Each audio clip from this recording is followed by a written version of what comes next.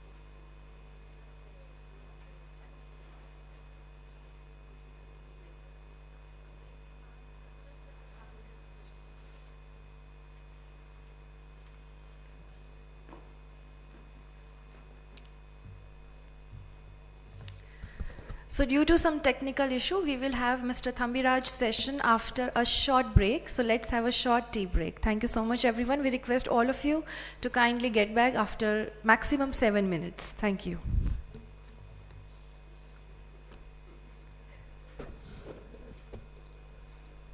Thank you so much for your cooperation, but we are really running behind the time.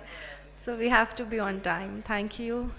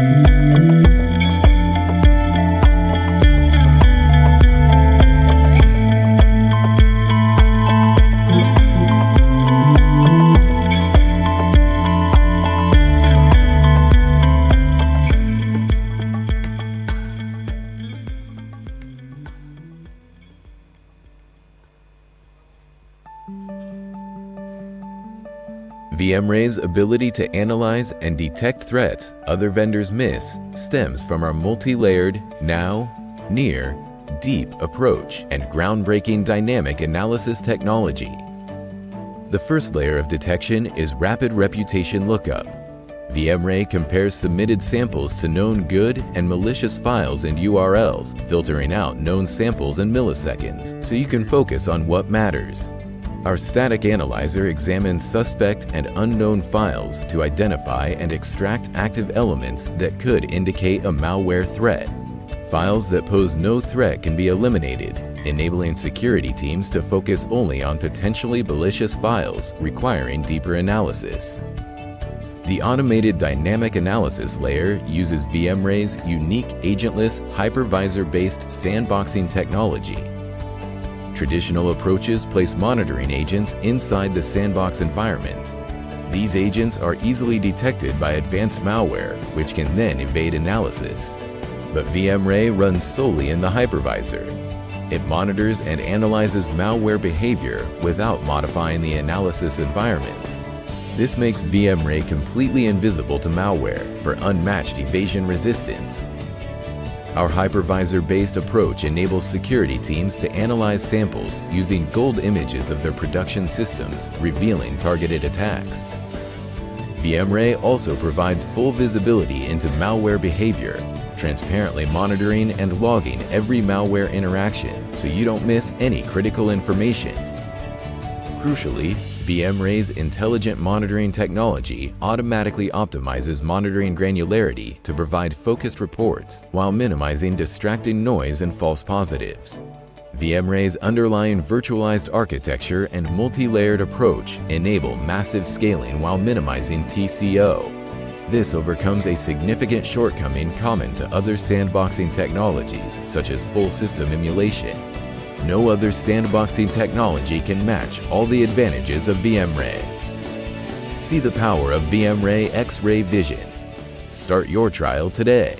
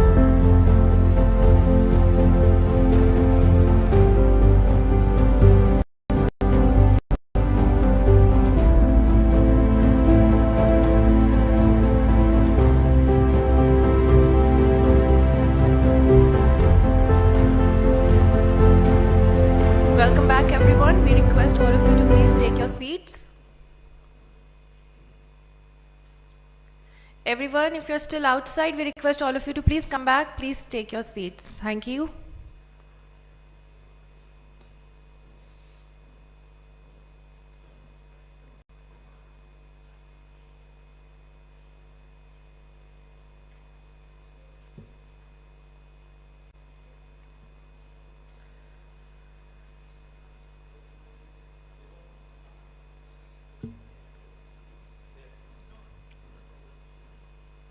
So now we have our panel discussion. Our panel discussion is on growing centrality of data centers in automating India to digital excellence. In automating India, data centers have played a big role. They are the modern temples of national growth and development, from where the country is powered on the path of automation. To discuss the very contribution and indispensability of data centers for the new India, we have extremely knowledgeable and true gurus of the world of data centers. We have Mr. Ignatius Ernest Thambiraj, Director General, Cloud Computing Innovation Council of India. We have Mr. Piyush Somani. Mr. Piyush is not joining us. Mr. Sunil Gupta, Co-founder and Managing Director, Managing Partner and CEO of Yota Infrastructure Solutions. We have Mr. Rachit Mohan, India Head Data Center Advisory, JLL. And the panel is co-moderated by Mr. N.K. Singh, Founder Data Center Guru, and Mr. Kaisar Alam, Editor Digital Edge Magazine. So we request our moderators to please join us on stage, and we request all of you to please start the panel.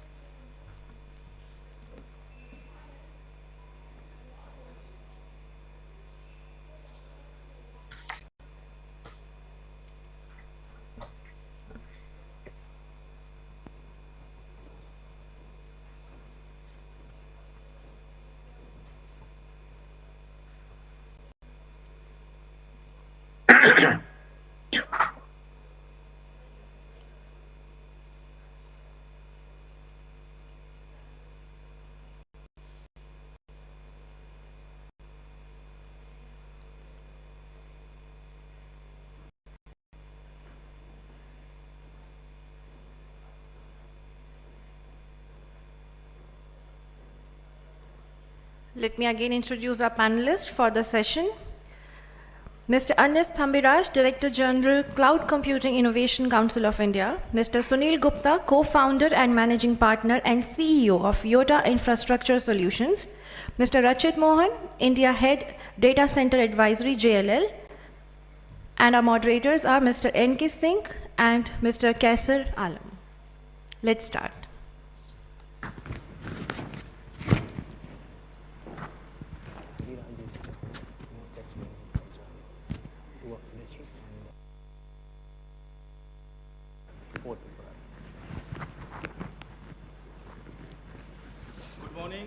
Good morning. Good morning, gentlemen, and good morning, Mr. Thambiraj and Sunil Gupta ji. Hey, good morning.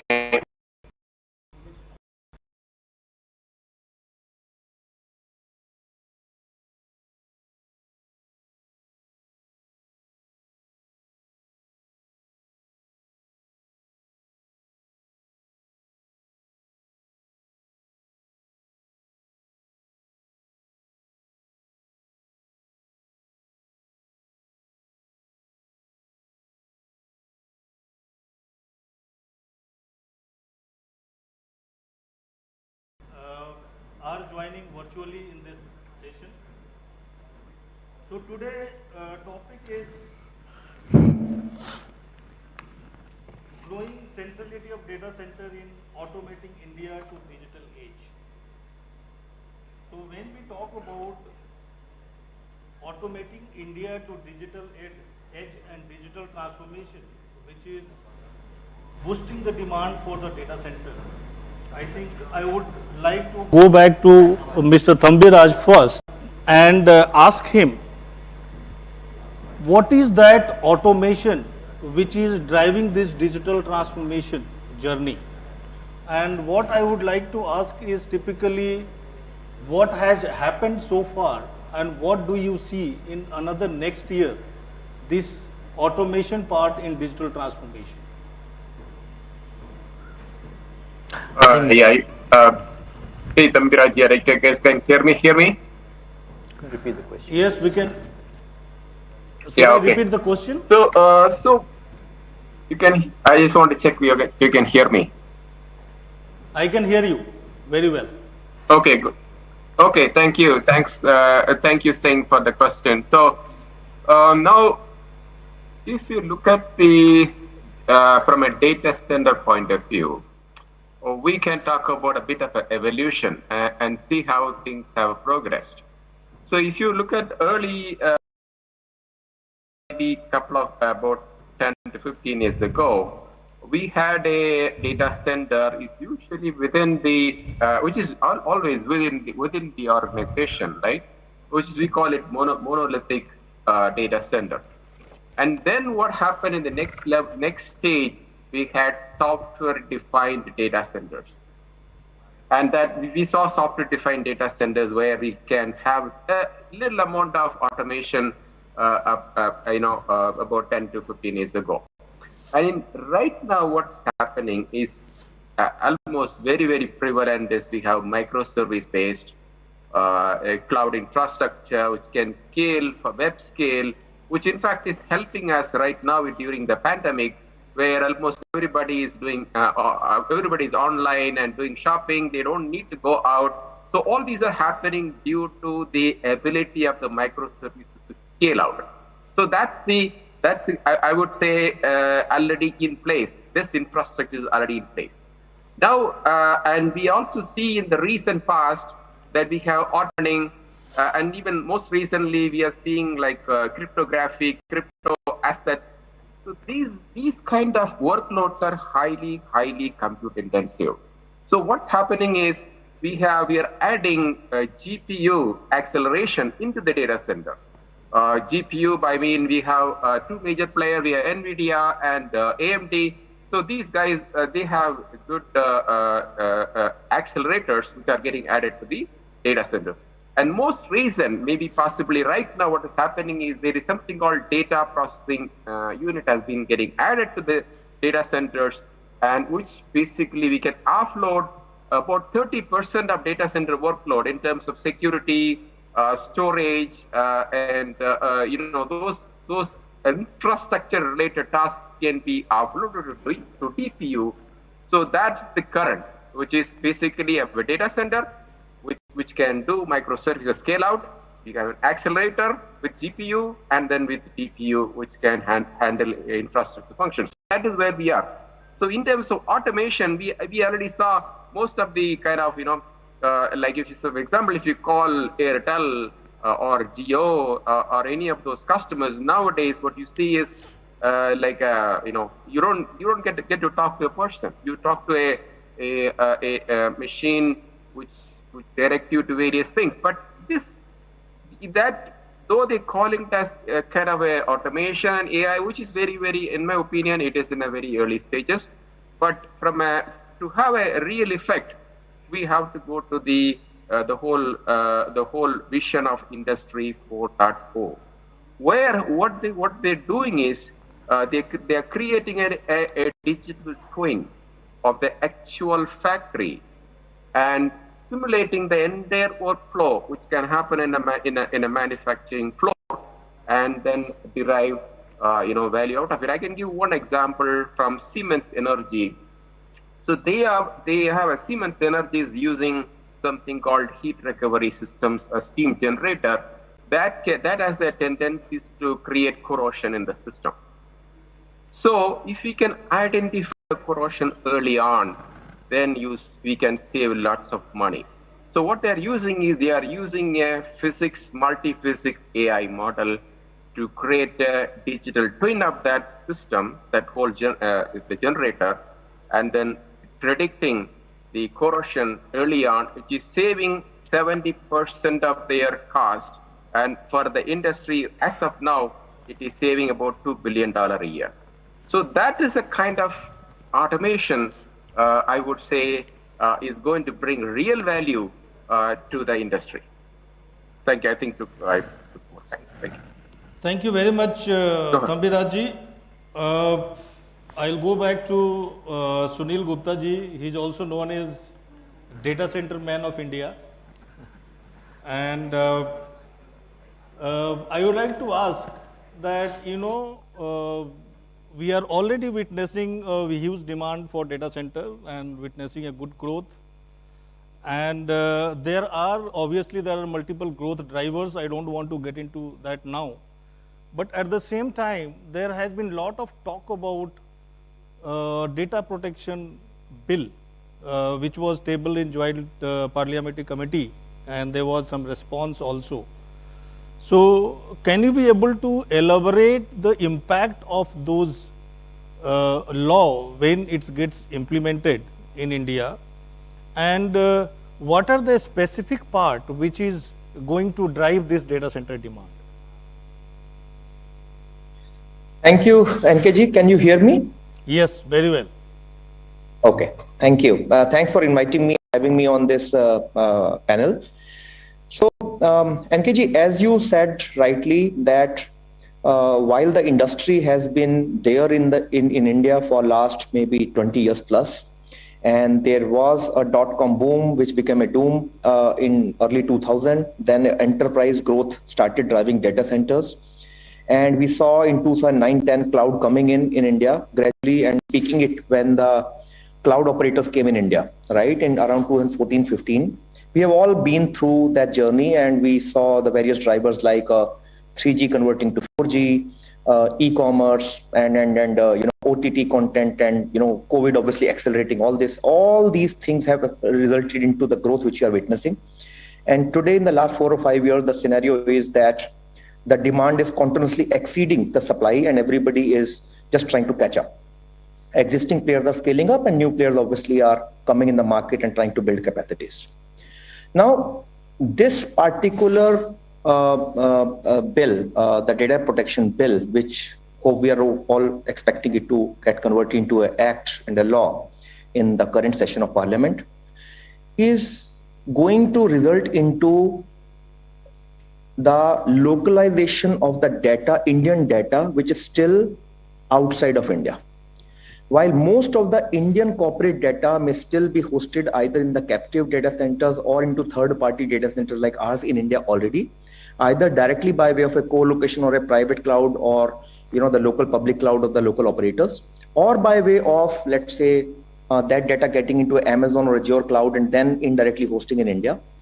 But majority of the consumer data, the social media data, when we talk about a Facebook, when we talk about Instagram, when we talk about Snapchat, and for that matter, when the Chinese app were live in India, TikTok and all, that data is still outside India.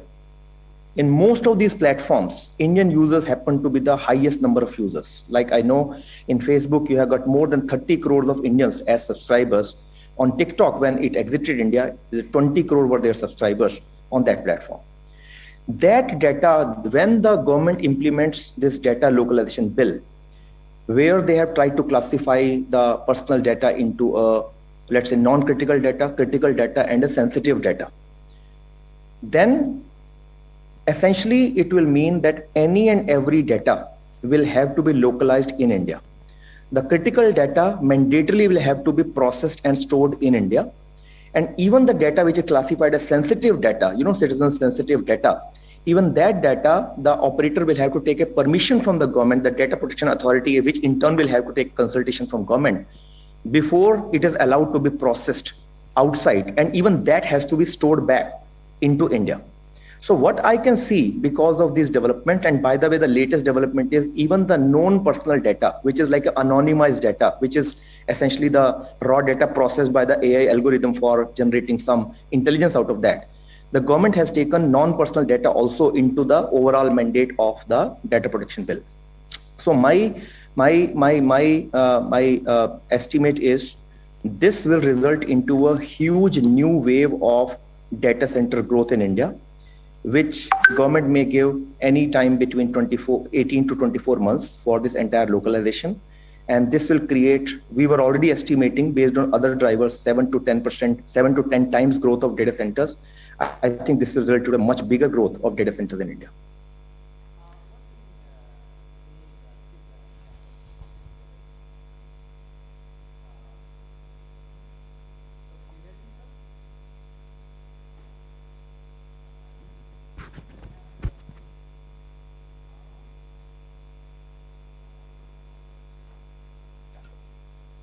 Guessing.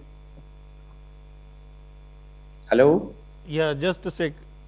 Okay. Small technical glitch.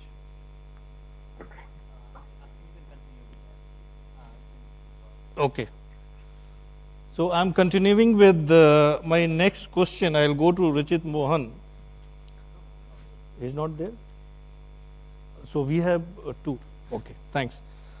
So again, the follow-up question, Sunil, is that what we have been observing in India, that obviously there has been a lot of foreign investment which is coming to India in data center industry. And I have personally witnessed around 10, 15 companies recently in 5 years, they have come to India and set up. You have set up locally in India, I mean completely Indianized version. As this is a high growth sector, at the same time, it is a sustainable demand, as you rightly said, because we are just on the start of technological revolution. What advice you will give it to the local Indian companies who would like to venture into this data center business and would be successful in this business? Because practically you have set up and you have set an example. So I think you are the right person to advise what would be the right thing for those organizations to follow and be successful in this business. Interesting question, NKG. See, if we see the data center business and the value chain, I can put that into two words, PropCo and OpCo. There is a property company which is supposed to do the underlying asset making, which is need to own the land, you need to create the building infrastructure, you need to get into all the regulatory approvals associated with construction of building, getting environmental clearance, getting power, getting fiber, and everything which goes with that. And you own the asset. On the top of that, there is a OpCo which actually is responsible for MEP design, engineering, fit out, commissioning, and then operating the data center and providing services to the customers. Both the elements are necessary. If you see worldwide, the PropCo part, also OpCo part is the leader, like a data center operator like a Equinix or a Rackspace or whosoever. They are the leaders and they would leave the PropCo part to the underlying property or a real estate company who understands the PropCo part. Same thing need to be repeated in India. In India, while Hiranandani's, which is Yotta, have taken the step because they are acting as a PropCo, they know that part of the business very well. And for the OpCo part, the Yotta entity has been created where the professionals like me and my entire team have come who are bringing in the OpCo and the data center expertise. Somebody like Adani has gone by way of creating a joint venture where the PropCo part comes by the Adani's core strengths, while the OpCo part comes from their partner HConnex. So it becomes a great combination. I'm sure the similar arrangement need to be done to be successful by anybody who want to get into that. I've seen that because at the co-location layer, data center business still you can call it like a big PropCo play as well. So many real estate operators in India have been very interested in entering into this business as you can call it alternate asset class. I presume L&Ts also have decided to come into this business. I think Indospace, which is a logistics company, has gone into this space. So many of the local operators have gone into this space, but in every single case, if you will observe also that they are trying to add their PropCo capabilities with the OpCo capabilities of a partner who understands how to engineer a data center and how to operate a data center. So my advice to all the local players, all the local entrepreneurs, who understand the underlying PropCo part is, this is a great opportunity. I think there's a whole lot of underlying demand with India needs to catch up. Like as I keep on saying, 7 to 10 times the capacity India needs just to catch up with what mature markets are. And then when we go to the newer waves of AI, ML, IoT generated data, that will be much, much bigger. And of course, the localization law induced data, it will be much, much more. So fantastic sector for the next 7 to 10 years. Use your PropCo capability, but bring in a partner. Either you create in-house capabilities of OpCo, like the way Yota has done, or you try to tie up with maybe a foreign partner who understands the OpCo part. Mr. Sunil, the whole idea of this tiering of data and the tier 4 data centers that Yota has come up, and I have seen you in different nice advertisements as well. What message would you like to give to the channel community? Because after all, they are the ones who take your solution to the enterprises and organizations. So what are the value propositions if they associate yours with you in terms of taking the services out of your tier 4 data centers? And of course, the second part is the green character of data centers. The green, the energy efficiency has been central to most of the systems and solutions, but the practicality and the economic orientation of going green, so far data center is concerned, what are the values basically going green, and of course the relevance with respect to channel partners?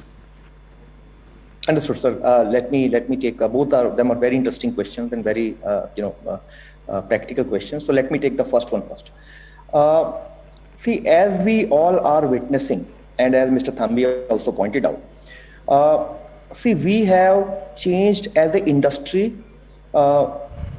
We have changed. When I'm saying as an industry, I mean, I would say as an economy. We have changed from creating our own IT assets and infrastructure to outsourcing it to service providers.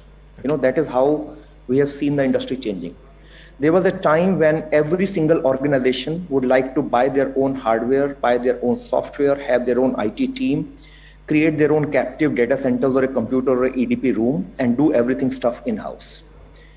With the advent first of a third-party data centers, as it happened, let's say early 2000 till now, gradually private clouds, hardware on lease, and IT management thing coming in, and now public cloud coming in. And then a variety of public, hybrid cloud, federated cloud, all these concepts coming in. It has been, and of course the security concerns gradually being taken care of. It has become a de facto cloud first strategy for every enterprise now, right? People today, the way they used to buy hardware earlier into kilos and liters, I would say, today cloud has already been purchased into kilos and liters. It's become a commodity. Obviously advanced services are still concepts, yes, but the cloud buying has become a default. We don't have to sell the concept of cloud anymore. So my message to the entire partner community is, while you may be into the business of selling hardware and many of the devices which still need to be installed on the field, into the branches and into, let's say, ATMs and all the factories and all, which need to be installed there. But fundamentally, the backend data center of all the enterprises which you are serving has migrated already. It's no more a captive data center and no more a hardware buy or a software buy for the enterprises. It has become a services buy now. Right? Yes, yes. Now the services for different enterprises and different end customers may be different. Somebody may still want to buy their own hardware, but still co-locate, bring, the building aspect, they want to just co-locate into third party, and that is where you can become a partner of people like us to position co-location services to your customers. Or the customer may say, I don't want to get into the hassle of buying hardware and getting into maintenance and repair things. So I would like to outsource that also in an OpEx model from data center operator. And again, you can be the channel and the partner to position those services. And the third is public cloud. Now, whether every enterprise today is trying to adopt a hybrid cloud strategy where they would put some of the applications, core applications, into their own private cloud, which is still hosted in a data center. Surely. But they would also like to put some of the customer-facing applications into a public cloud, and there also they may want to use multiple public clouds. It may be Amazon also, it may be Azure also, and maybe some local operator like a Yota Cloud as well. So I think the fundamental message of mine to the partners is bring in services into your bouquet. It is no more a asset selling game. It is essentially a services game. Enterprises are gradually consuming services. Their entire backend data center has got converted to services. And the moment you say services, it becomes solutions game. So be a partner, an integral partner to operators like us. And with every enterprise, you will get to see a different solution, which will be a combination of co-location, a combination of private cloud, combination of 1, 2, 3 multiple public clouds, and then migration, ingestion, and management of this entire IT. Be a partner of us, like us, into this, and you will be able to, I would say, do a lot of business with your enterprise customers. This is my message number, my answer to your question number 1, sir. On your second question, sir, absolutely. I think green energy is something which is gradually getting into our data center narrative big time. Just for the sake of some statistics, 3% of what is being used by data centers, which is equal to what the airline industry worldwide consumes, right? So you can just see how much of energy data center industry is consuming, just limiting into few buildings, right? And they are saying that it is expected to grow up to 7% by 2030. A country like Singapore, which is a small country, but of course, because they act as a conduit for the whole of Asian business, has put a moratorium of construction of new data center because their scenario of thermal energy being consumed and associated environmental issues became so severe that for last 2 years, no new data center has come up in Singapore. And even now, when they're opening a moratorium, they're just saying you cannot create more than 5 megawatt. And even if you create that, you will have to use complete green energy. In India, because we are into a catch-up game that we need to create a huge infrastructure just to meet our requirement as a country. Today, we are all talking about growth. Every player is coming up, like us and others, who are talking about putting new big data center park, data center buildings. So when there's a narrative of growth, right now the issues are how do I get so much of power into my data center, right? The issue of that power becoming green is at the moment a little lesser compared to getting the power itself. So issue of how to generate more power, how to bring that power through various means is a main narrative. But because it is a matter of time that how data center operators are either incentivized or forced by the government by way of a regulation to start using green power because of the huge detrimental effect of the amount of thermal power we otherwise will end up consuming. And we also use a lot of diesel as a backup power. So I think if you're not aware, many of the state governments who are putting their own data center policies to attract the data centers into the state, they are including green energy percentage into my power as a parameter to give incentives to me. And in central government also, the Ministry of Electronics and Information Technology, when they're coming with a central government data center policy, they are trying to incentivize data center operators, for using more and more green power into their data centers. So this is something which will become a huge narrative in going forward. And I can tell you one more point. Global customers who have signed up, this Paris Treaty and all, who basically have to pay in case they or their vendors are not using green power, are increasingly asking people like us when they sign contracts with us to host their setup with us. They are increasingly asking us to compensate them back in case we are not using enough green power. Wonderful. Mr. Thambiraj, the government's decision basically during this union budget giving the status of infrastructure to data centers.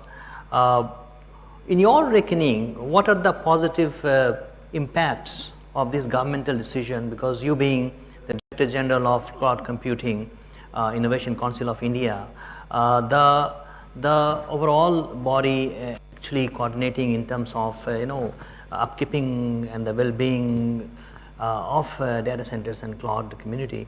What are your views of the governmental decision?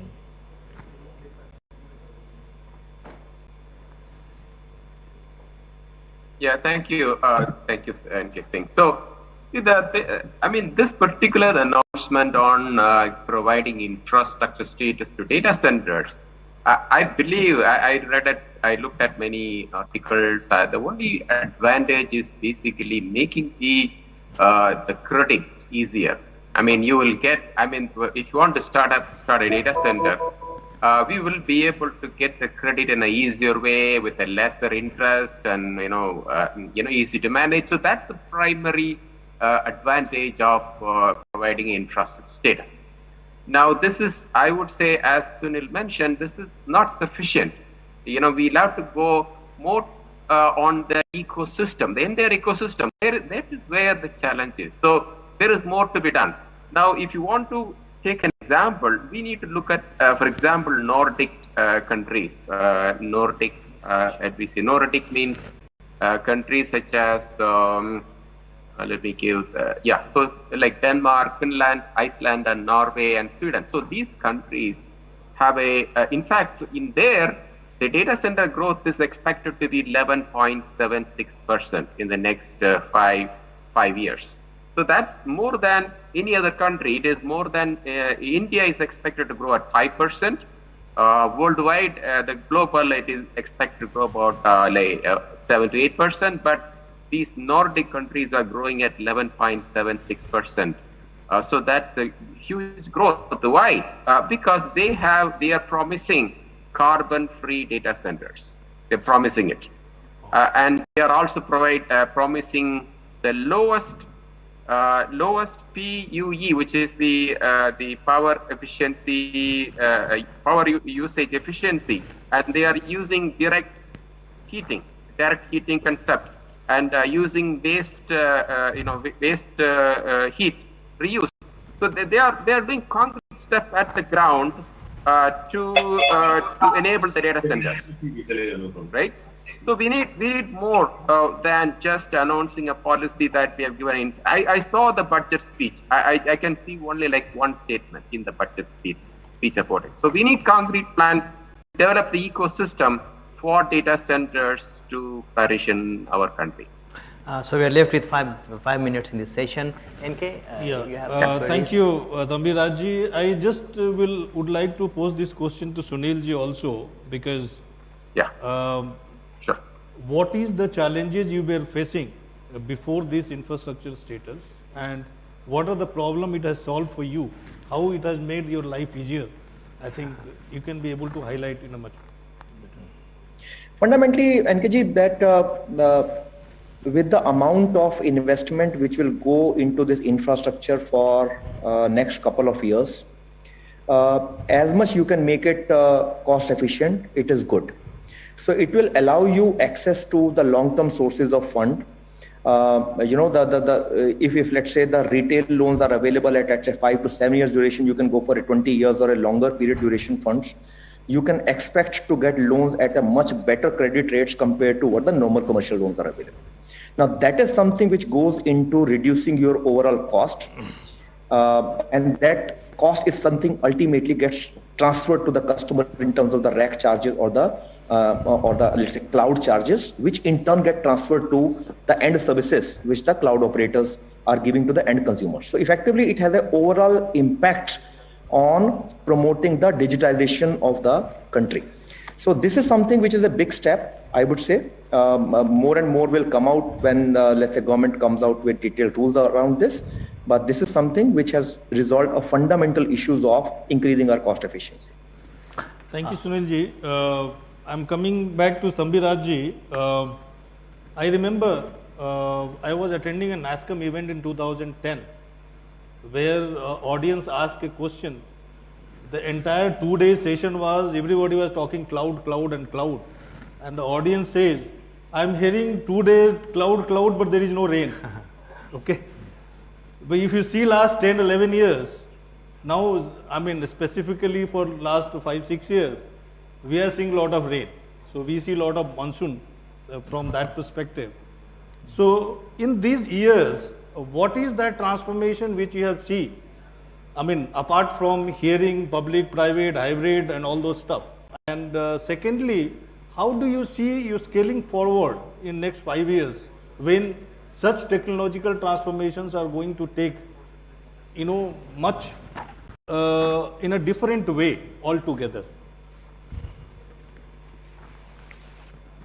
So, so if you really look at it, what happened till now, what has propelled the last few years is primarily last 2 years is pandemic. People don't have a choice, but they have to go to their devices, the online. They have to go online.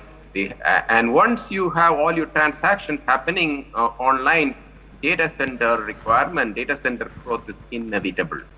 So the inevitability of the situation is what I would say contributed in the last 2 years. But going forward, this may not be sufficient. So this is where the whole vision of Industry 4.0 need to be picked up steam going forward.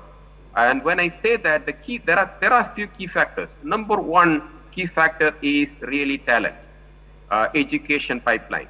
The education pipeline in our country, if you look at any service companies, major companies like Infosys, TCS, if you look at their hiring pipeline from the colleges, they just don't care which stream the person is getting educated. They just want intelligent people, and they will train them into a specific service activity and then put them on the job. So this is not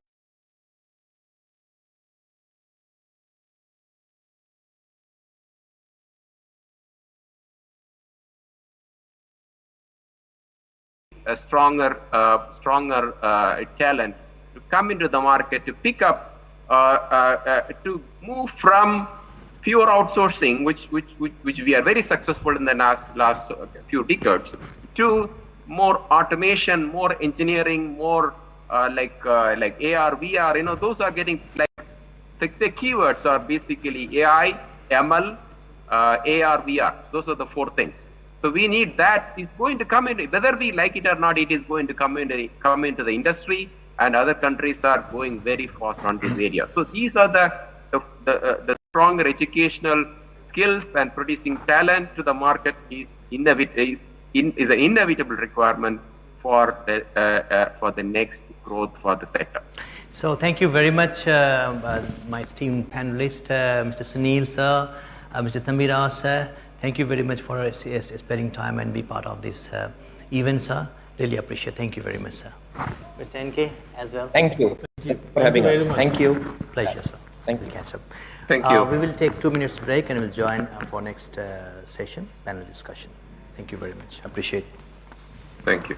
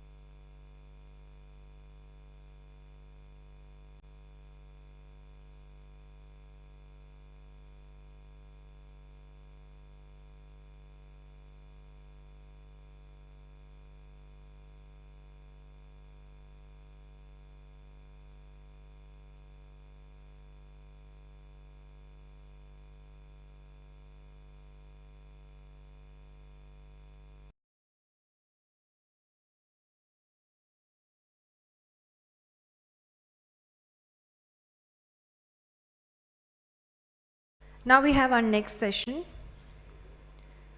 Our next panel discussion is on broadening cybersecurity strategic landscapes. Security is a journey, and this field is ever expanding. To have a closer look at the evolving nature of cybersecurity frontiers, we have Mr. Dhruv Khanna, CEO and co-founder, Data Resolve Technologies; Mr. Gaurav Chawla, Business Development Manager, APAC, VMware; Dr. J.S. Sodhi, Group CIO and Senior Vice President, MIT Education Group; Mr. Ganesh Vishwanathan, SVP, PMO and CISO, Head IT and Analytics, Athent Inc. And this session is moderated by Mr. Kaisar Alam. Can we please have our panelists on the stage, please?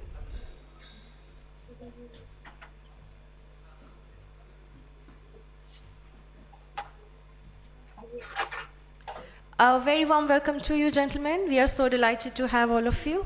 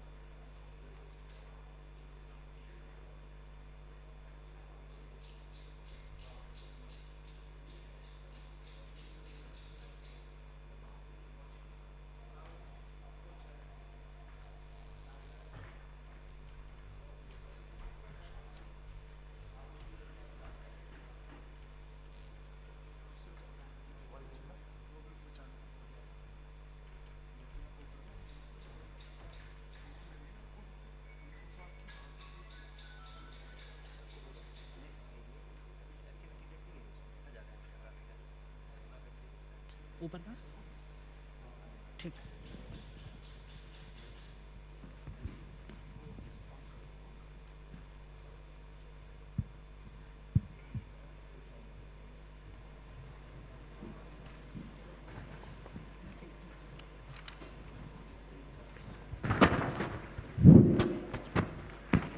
So, good afternoon, esteemed panelists. This is a hybrid event, so there are some technical hiccups coming up, so please bear with us. This is the first event in post Omicron, so it is still we are in the learning phase that how smoothly we can really run this show. First of all, I just welcome all of the esteemed panelists. We have with us Mr. Dhruv Khanna, the CEO and co-founder of Data Resolve Technologies; Mr. Gaurav Chawla, the Business Development Manager, Asia Pacific, VMware; Dr. J.S. Sodhi, Group CIO and Senior Vice President, MIT Education Group; and we have Mr. Shams Khan. He is the Head of IT Infrastructure and Information Technology of Shardul Amarchand Mangaldas and Company, a leading legal firm; and we have Mr. Ganesh Vishwanathan, SVP and CISO, Head IT Analysis, Athent Incorporation. So I just welcome all of you once again on this August panel, talking about the evolving nature of cybersecurity, because cybersecurity is not confined to just firewalls and endpoint security, the traditional way of defending IT infrastructure, but it has evolved to bring in a lot of other elements and best practices, including the security intelligence and other aspects of the policies, security policies. Let me begin with Mr. J.S. Sodhi on his vast experience in terms of defending IT infrastructure, information infrastructure, and bringing in best deployment and strategy. Mr. J. Sodi. Good afternoon, and thank you so much, Mr. Kesar and Digital Edge team, for inviting me today. I am feeling absolutely honored and privileged to be a part of this esteemed panel. You know, last 2 years of COVID has given an unprecedented impact on everyone. Countries have taken wartime measures, and we all have witnessed global slowdown. All the domains faced some or other kind of disruptions. You know, due to lockdown, the supply chain has impacted. There are changes in processes. There are changes in operating business models. But thankfully, ICT infrastructure across the country has worked quite well. In fact, ICT network and internet is a savior for all the industries during this work from home so-called environment. And we all are able to do a lot of our official responsibilities very easily. We also heard a new word, quarantine, during this time.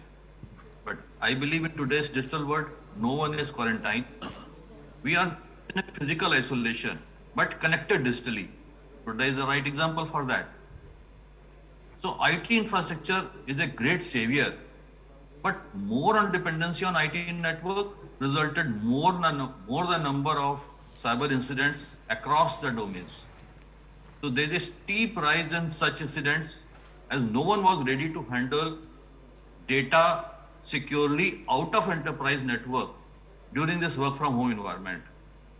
There were few major incidents like cyber attack on USA largest fuel pipeline, which took 5 days to restart its functioning.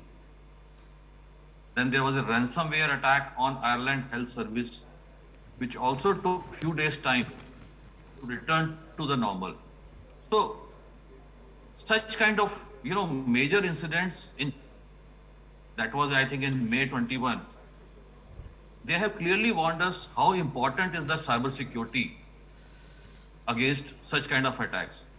You know, always remember, we all are the users of cyber world, and cyber world is a full of threat. So cyber security should be on the topmost priority of business community for many reasons. Like, first is businesses are increasingly depending on technology platforms thanks to COVID, more rapid phase of digitalization. Second, digital innovation is now on the top line growth engine for many enterprises. Last but not the least, many firms, they are operating in a complex supply chain, hence they do not have a focus on cyber risk management.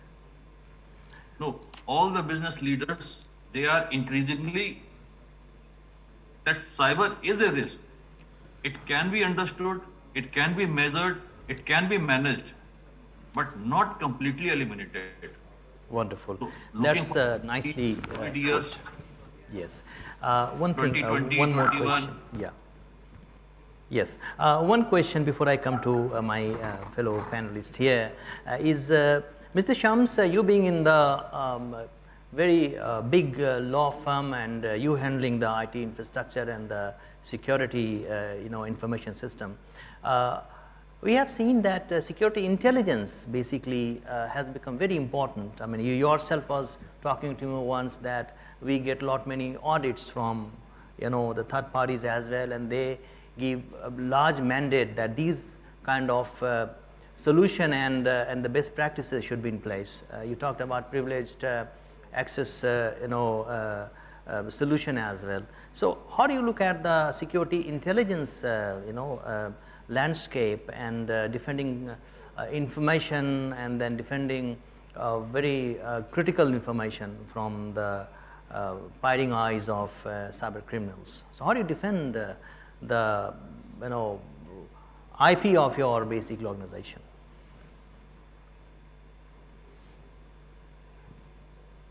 And please unmute yourself.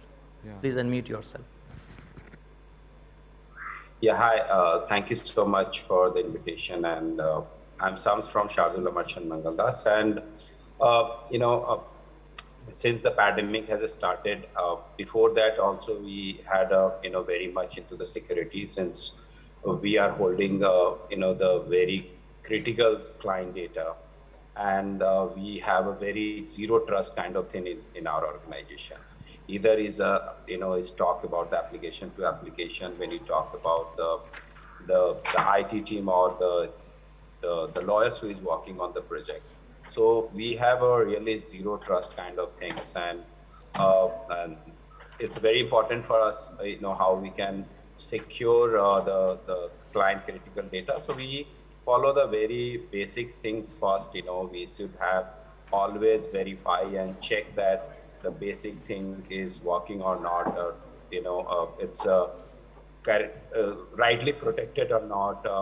How the user is contributing, how we are bringing the awareness for the user. That is what we find is a more. I mean, it's a very good to get the new tools into the market, but it's a very important to bring the the awareness to the user. So we had worked a lot towards the awareness. We implemented the learning platform, and there we have since everyone is working from home, so we have adopted the learning platform, and from there we are just doing all kind of awareness program for the users, the security awareness program. Then technology point of view, we are also had a work a lot into the managed services, because everything is run in a place because of the skills and the crunch of the resources. We had moved to the managed services for the SOC or the managed services for the complete monitoring of the detection and the response system. So so I mean, we need to keep updated and implement things which is coming into the new market to protect the cybersecurity, the infrastructure in the world, the data which we are holding, information which we are holding. But it's very, very important. First, you look on the basic, always look on the basic, and then bring the awareness to the users, and then add on the tools and technology and the services. Very good. Oh, really appreciate. Mr. Ganesh, it's all about broadening the security landscape and looking at security from the strategic point of view, the wider pane of solution architecture. How do you look at security from the broader strategic perspective? See, what I would like to talk about is with this rapid digitization that is happening with the rapid spread of COVID, and also the complexity of various processes. And we also have shadow IT which is there. So we have to take all precautions to make sure that we are protected from all angles. So I would go by the standard NIST framework, which talks about the first and foremost identifying what are the crown jewels, what are the critical assets that you need to protect in the organization, and make sure that you have adequate safeguards for all these assets. And whenever there is an incident, trying to detect it timely manner, because if you're going to detect it after 6 months after an incident has taken place, then all the harm would have already taken place. So how do you make sure that you're able to detect the incident? And also, whenever an incident is happening, what type of response you take to make sure that you're protecting the vital assets, the crown jewels, and make sure that recovery is fast. So if you are going to work in a very, very systematic manner, you can easily protect the organization. And last but not the least, you may have any framework, you may have the best technology, but if the people are not trained, for example, we all know the human wall is the weakest link. We may have the best firewall, but if the human being is very weak and he is the point of compromise, then I would say that hell is let loose, and you lose all the critical vital data that is important for the organization. And I would say that protecting the assets are very, very critical now because the target is moving. in a roulette wheel. For example, it's a moving target. And cyber criminals are omnipotent, omniscient, and they can attack you at any point of time. So, and they can come through any means. They can come through not only physical means, but also through an email or a phone call. Sure. So, I would say that don't trust anyone. No. And it should be a zero trust approach that you follow, and making sure that even privilege accesses that you are giving have to be reviewed on a periodic basis, so that you are able to stop an attack from spreading rapidly. Wonderful, nicely taken. Mr. Gaurav, for you, handling the VMware part, and you are into endpoint security, and you go for breach detection and response kind of solution. So how do you look at this particular market as well from a vendor perspective, and how has been the responses of CIOs and CISOs to the kind of solution you really talk about? Yeah, thanks. So I think maybe like what we have discussed till now in the panel, I think we have been come out on 2-3 points. Firstly, yeah, what is mentioned that our incident response should be faster, yeah, sure, it should not be weaker. Mm-hmm. Secondly, we should be able to respond fast. We should and I think train our resources. The challenge what we I think what we are trying to solve out is, yes, there are 3 key challenges in terms of the detection and the response. Firstly, there is I will say that there is a resource issues also. Like we don't have much senior malware analysts, and that's the reason it's always a challenge for an enterprise to basically depend on the few resources to respond fast. And that's something which VMware solve the issues of. We provide the analyst report in a very simple and elaborated manner, and almost we do almost 0 false positive, which actually solve the issue of the resources, and secondly the response time. And if we are able to respond back faster to the incidents, if we are able to identify the incidents in more advanced, it's become easier to prevent these kinds of malwares to spread into the network. Secondly, another challenge is sandboxing, which is a very old technology. Mm-hmm. And I think now with the increase of incidents or malware incidents through emails, which is I will say that today maybe 80% of the incidents are happening to the email. So one of the thing is that we are seeing the trend now. Mostly the CIOs are now talking back regarding kind of a standalone sandboxing tool, so that they don't have to depend on because currently what's happening, sandboxing is always a part of an existing threat intelligence platform or EDR, and so it's basically not a key component. It always has been a complementary stuff. So that's where we provide a standalone tool. And one of the key thing what we are doing is we are not kind of replacing anything. What we are doing is we are able to integrate with any of the existing security infra, be it your SIEM, SOAR, or your SOC, or your antivirus, which basically allow us to collect the information, triage the alerts, and provide a single, easy, simplified reports. And yeah, and maybe the one last point is, yes, due to our 3-step approach, what we take, we are able to actually detect the evasive malwares or the newly. And that's the reason why most of the existing tools, they are purely focusing on the signature and hash base. So it's basically the ransomware attacks which are happening are coming up through the new malwares or the evasive malwares. So that's our key focus area. Oh. And we are seeing the trend coming in.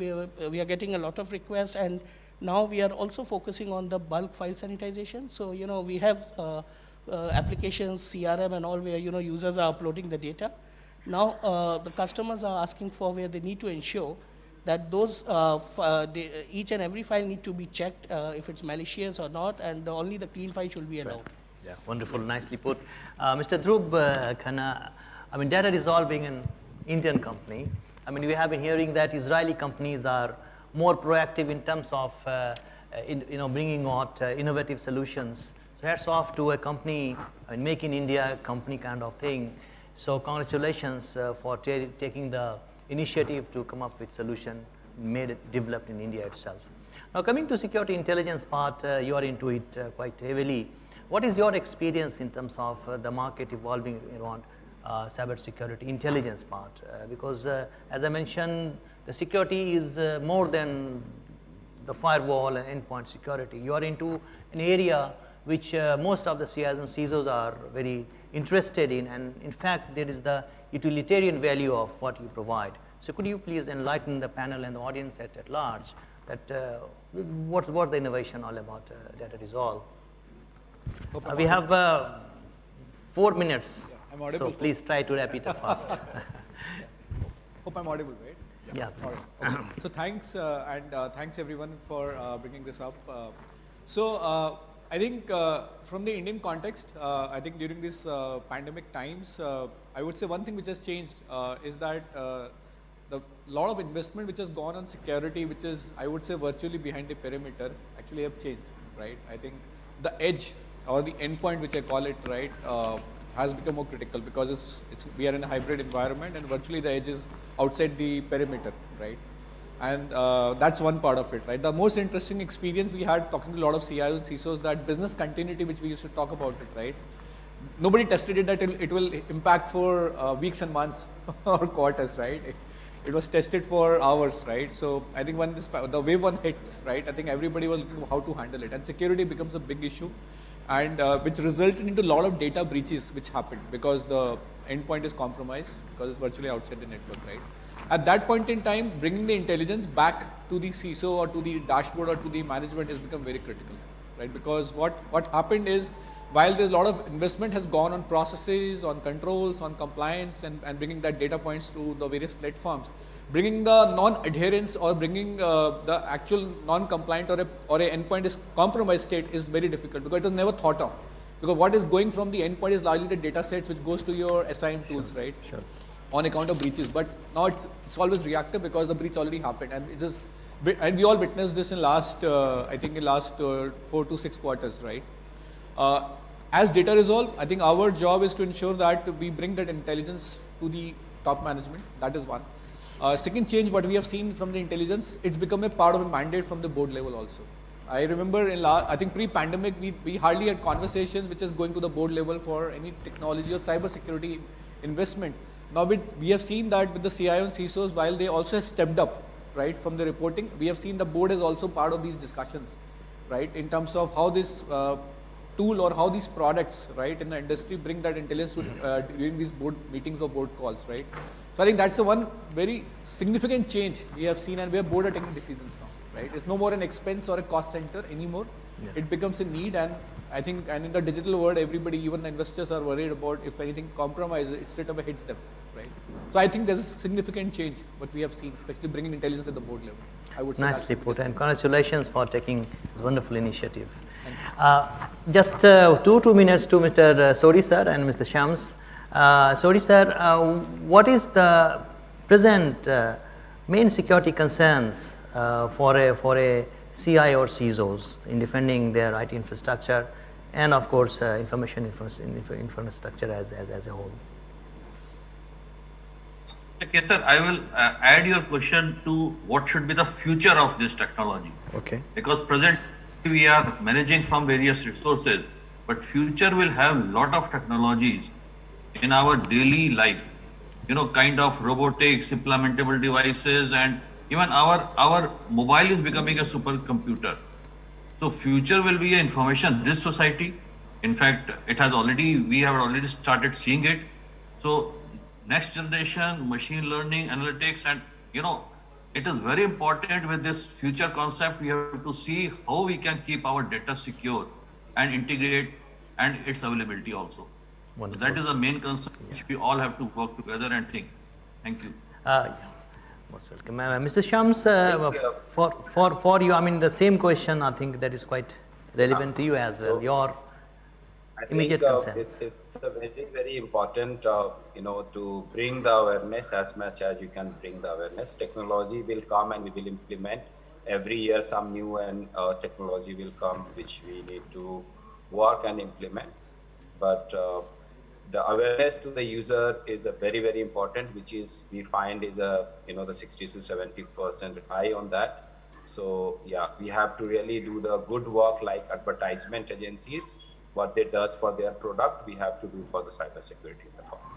So thank you very much, esteemed panelists for participating at this panel discussion. Thank you, Sori sir. Thank you, Sham Sahab. Thank you, Mr. Ganesh. Mr. Gaurav, Mr. Dhruv, really appreciate, and thank you very much, audience, the physical ones and those who are joining from our video link. Thank you very much once again. We'll take a 2 minutes break and we'll come back to another session. Thank you very much.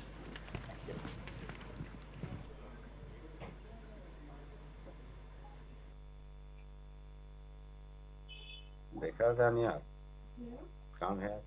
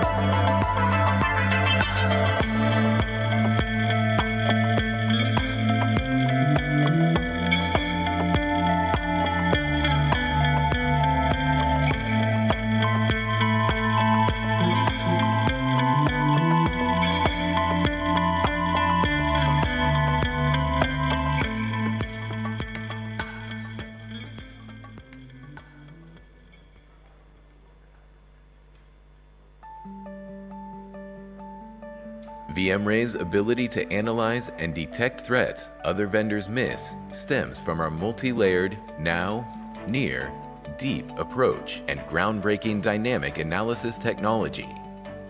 The first layer of detection is rapid reputation lookup. VMray compares submitted samples to known good and malicious files and URLs, filtering out known samples in milliseconds, so you can focus on what matters. Our static analyzer examines suspect and unknown files to identify and extract active elements that could indicate a malware threat. Files that pose no threat can be eliminated, enabling security teams to focus only on potentially malicious files requiring deeper analysis. The automated dynamic analysis layer uses VMray's unique agentless hypervisor-based sandboxing technology. Traditional approaches place monitoring agents inside the sandbox environment. These agents are easily detected by advanced malware, which can then evade analysis. But VMray runs solely in the hypervisor. It monitors and analyzes malware behavior without modifying the analysis environments. This makes VMray completely invisible to malware for unmatched evasion resistance. Our hypervisor-based approach enables security teams to analyze samples using gold images of their production systems, revealing targeted attacks. VMray also provides full visibility into malware behavior, transparently monitoring and logging every malware interaction so you don't miss any critical information. All right, everyone, now let's start our next Crucially, panel discussion. VMray's intelligent monitoring technology automatically optimizes monitoring granularity. Our next panel discussion is on hybrid and multi-cloud becoming integral part of IT infrastructure. May we please request our panelists to please join us. Let's welcome Mr. Mehdi Ratta, CEO, ACE Data Cloud Services. Ms. Priyanka Khanna, JCOO, Shivami Cloud Services. And Mr. Biswajit Mohapatra, Partner and Executive Director, CIO Advisory and Hybrid Cloud, IBM India. To moderate this session, we request our editor of Digital Edge, Mr. Kessel, to please join us.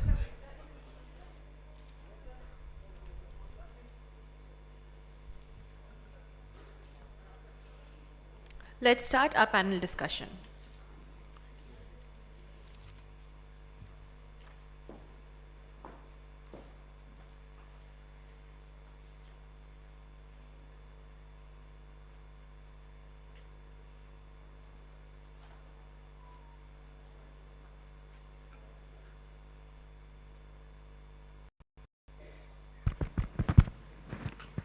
Good afternoon, all of you. Good afternoon, Mr. Neeraj. Wow. Good After afternoon, moving to Mumbai, everybody. nice to see you. Ms. Priyanka Khanna, JCO, Hi, good Shivami afternoon. Cloud Services. Good afternoon. And Mr. Biswajit Mohapatra, so, Partner and Executive Director and CI Advisory and Hybrid Cloud, IBM India. Welcome to this panel discussion. The very topic is hybrid and multi-cloud becoming integral part of IT infrastructure.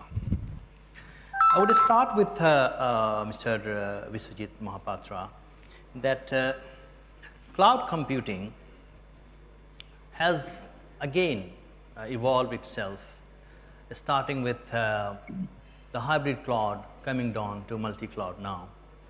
Even though a company or companies having their own on-premises data centers, they bring in elements of cloud into their IT infrastructure. It means that no infrastructure is complete without the intervention of cloud in one way or the other. So how do you look at this kind of indispensability of cloud that defines IT infrastructure of enterprises and organizations? Okay, so good question, Mr. Kaiser. So, cloud and infrastructure are basically very complementary the way I look at it, right? You cannot really imagine one without other, right?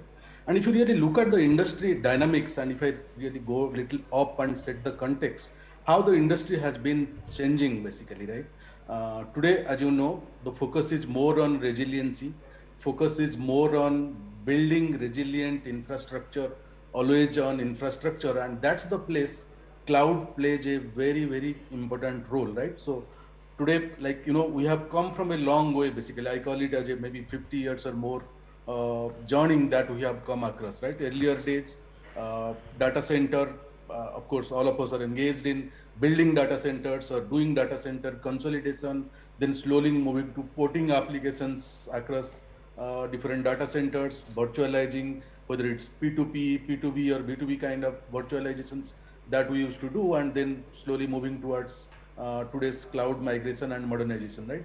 So the journey has been phenomenal, but having said that, of course, the industry went through probably inside out to outside in transformation over a period of time. So earlier days, traditional infrastructure, everything managed, monitored within the enterprises. Then slowly people started exploring about, can I make my less critical workloads move to public cloud, and then the private cloud environment where you could have the most critical data that's sensitive for your business, basically, right? Today, I think in today's business, to become resilient, to become successful, there's a dire need to have this coexistence between your traditional on-premise infrastructure, your public cloud, as well as private cloud, all coming together to deliver the right outcomes to your clients, basically, right? Think about a large bank, for example, right? So technology has changed over a period of time. There are monolithic applications, mainframes at the back end. There are mid-range applications. There are newer technologies, min-stack applications that's running today, basically, on today's technology. How do you really make everything coexist? Can you ensure that all of those things can move to cloud? Definitely no. So you need to really find out what are the workloads that can move to cloud, as is what are the workloads that needs minor or major modifications before you move to cloud, or there may be workloads which will remain in the on-premise environment and can talk to still your cloud infrastructure, right? So that's basically the way the industry is shaping up today, and the future is going to be hybrid, multi-cloud, encompassing your traditional on-premise applications and infrastructure, coupled with your public and private cloud environment. That's the way I look at it, actually. Wonderful, rightly said. Mr. Neeraj Mediratta, you have been into the space of cloud for quite some time. I mean, more than a decade you have been into this industry. I think you have been the first movers who really chose really to go into the cloud-based data protection, data backup and recovery kind of thing. You have seen this industry really growing from the scratch. You have this wonderful, recognition and contribution in terms of devising solutions, and you work with large enterprises as well. How do you look at cloud taking shape from the perspective of backup and recovery? And how do you see CIOs and CISOs responding to the cloud option for doing the backups and recovery, even though they have their own data centers, on-premises kind of thing? So how do you look at the trends? Thanks, Kaisar. So we started our actual cloud journey to the market somewhere around 6.5 years back. And that time when we got into it, there were options to go the whole cloud way, because a lot of discussions had already started about adapting applications on cloud and all. But since we come from almost 2 decades of experience in handling data protection, so we decided that we would not dilute our core strength, and we'll try and see how this works on a cloud model. Initially, I would say 6-7 years back when we started, there were a lot of reluctance for most of the enterprises and even the smaller customers, wherein to adapt cloud as a model for backup, because we were asking them to take their data out of premise and give it to put it on a cloud. And that's where there were a lot of it was like evangelizing the whole concept per se initially, because asking a client who was using tapes or other disk device backup was becoming more common those days. So moving it to the cloud out of their premise, so there was a first question: how would the security happen? How would this happen? Then The second important thing people used to ask was about the bandwidth, because everybody felt that I have got terabytes of data, then if you move the entire terabyte of data out there, then how would that work? But then yes, after, there are few early mover clients as well who are ready to take chance. But yes, the workloads were very small.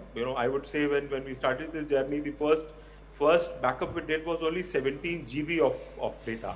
The customer later on expanded to about 100 terabytes. That's a different story. But then the first start was only 17 GB because they said, let everything else, which is my critical data, let it run on the way it is running on those disk devices and tapes, and a DR strategy making a tape replication as well.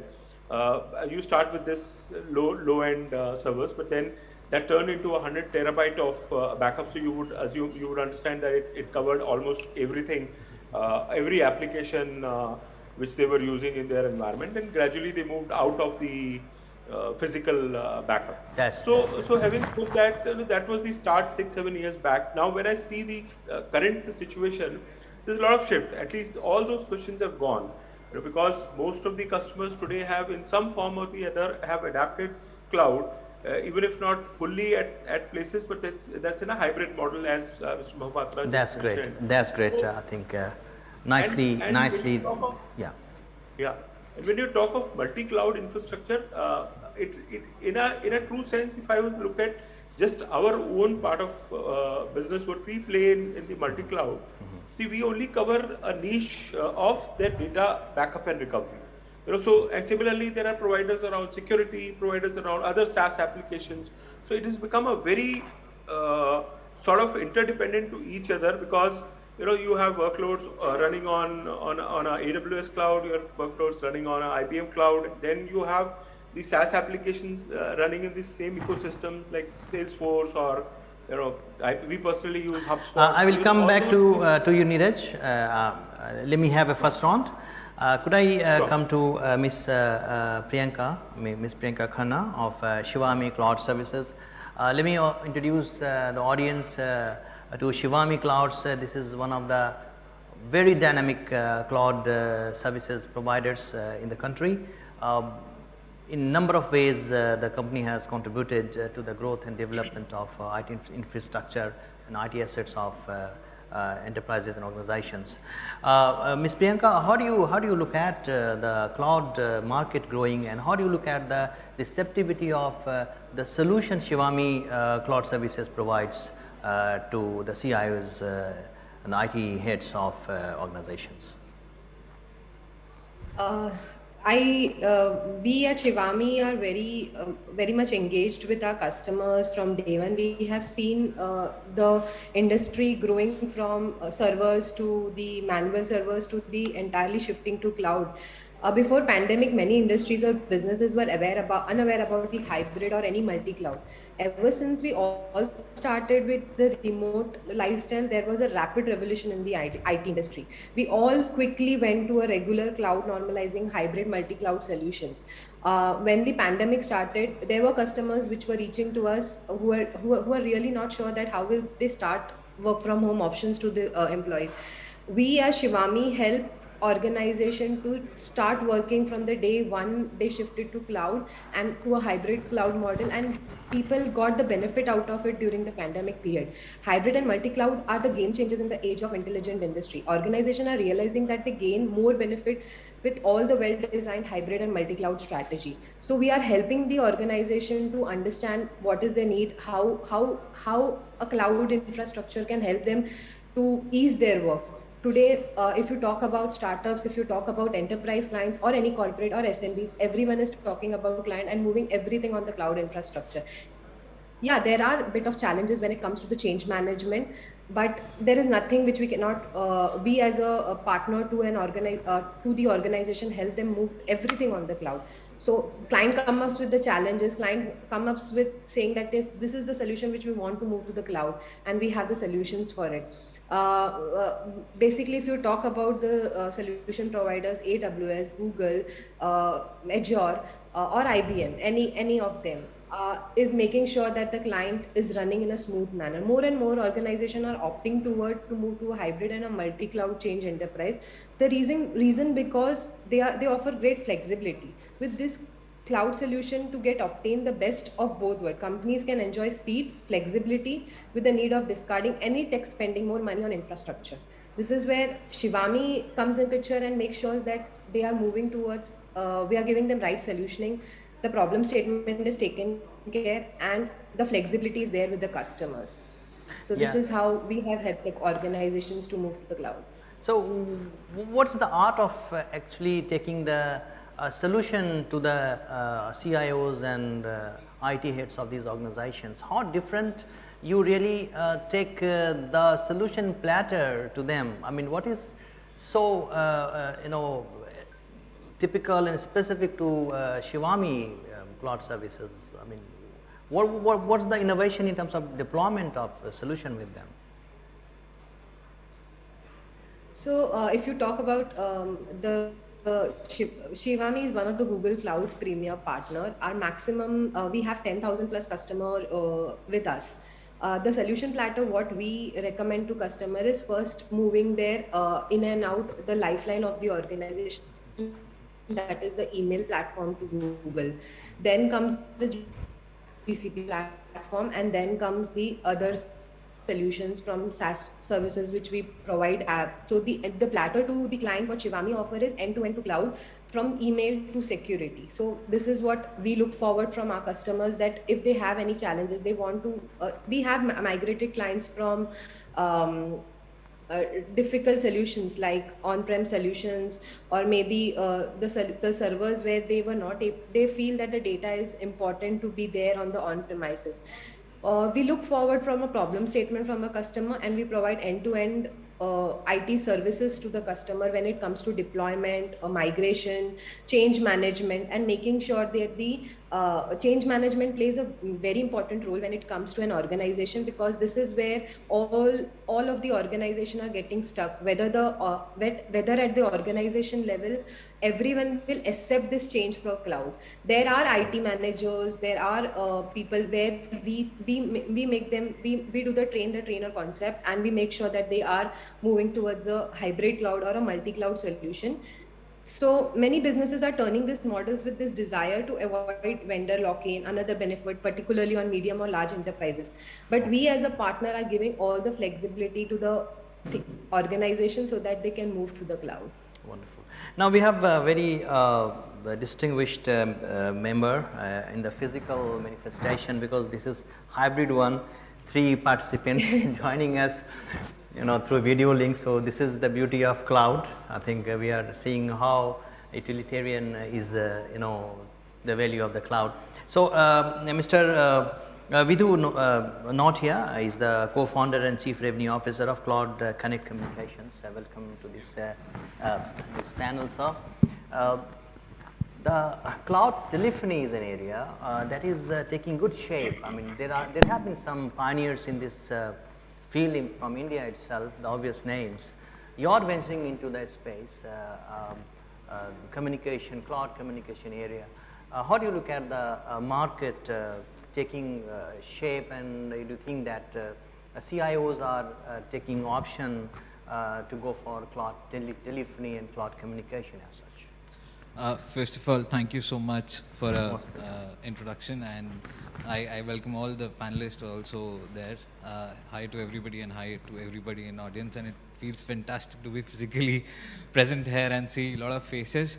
All right, so as far as the question goes from the market trend, we are very confident, because we started our journey back in 2019. And since then, the adoption of cloud telephony and understanding of cloud telephony has been immense in India.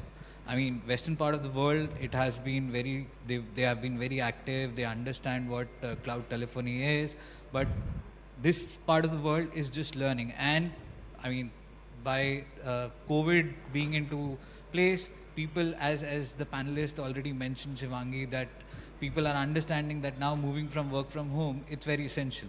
And for any organization, or for anybody for that matter, communication is one part which they want to go ahead and be ready almost from day one, because that's where either your internal customers or your external customers come and speak to you, and that's very important. So connectivity, from a connectivity standpoint, I think we complement each other from the cloud and the communication part. It's very essential for any enterprise to grow, and we feel the market is growing and trends are growing.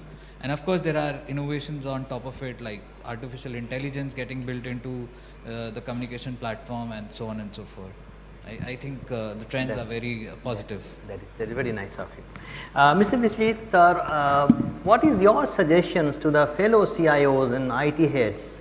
How best they should adopt cloud to strengthen their IT infrastructure, making it more agile and efficient in terms of handling workloads and any unexpected demand for platforms? Okay, the question is to me, Mr. Kaiser, right? Yes, yes. Okay, good. So let me just talk about what we are seeing as part of my role consulting global Fortune 500 clients, what I see in the marketplace, right? So, of course, there is a surge in adopting, like Priyanka ma'am said, to adopt hybrid multi-cloud, right? Every client is looking at adopting hybrid multi-cloud basically some way or other, right? More so after the pandemic struck actually, right? In the same time, what we are observing is that there is not much planned approach to adopt hybrid multi-cloud, right? It's kind of being done in a very ad hoc manner and very bits and pieces kind of manner. Point number one. Second, if you really look at, still 80% of the applications are waiting to get moved to cloud, even though there is so much noise around moving to cloud, still 80% of the applications across the landscape are not really moved to cloud. But the good news is that almost every large enterprise is having minimum five clouds within their enterprise actually, right? That's what we have observed. So that means people are adopting hybrid multi-cloud, but large chunk of applications waiting to get migrated, and in the same time there's a dire need to really form a very concerted approach so that we could help those organizations leapfrog into their cloud environment. So that's the market dynamics. Coming to what's happening for the CIOs, basically, the dynamics has already changed. If you really look at maybe 2.5 years back, most of the time the CIOs approach were, okay, I have a problem and I have a solution that I need to address, right? It's a point-to-point solution, but I don't think today's CIOs can operate having that point-to-point solution and become successful. Today, for every problem, there could be a probable solution, there could be a possible solution, there could be a plausible solution as well, right? So you never know when the next pandemic is going to strike, and how do you really run your business and make your business successful. So that strategic envisioning is extremely important, and that's the place I think cloud and hybrid multi-cloud is going to play a very critical role as well, right? When we are taking this cognitive transformation journey, and we all will agree that, I think Mr. Neeraj already talked about, we all will agree that it's going to be, the future business is going to be built on the foundation of open, secured, hybrid, multi-cloud foundation. And security is important, yes. Open is important, because we need to really collaborate with multiple ecosystem partners to make our cloud journey successful for our clients. In the same time, it's going to be hybrid multi-cloud management. Again, very critical part, management, right? How do you really make all those cross-cloud implementations managed cohesively on a single dashboard? Big challenge even today exists in the industry, basically, right? When you talk about collaborating all those clouds. So those are basically CIOs problem areas and pain point today. But having said that, most of the CIOs have already understood that if they are going to hybrid multi-cloud, they are going to get the benefit of optimized return on investment. They are going to get the benefit of low latency. They are going to get the benefit of superior security. And of course, if I talk about lesser business disruption as well, basically, right? Maybe today, if you guys know, like few hours back, there was a disruption on Airtel's network. I'm just taking an example, nothing say that. So those are the things, those are the business disruptions. How do you really address, basically? So that's what probably CIOs are more focused on today. One is, of course, it's given that they need to move to the hybrid multi-cloud environment, but to take that journey, they have to focus on those strategic envisioning that I talked about. And while doing the strategic envisioning, they need to focus on tactical aspects, which is more about cost optimization and other things which is given. In the same time, lot of strategic innovation aspects also they need coming to to, look at so that yes. they can build their business around those experiences. Yes, sir. Coming to Ms. Priyanka, we are talking about hybrid multi-cloud. Definitely, complexity, is very much visible in this absorption of this kind of cloud inputs. What are the security threats, if they go for multi-cloud and hybrid multi-cloud, and the security, risks involved in that? Are CIOs and CISOs willing to go for this very dense hybrid multi-cloud kind of spectrum going into their IT infrastructure? Are they willing to go for this? Yes, they are willing to go. We have seen, as I mentioned, that we have seen organizations willingly ready to change, because pandemic was a situation where everyone was in a scene that they were today everyone thinks if next lockdown comes, then how are we going to manage? Now everyone is ready with their answers. So and this has changed the CIOs thinking to everyone should be ready with the cloud ready, they should be security ready, they should be next gen ready. And how are they taking their businesses? It's not only about they moving to cloud. Now everyone is also moving their businesses to cloud. If you see, many of the organizations have moved their entire cloud for moving their organizations to cloud. So in the pandemic, we in last 1 year, if I talk about 2020 lockdown, there were multiple organizations, there were more than 1,000 plus organizations in a month who had reached out to us that we want to move to the cloud and we are ready for the cloud. After that also, yes, it gave an option to them when they returned back to the offices. They gave an option to move to a hybrid cloud, but now, yes, they are making sure the changes have been taken care, and they are employee perspective, from a customer perspective, and they are ready for it. Okay, nice.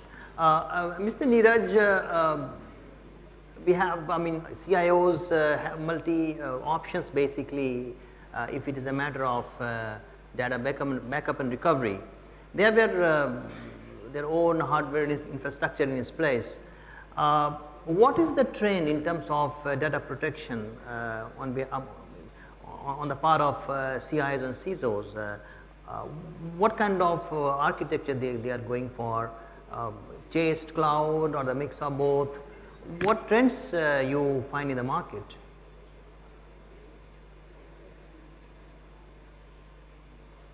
Could you please unmute yourself? Please unmute yourself, Neeraj. Yeah, sorry.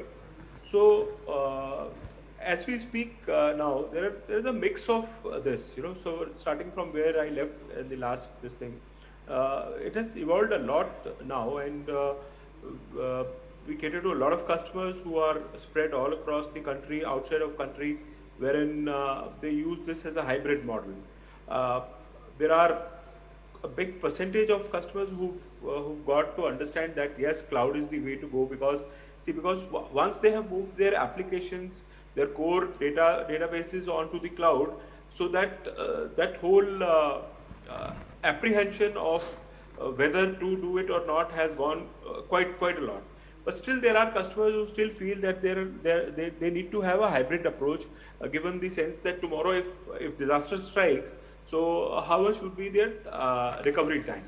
So there are people who are adapting a scenario wherein the last copy, so that depending on when we configure a solution for a client, we look at the recovery requirements.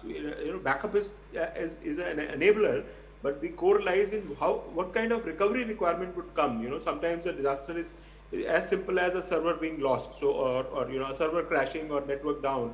So that is where there's a mix of it, and cloud enables this very well. So you can have a local copy of certain set of data. You can have a copy on the cloud. That cloud copy could be replicated to the secondary site as well. So the trend is now moving towards that, especially for larger enterprises who have multi branches. Consolidation has become very easy with adoption of the cloud model. So today we handle clients who have 30 locations, 50 locations, from a single console, which otherwise, if you look at the traditional model, there were 30 different solutions running in the, locations, and the CIO never had a visibility into what's happening there. So now CIO at a central level can have a full visibility of his entire backup infrastructure across multi-location. So there is a mix of it, and within our this thing also, there are workloads running on AWS, there are workloads running on colo data centers. There are certain customers who have private clouds and on Microsoft Azure. So all these are the current running trends in the backup space when you talk of cloud-based. That's good. That's good. Basically, sir, so far, cloud as per se is concerned. I mean, the old cliche that for critical applications workloads, you should go for your own premises, and non-critical you can shift to cloud kind of thing. Now you have hybrid plus multi-cloud. What are the workloads you find? I mean, if I ask your own experience that you as the IT head would like to delve onto cloud, what are the applications, what are the workloads that you think that technology leaders are more willing to really deploy on?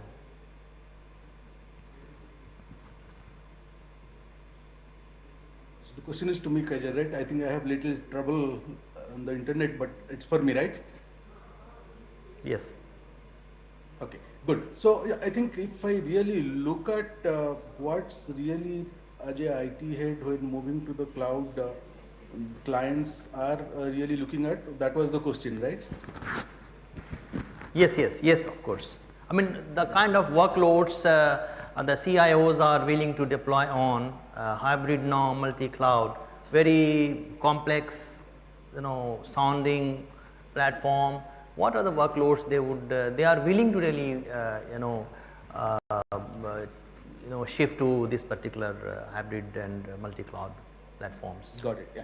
So I think what I'm seeing while consulting clients across the globe is that we have come a long way, right? I was mentioning earlier, basically. So earlier days, there were a lot of inhibition around adopting cloud, and maybe clients were looking at and doing a wait and watch, right? What we call as let's see, maybe I'll just make some of my non-critical workloads move to cloud, and still I'll hold everything within my premises. Public cloud, of course, is a no-go. That was a couple of years back. But I think that divide is slowly getting blurred, and more clients are actually adopting even their critical workloads either to run on a private cloud environment or some places in public cloud environment as well, basically, which is quite surprising probably for many of the folks, right? Today I work for largest banks across the globe, starting from New Zealand, Australia, to name the large banks in Europe or Americas. Many of them are actually slowly shifting towards the complex workloads, making those complex workloads move to cloud, whether it's a plain rehost of like-to-like migration to cloud, or maybe breaking the monoliths, building microservices and making those microservices run on the target cloud environment. Of course, those bring in their own architectural challenges, security challenges and other things, but there is a more surge towards even making those complex critical workloads run on the cloud environment as well, right? So the earlier days, as I call that, okay, I have my data and my box, can I give my box to somebody else and with the key? But that, I don't think that's any longer is valid. It's slowly getting broken, and more critical workloads are moving to cloud. Of course, there are issues around those cloud adoptions today. When you talk about security, then clients think that, okay, when I move to cloud, there is a lot of misunderstanding about shared responsibility, basically, right? So who owns what the cloud vendor owns, what the client owns. There is a lot of misunderstanding that needs to be addressed. Patch management, if I talk about, again, a big challenge, right? How do you do it? Many people think, okay, I have adopted serverless, means I am secured, right? Of course, you have adopted serverless for your application landscape, but what happens to your infrastructure landscape? Have you made those secured as well, right? Then where should I put the data? Should I put all my data in one basket or in different baskets? That's again another thing. And then the multi-cloud management. So those are the challenges still kind of prohibiting the complex workload migrations to cloud to some extent. But overall, definitely there is a positive trend, and more, I talked about banks, I can talk about telecom organizations, most of them have started really moving to cloud. So wonderful. In the next couple of years, you will find that's going to be probably big trend where all complex critical workloads are also running on a hybrid multi-cloud environment. So before I take final remarks from my remote panelists, I just take that question. We do. How the technology leaders, the CIOs, take up this cloud telephony and communication as part of their infrastructure, even though they have hardware vendors across, you name, they are there, starting from everyone. So the pull of theirs to your offerings, for instance, how do you find their interest in it? Is it safe as well? Because a lot of espionage and wiretapping comes up. Are they willing really to come up on the cloud telephony kind of thing? Is it safe or secure? Because I'm asking on behalf of CIOs and CTOs. Yeah, sure. Cloud telephony. That's a very nice question. Thank you so much for that. And it would help me to highlight the security part of it first. I'll answer the security and then go back to the uptake of the product. See, as far as the security goes, in India, the cloud telephony, when it comes to the regulated stuff, so we are a license operator. If we particularly talk about Cloud Connect as a company, we took a license from Department of Telecommunication. We have a full virtual network operator license. So that itself is it's a certificate which tells you that we have to follow all the security parameters and norms which has been set by the government of India already.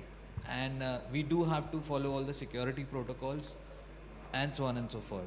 And plus also, as far as the security goes and as far as the CIOs are comfortable or their comfort to understand that cloud telephony is as safe as their standard hardware PRI line or a PBX which is inside a hardware which is there already, which they would be shifting it to cloud if they come along with us, of course. So that's exactly the same replica of what they're doing physically. Okay. So the security levels are as equal to as a physical box which is already lying there. So that's what it is. And the second part of the question was the uptake of it.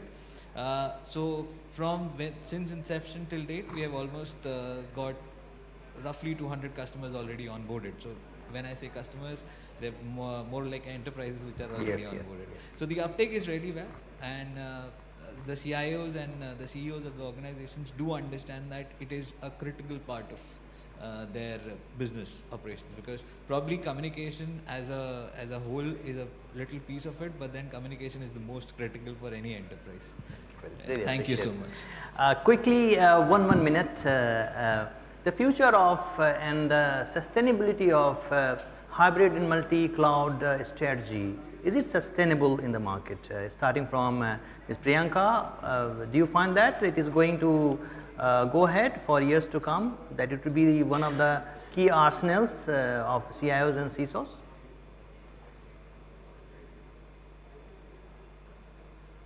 Yes, Ms. Priyanka, this question was for you. Any organization?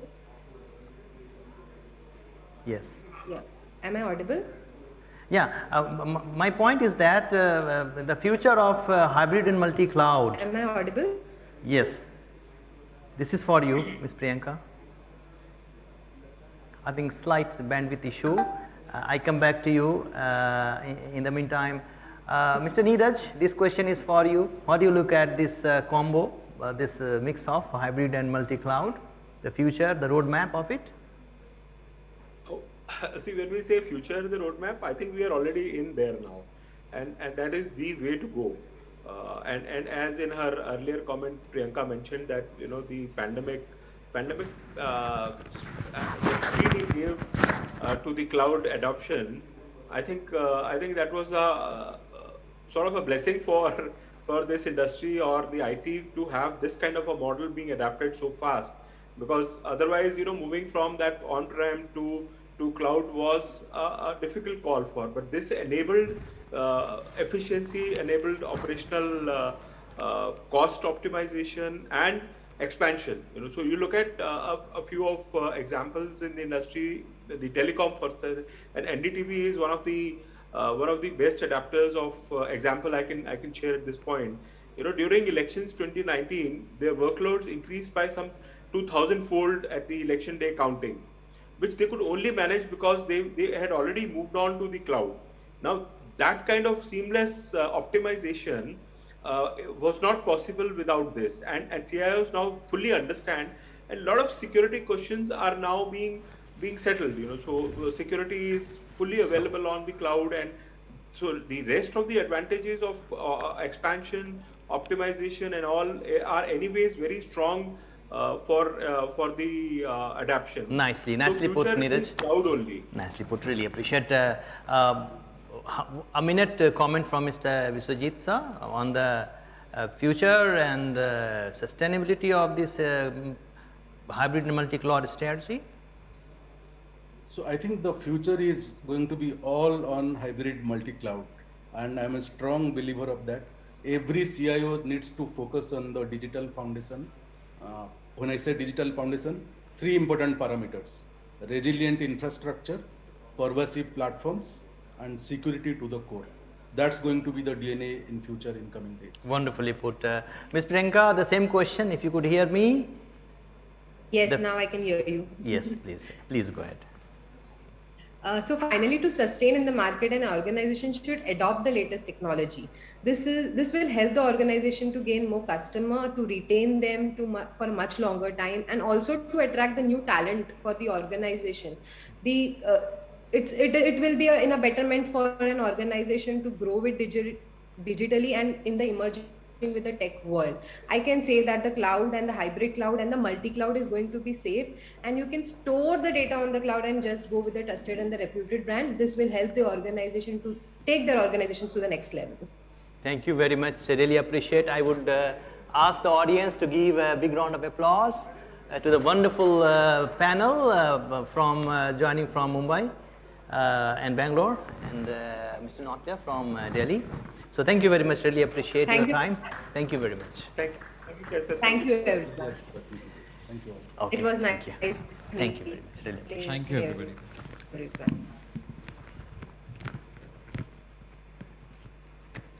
Thank you. Thank you all. Bye.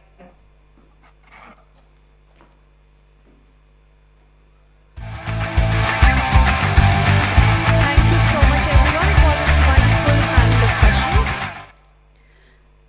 Now we have the corporate presentation by Fortinet India. We have Mr. Jayesh Jain from Fortinet India.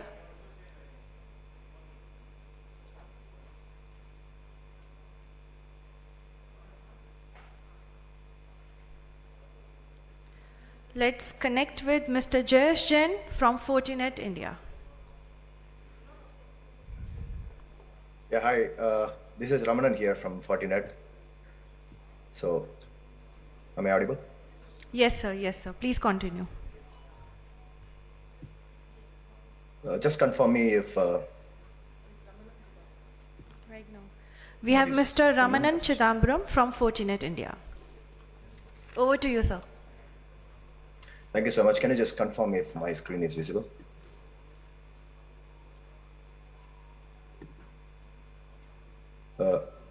Is my screen visible?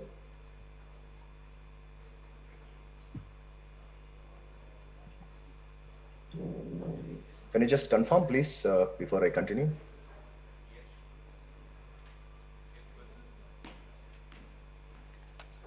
Yes, sir. It's visible. Please continue. Oh, okay, thank you.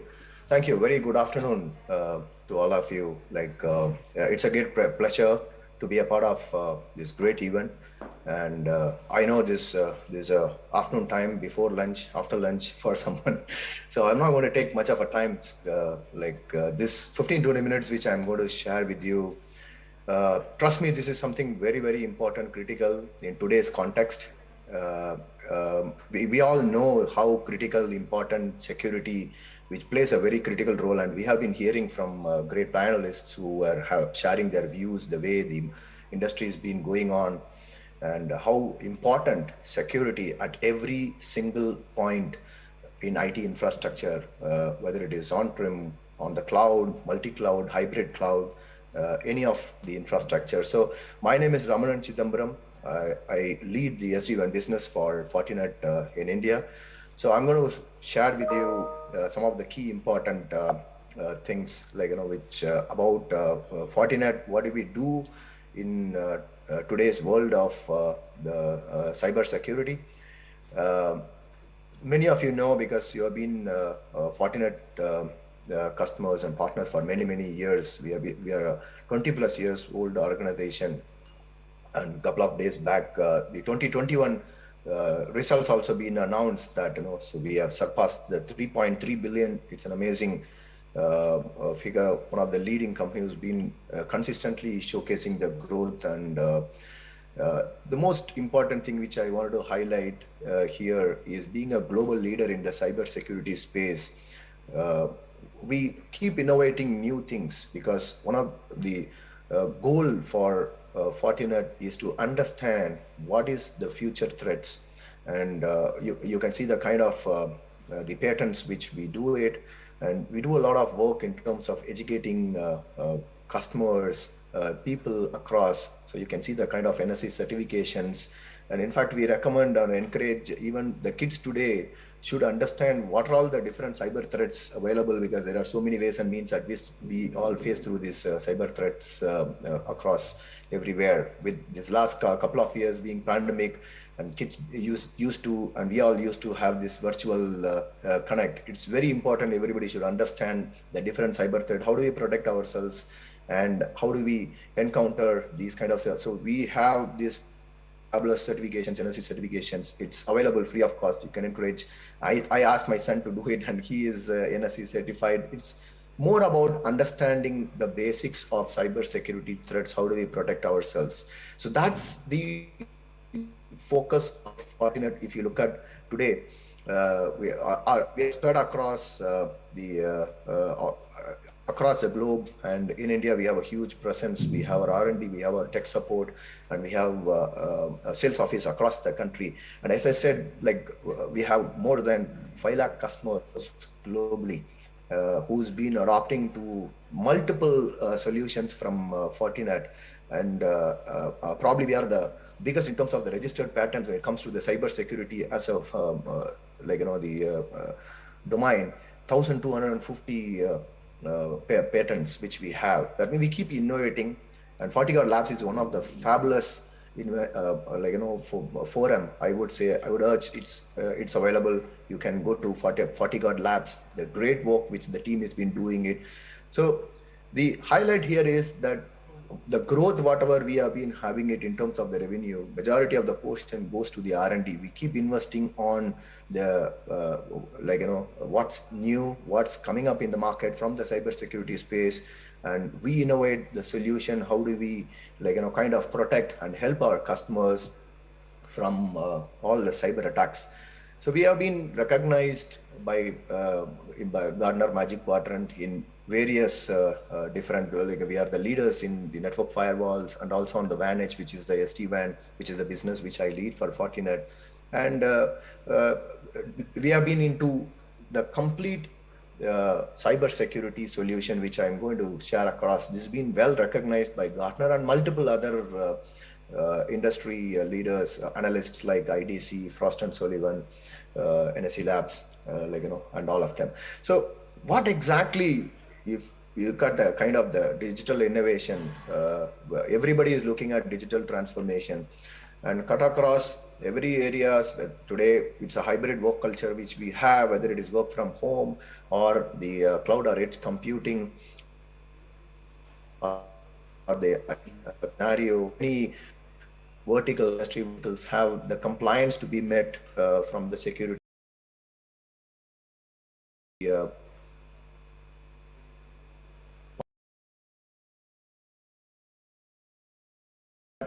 Business critical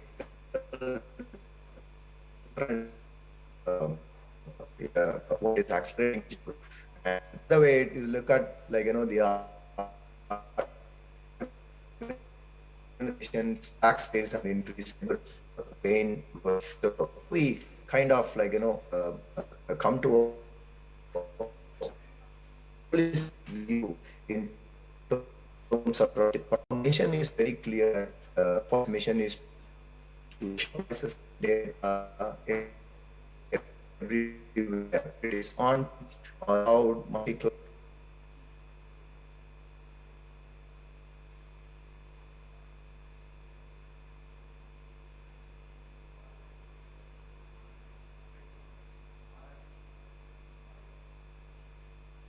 Recording in progress. Security posture is one is a security driven networking, and that's where the manage and 40 switches, the 40 APs, and quite a lot of interesting the voice solutions from Fortinet. Everything falls under that, and we have that zero trust access, for the endpoint security or the IoT or the OT enabled the zero trust access, and the cloud adaptive cloud security solution. So this is a three pillars based on which the entire solution stack of Fortinet.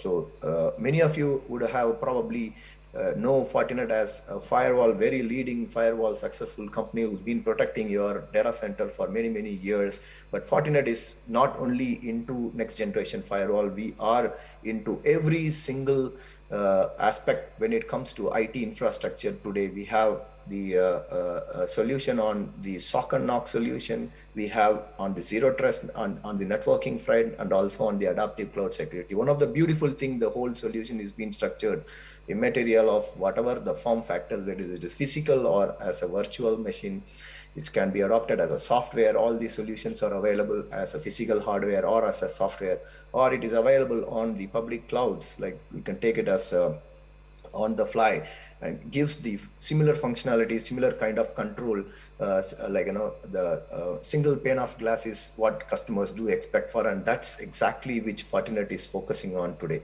So that's pretty much on what exactly Fortinet as an organization does when it comes to cyber security. One of the leading solution today Fortinet focuses is on the secure SD-WAN.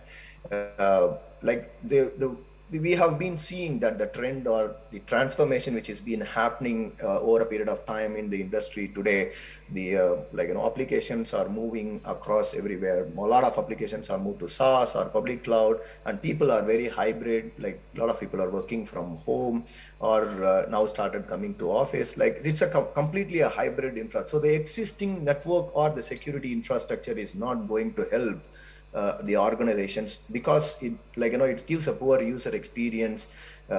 Somebody needs to understand what application I'm accessing, and he has to kind of give me that faster access, right?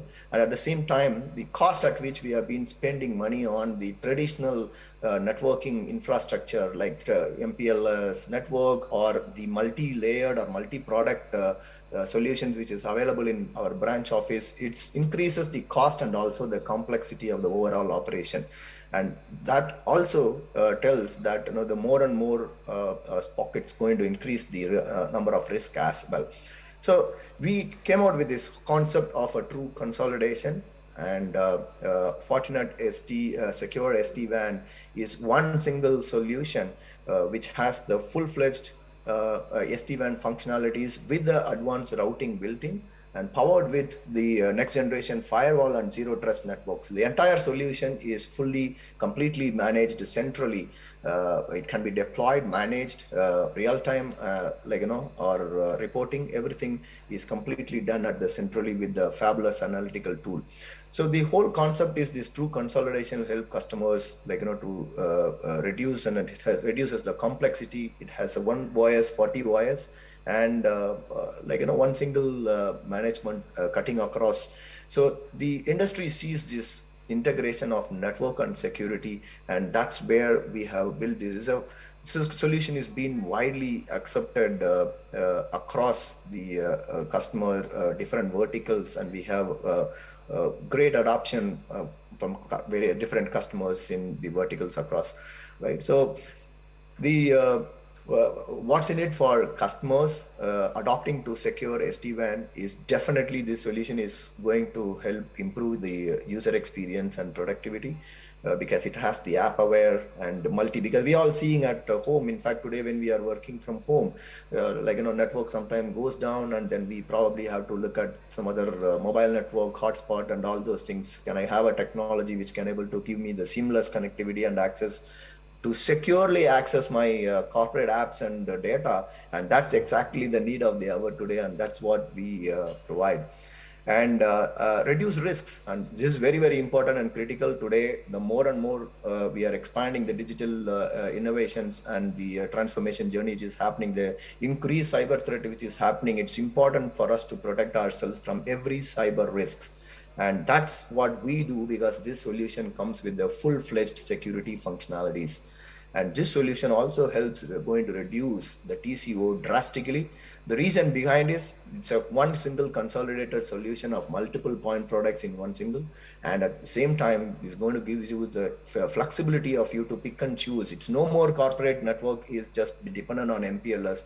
You have the freedom of flexibility to pick and choose whether it is broadband or 4G, 5G, which is going to come up in India soon this year.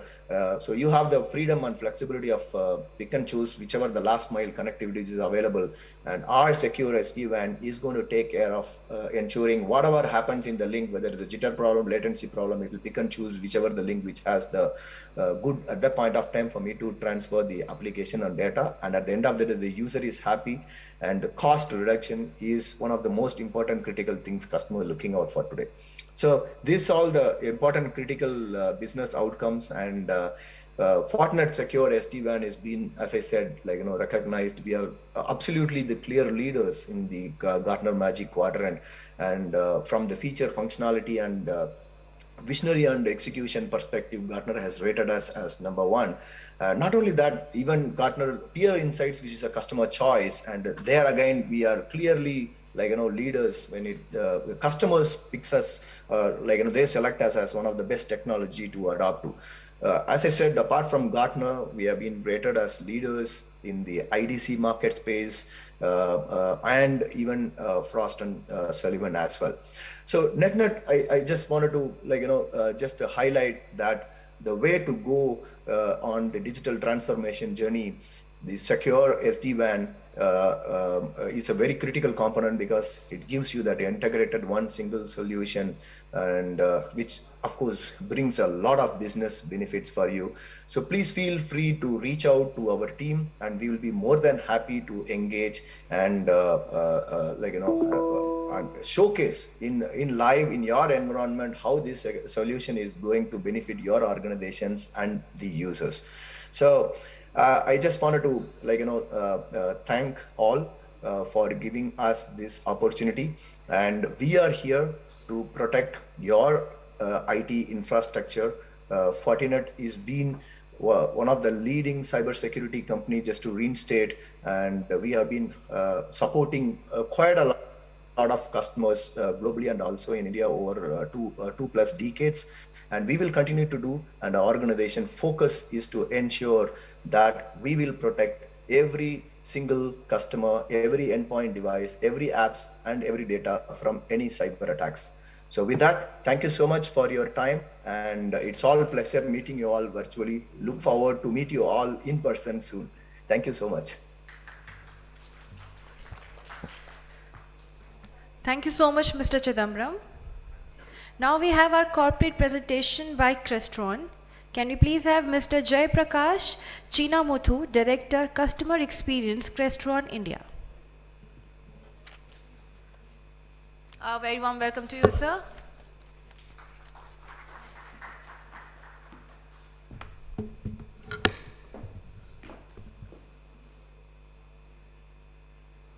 Thank you. Good afternoon, everyone, and thank you for this opportunity. Today we are here to discuss about the digital workplace and the transformation of workplace pre-COVID and post-COVID. As people return to office, there's a lot of challenges in terms of how do you enable your employees to effectively communicate with their peers who are present physically as well as virtually connected. So the digital workplace is transformed in a very drastic way how it was pre-COVID and currently. And we at Crestron are really bringing a lot of innovative solutions to bring both physical and the remote participants on the same platform to enable effective collaboration. In this, in this, actually, if you see the digital workplace, what are the key things that has to be considered in terms of the post-COVID? The major ones are like the collaboration between teams, effective communication between people, and technology that can seamlessly enable this and also ensure that these can be seamlessly managed and monitored through a system where you can really know which is working and not working. If you take collaboration in the workplace, actually the technology has changed drastically after COVID, where we see a lot of adoption of the video conferencing going away and more of cloud-based collaboration. So you can see the Microsoft Teams of the world, Zoom and WebEx becoming much and much popular than you take out a remote and dial a video conference and talk to your peers who are there, where you build sophisticated rooms which are identical and telepresence and things like that are going away.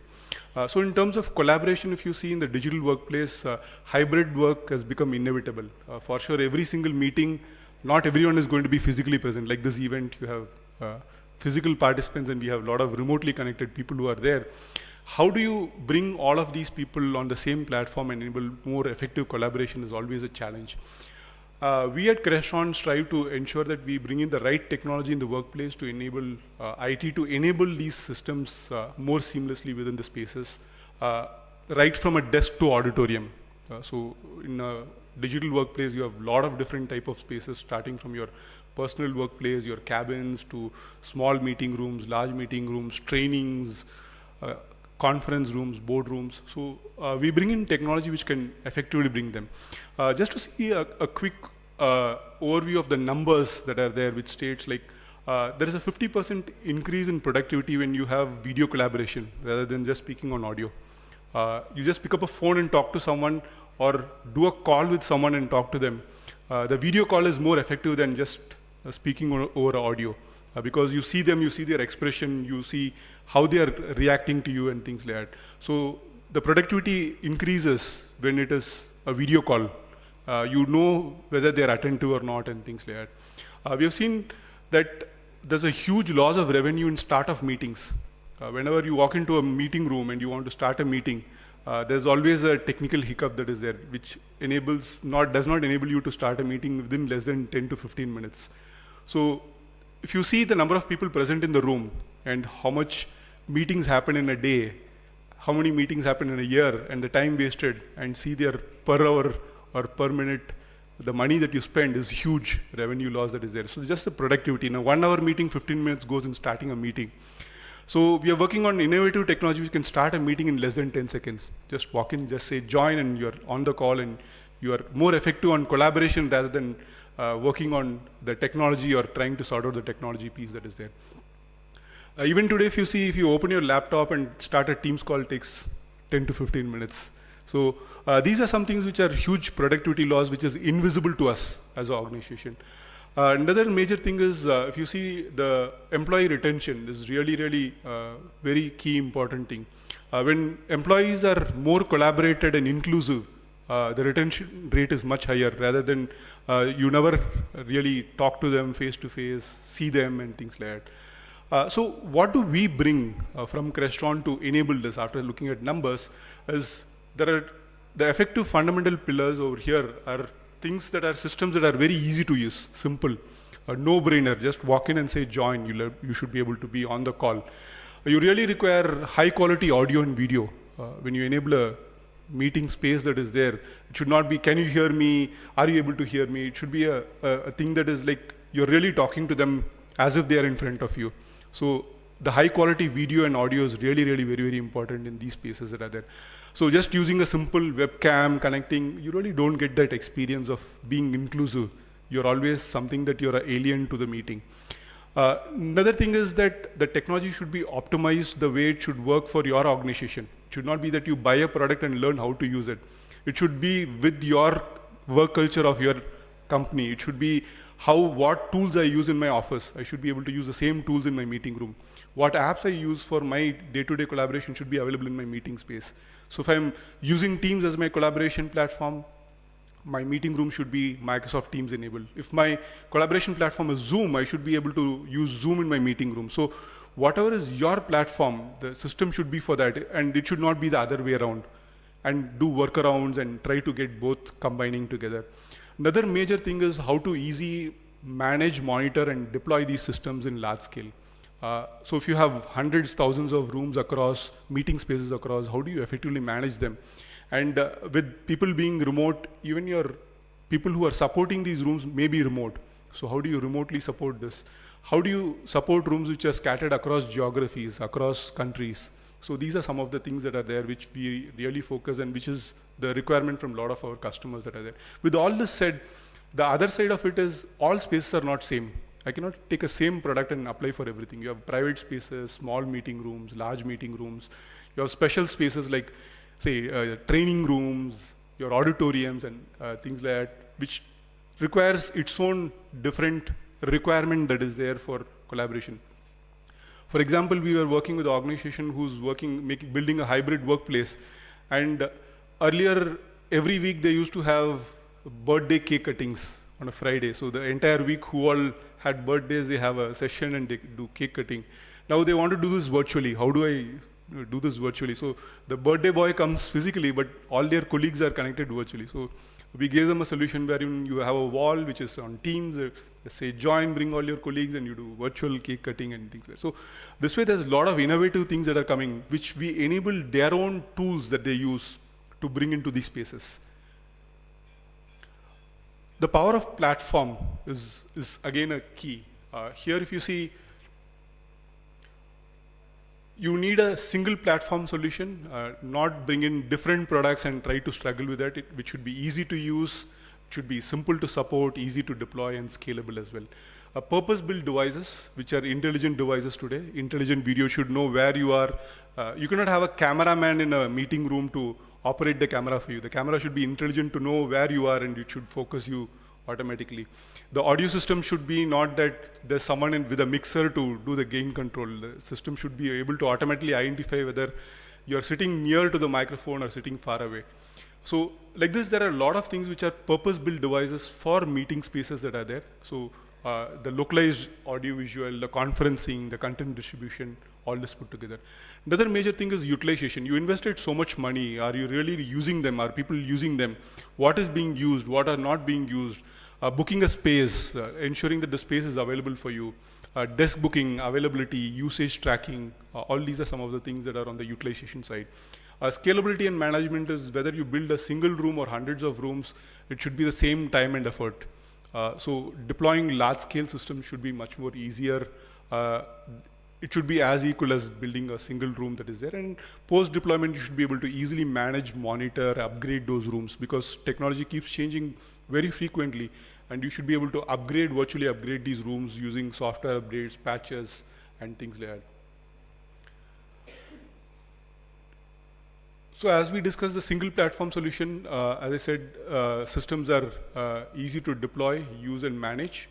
The purpose-built devices have got the things that are really required for the space, the best of the camera, the intelligent cameras, the intelligent audio features that are there. The utilization is scheduling, your management, and knowing who's using the space from what time to what time. The scalability is building 1 rooms or 100 rooms at the same point, with the same efforts and same point.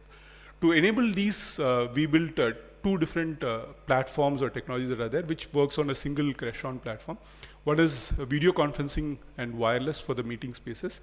And outside the room, you have the booking and utilization percentage. First, jumping into video conferencing. The video conferencing has got requirements today have changed from what was earlier, and has got 4 key pillars that are there. The room should be standardized, meaning that whichever the room I go, whichever the location I go, should look and feel the same. You should not give a brochure, a 10-page booklet to read and operate the room. It should be as simple as I walk into the room and say join, and should be able to join the room. And the second pillar is purpose-built devices. As I said, in video conferencing, the camera, the microphone systems should be intelligent. It shouldn't require an operator to operate that. It should be working on its own. In presentation, you should not force people to plug a cable to present. It should be option of either wired or wireless. I walk in, and the choice of devices as well. Earlier, you used to use only your corporate laptop. Today, someone brings in their personal device. I have the content on OneDrive on my phone. Can I present into the room? Is always a question. So we should enable all this. So we at Crestron are enabling all this seamlessly within these meeting spaces. I already spoke about scalability, which is another pillar of the collaboration. Standard spaces, if you see, are spaces that are there where you have the same experience that you have, whether you're going into your office in Delhi or you go to Bangalore or Mumbai, the experience should be the same, the look and feel should be the same, the way you use the room should be the same, or you're going to your office in London, it should look and feel the same. So standardization is important, but again, purpose-built devices for different spaces, whether it is your personal desk or you go into your meeting room or you go into your town hall, the spaces are different, the requirements are different, but still works the same way. Purpose-built devices are from Crestron are available in different form factors to enable different type of meeting rooms. Whether it could be small rooms, large rooms, it could be a desktop device, the tabletop device, front of the room, wired or wireless presentation. Localization of AV is again a key wherein most of the technology piece resides within the room or within the space. But again, as I said, the wired wireless presentation is made seamless and still able to scale and manage through our award-winning XIO Cloud platform. Quickly on the scheduling part, we at Crestron provide a focused on work scheduling systems that are there.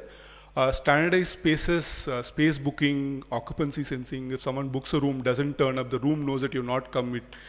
It removes the space from the meeting. It allocates it for the other users to use. Knowing the availability from a long distance, from outside, you know whether the room is available or not. Through your app or your Outlook, you know whether the room is available or not. You can book these spaces. Knowing utilization percentage, you know whether the rooms, how frequently they are utilized, who's using, who's not using, what technology is being used in the room, how many people were there in the room, people counting. Knowing analytics of how many times a 16-seater room was used only with 4 people really helps you make decisions in your future decisions. Integrating with multiple different platforms, because as I said, every customer has got their own app and their own systems that they use. So you need a software agnostic hardware that can run any platform scheduling app on this. So at Crestron, we provide the same where you can have one single hardware that can run multiple platforms. The scalability I've been discussing, again, the same is available on our Crestron scheduling systems as well. So just to summarize, we have a single platform that provides your high quality video conferencing, your scheduling, all this on a single seamless platform, and moreover, a monitoring management system that can manage all these device pieces together. Thank you all for giving this opportunity to me. We have a booth both virtually on the platform as well as physically outside the hall. We invite you to visit our booth to know more information about our products and solutions that we offer. We also have a very nice experience center in Bangalore, a 20,000 square feet experience center. If you're building a new office or planning to renovate or planning return to work, we highly encourage you to visit our experience center where you can really see and feel how things work. Because you want to build a state-of-the-art office that is there, you need to know, oh, where do I keep my whiteboard? Where is the power socket to charge my laptop? Whether can I charge my mobile? Is a USB-C fast charger there or not? So there's a lot of questions that come, and when you visit, really there's a lot of insights that you get. So we really encourage you to visit both virtually or physically. We do virtual tours for customers as well to really see how you plan your return to work. Thank you all. Thank you so much for the opportunity, and good afternoon to you all.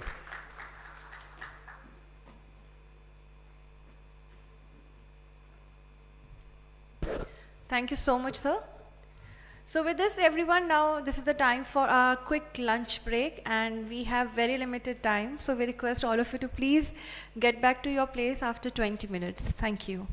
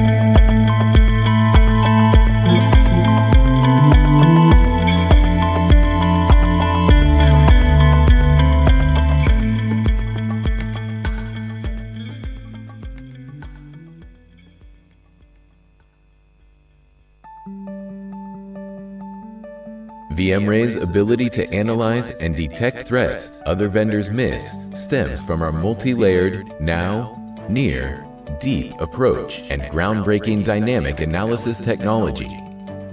The first layer of detection is rapid reputation lookup. VMray compares submitted samples to known good and malicious files and URLs, filtering out known samples in milliseconds, so you can focus on what matters. Our static analyzer examines suspect and unknown files to identify and extract active elements that could indicate a malware threat. Files that pose no threat can be eliminated, enabling security teams to focus only on potentially malicious files requiring deeper analysis. The automated dynamic analysis layer uses VMray's unique agentless hypervisor-based sandboxing technology.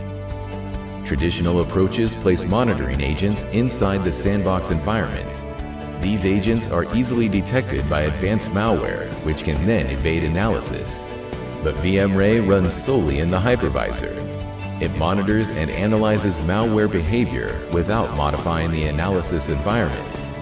This makes VMray completely invisible to malware for unmatched evasion resistance. Our hypervisor-based approach enables security teams to analyze samples using gold images of their production systems, revealing targeted attacks. VMray also provides full visibility into malware behavior, transparently monitoring and logging every malware interaction so you don't miss any critical information. Crucially, VMray's intelligent monitoring technology automatically optimizes monitoring granularity to provide focused reports while minimizing distracting noise and false positives. VMray's underlying virtualized architecture and multi-layered approach enable massive scaling while minimizing TCO. This overcomes a significant shortcoming common to other sandboxing technologies such as full system emulation. No other sandboxing technology can match all the advantages of VMray. See the power of VMray X-Ray Vision. Start your trial today.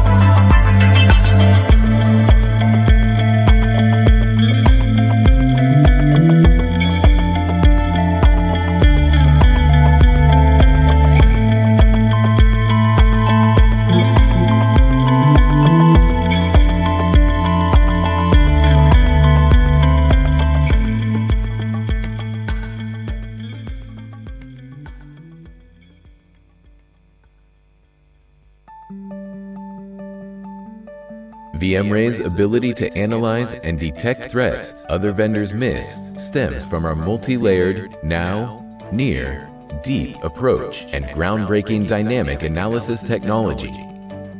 The first layer of detection is rapid reputation lookup. VMray compares submitted samples to known good and malicious files and URLs, filtering out known samples in milliseconds, so you can focus on what matters. Our static analyzer examines suspect and unknown files to identify and extract active elements that could indicate a malware threat. Files that pose no threat can be eliminated, enabling security teams to focus only on potentially malicious files requiring deeper analysis. The automated dynamic analysis layer uses VMray's unique agentless hypervisor-based sandboxing technology. Traditional approaches place monitoring agents inside the sandbox environment.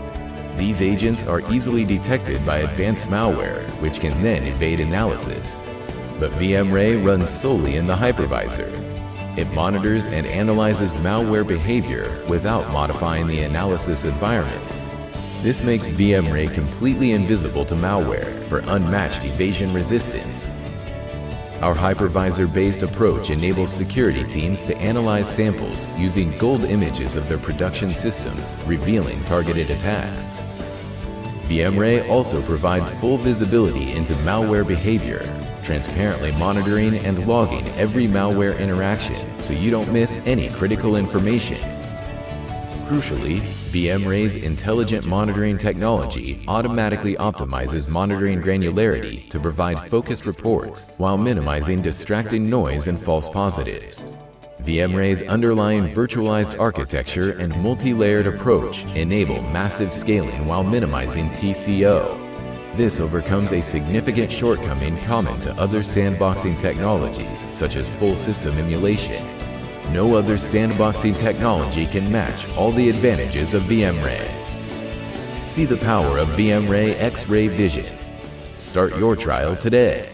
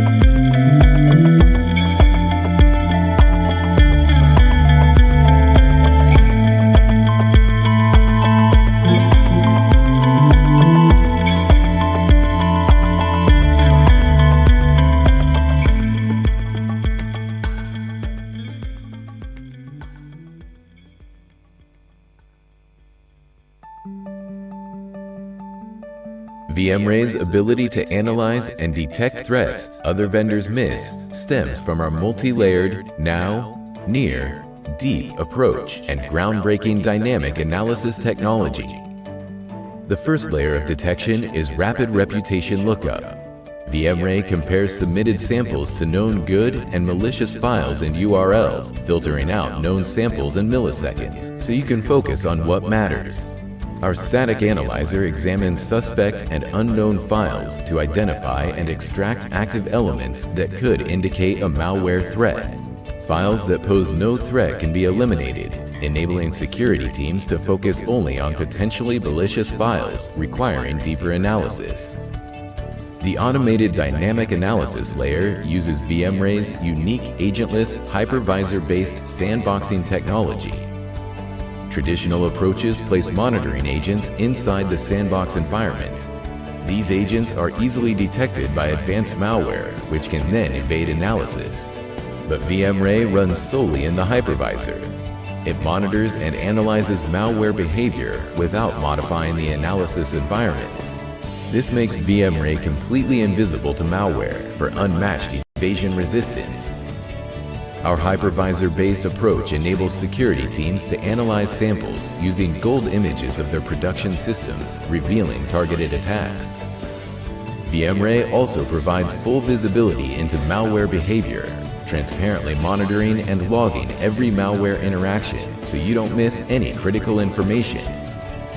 Crucially, VMray's intelligent monitoring technology automatically optimizes monitoring granularity to provide focused reports while minimizing distracting noise and false positives. VMray's underlying virtualized architecture and multi-layered approach enable massive scaling while minimizing TCO. This overcomes a significant shortcoming common to other sandboxing technologies, such as full system emulation. No other sandboxing technology can match all the advantages of VMray. See the power of VMray X-Ray Vision. Start your trial today.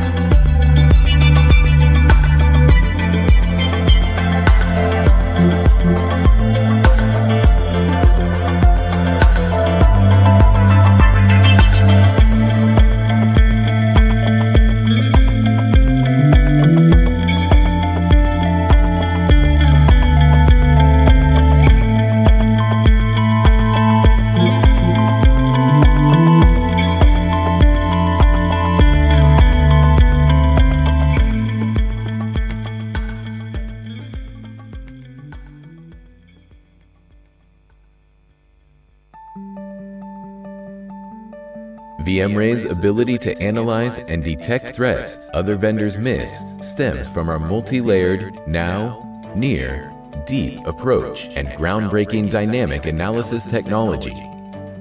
The first layer of detection is rapid reputation lookup. VMray compares submitted samples to known good and malicious files and URLs, filtering out known samples in milliseconds, so you can focus on what matters. Our static analyzer examines suspect and unknown files to identify and extract active elements that could indicate a malware threat.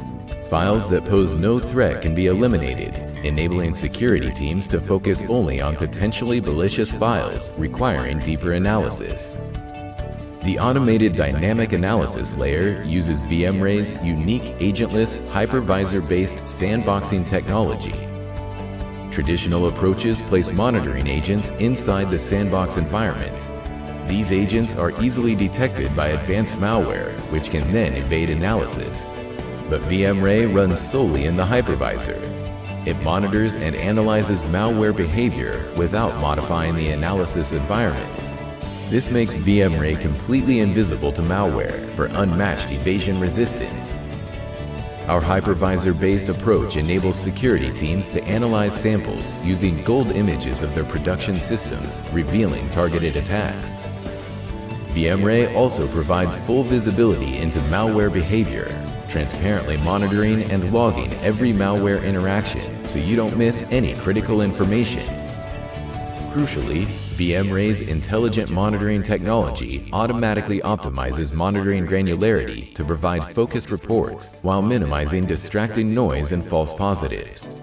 VMray's underlying virtualized architecture and multi-layered approach enable massive scaling while minimizing TCO. This overcomes a significant shortcoming common to other sandboxing technologies, such as full system emulation. No other sandboxing technology can match all the advantages of VMray. See the power of VMray X-Ray Vision. Start your trial today.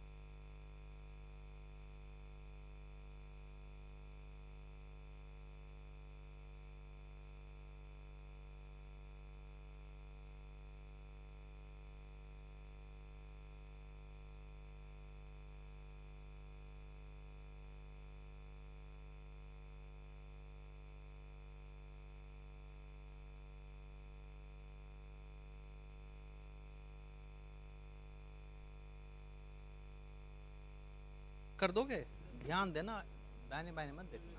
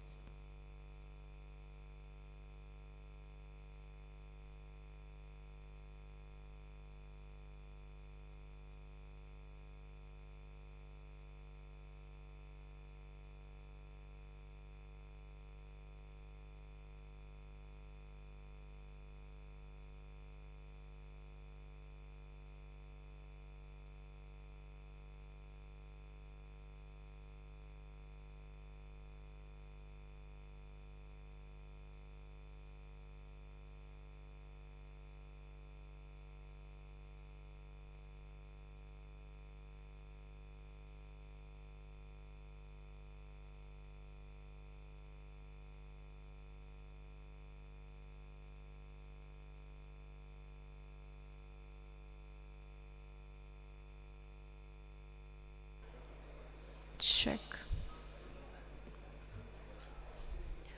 Welcome back, everyone.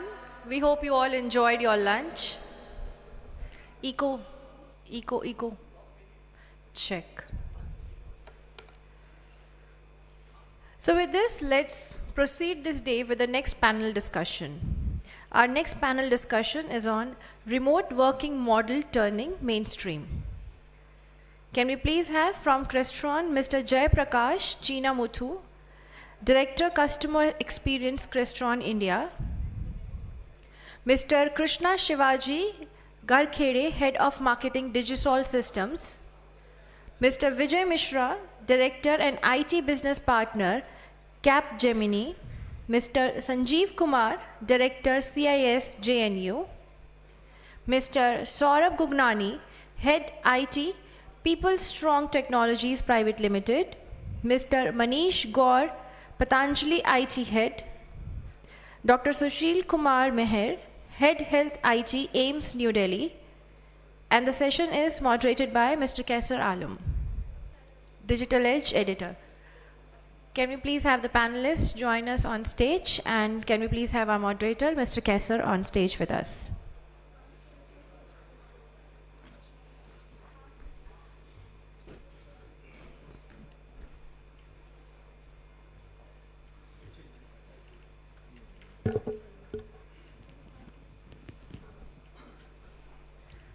A very warm welcome to you, everyone. Let's start the session. Okay.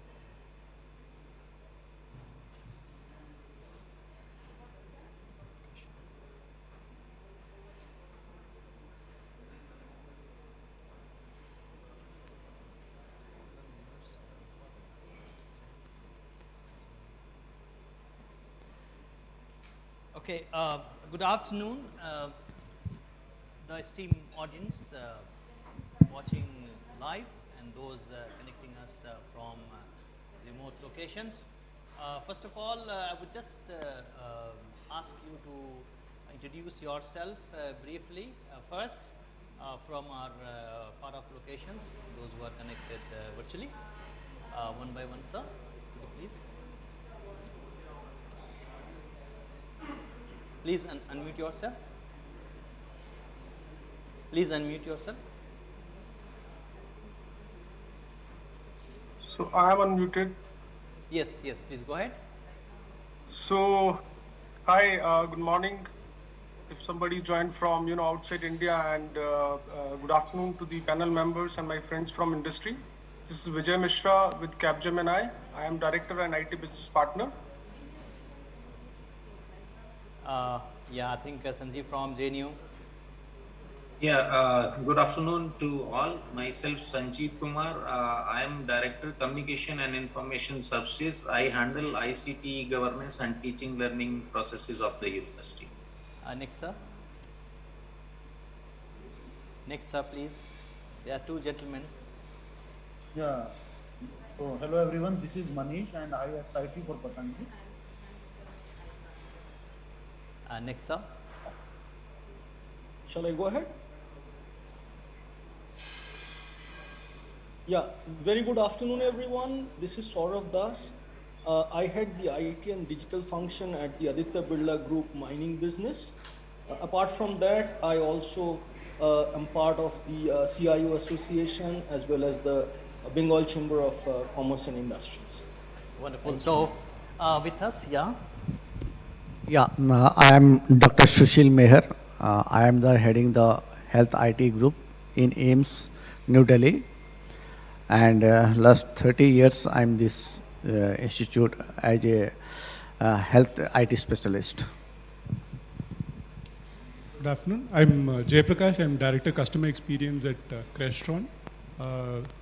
We have been enabling customers with the latest collaboration technologies for the past 5 decades from our organization. Thank you.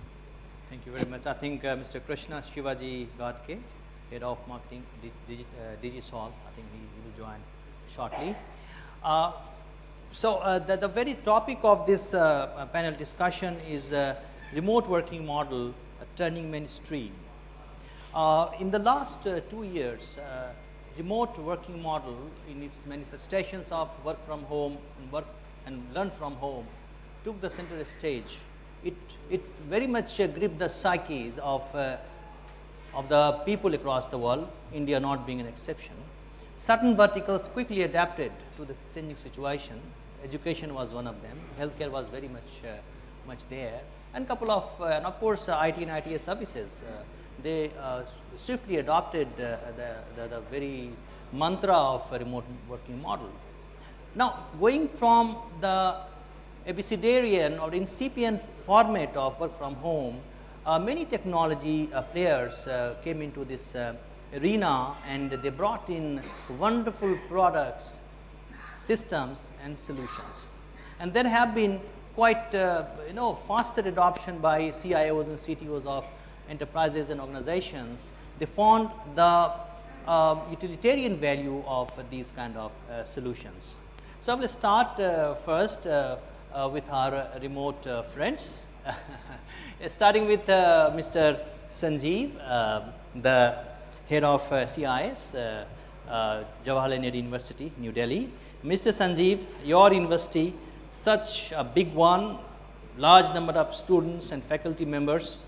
How did you manage so smartly this remote work model and remote learning model as well? Thanks for giving me the opportunity. As we all know, JNU is strong in academics and research.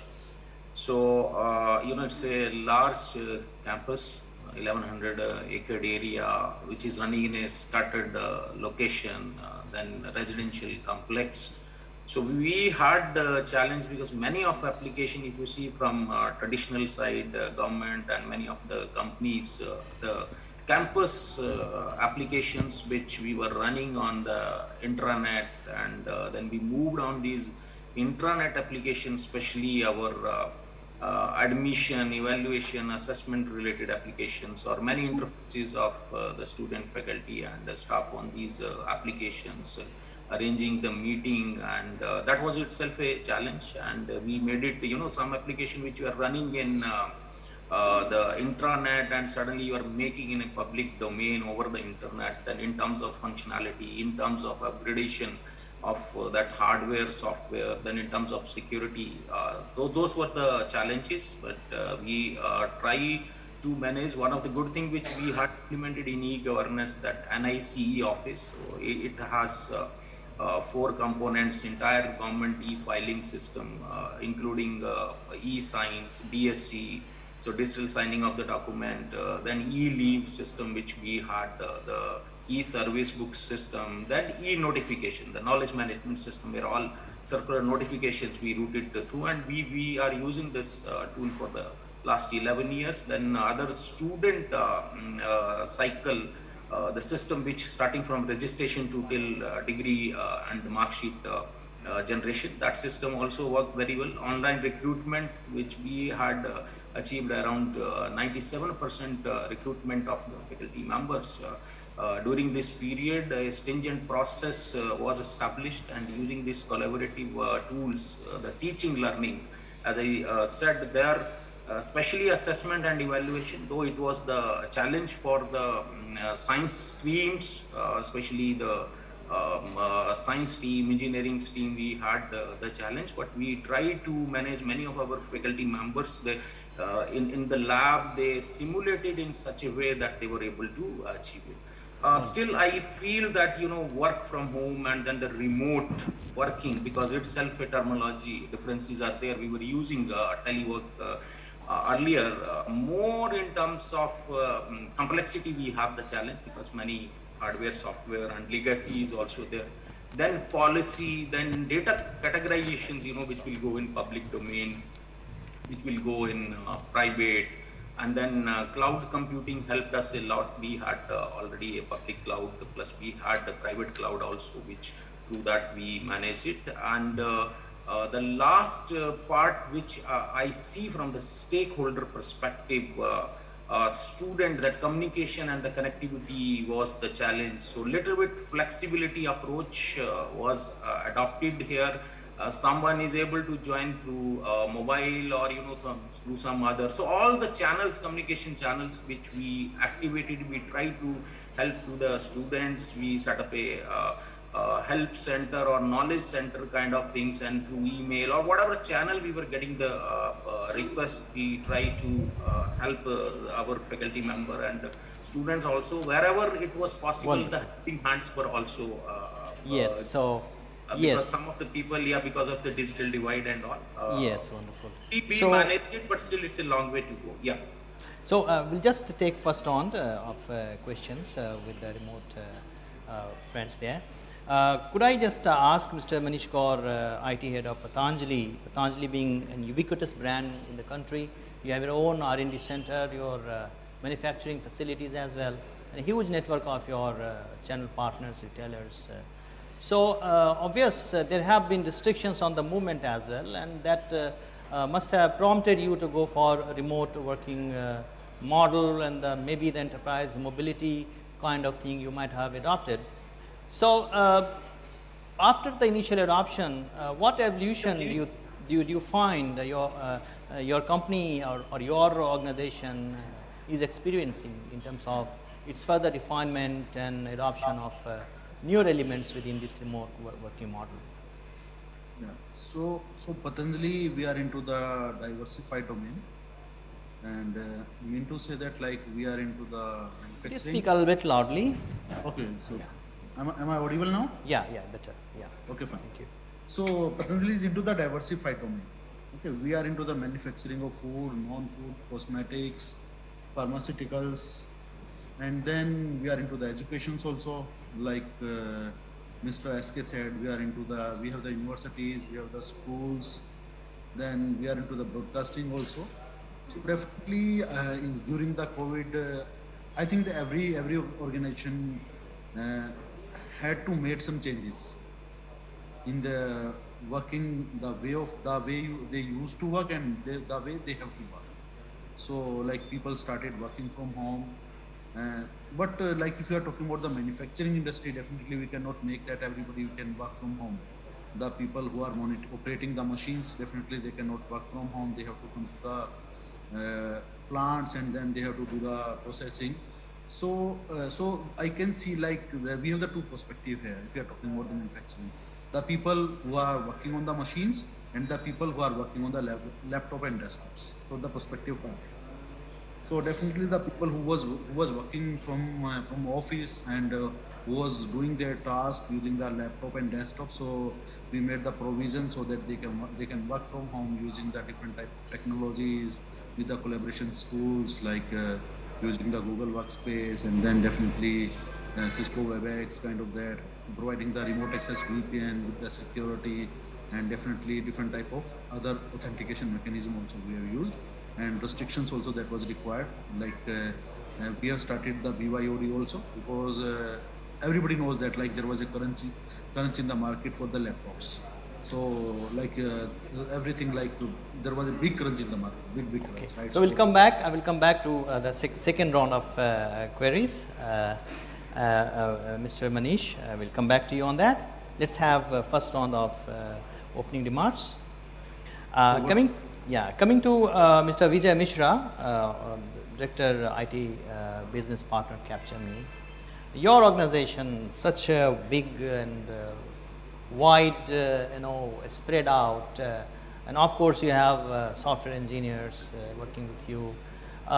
What challenges you faced, and how matured is this working model that you have adopted? Because those time of crisis also created miracles, especially for software services companies. Their revenues grew up drastically, and work from home has such a big success that it appears that it will never go into oblivion for years to come. So this is something that will continue to stay.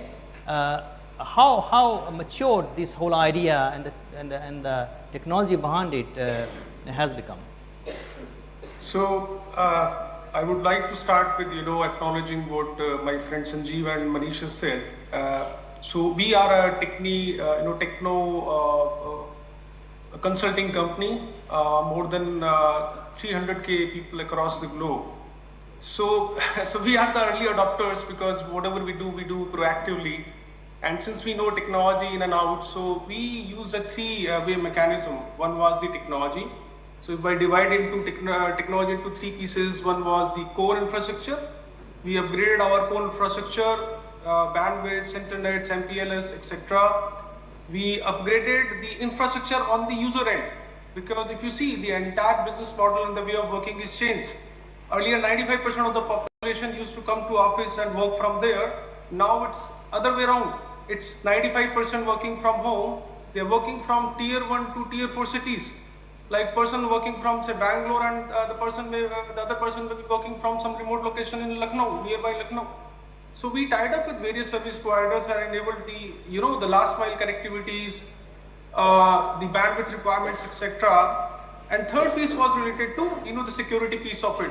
So we ensure our perimeter is secure, as well as the endpoints are secured by using CrowdStrikes or Avectos and other third-party suppliers and enablers.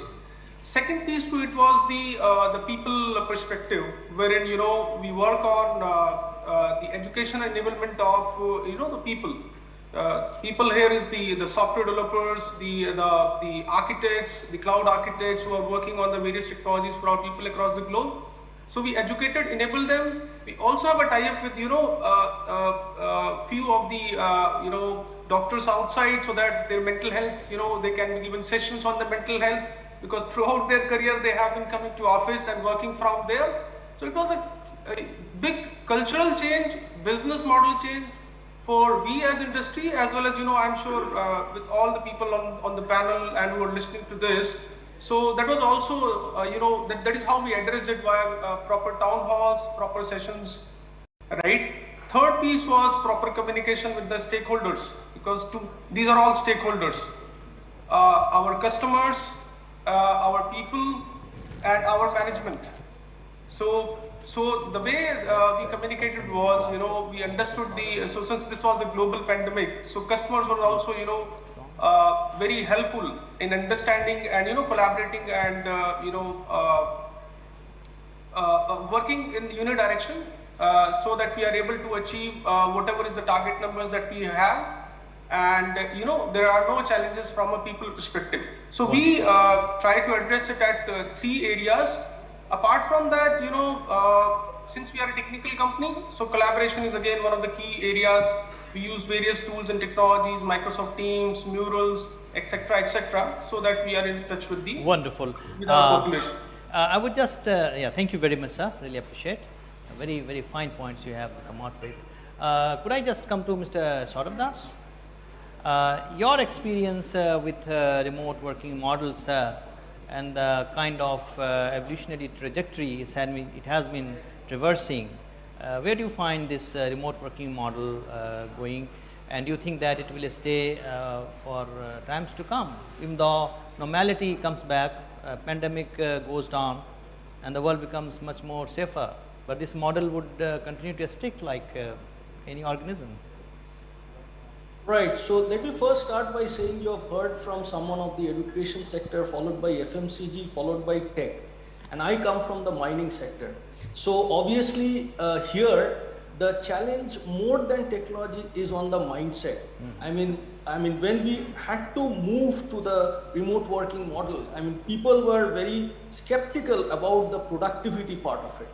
Anyways, the good side of the pandemic may be that somewhere it acted as a catalyst, and now that it has done so, now people realize the benefit of it.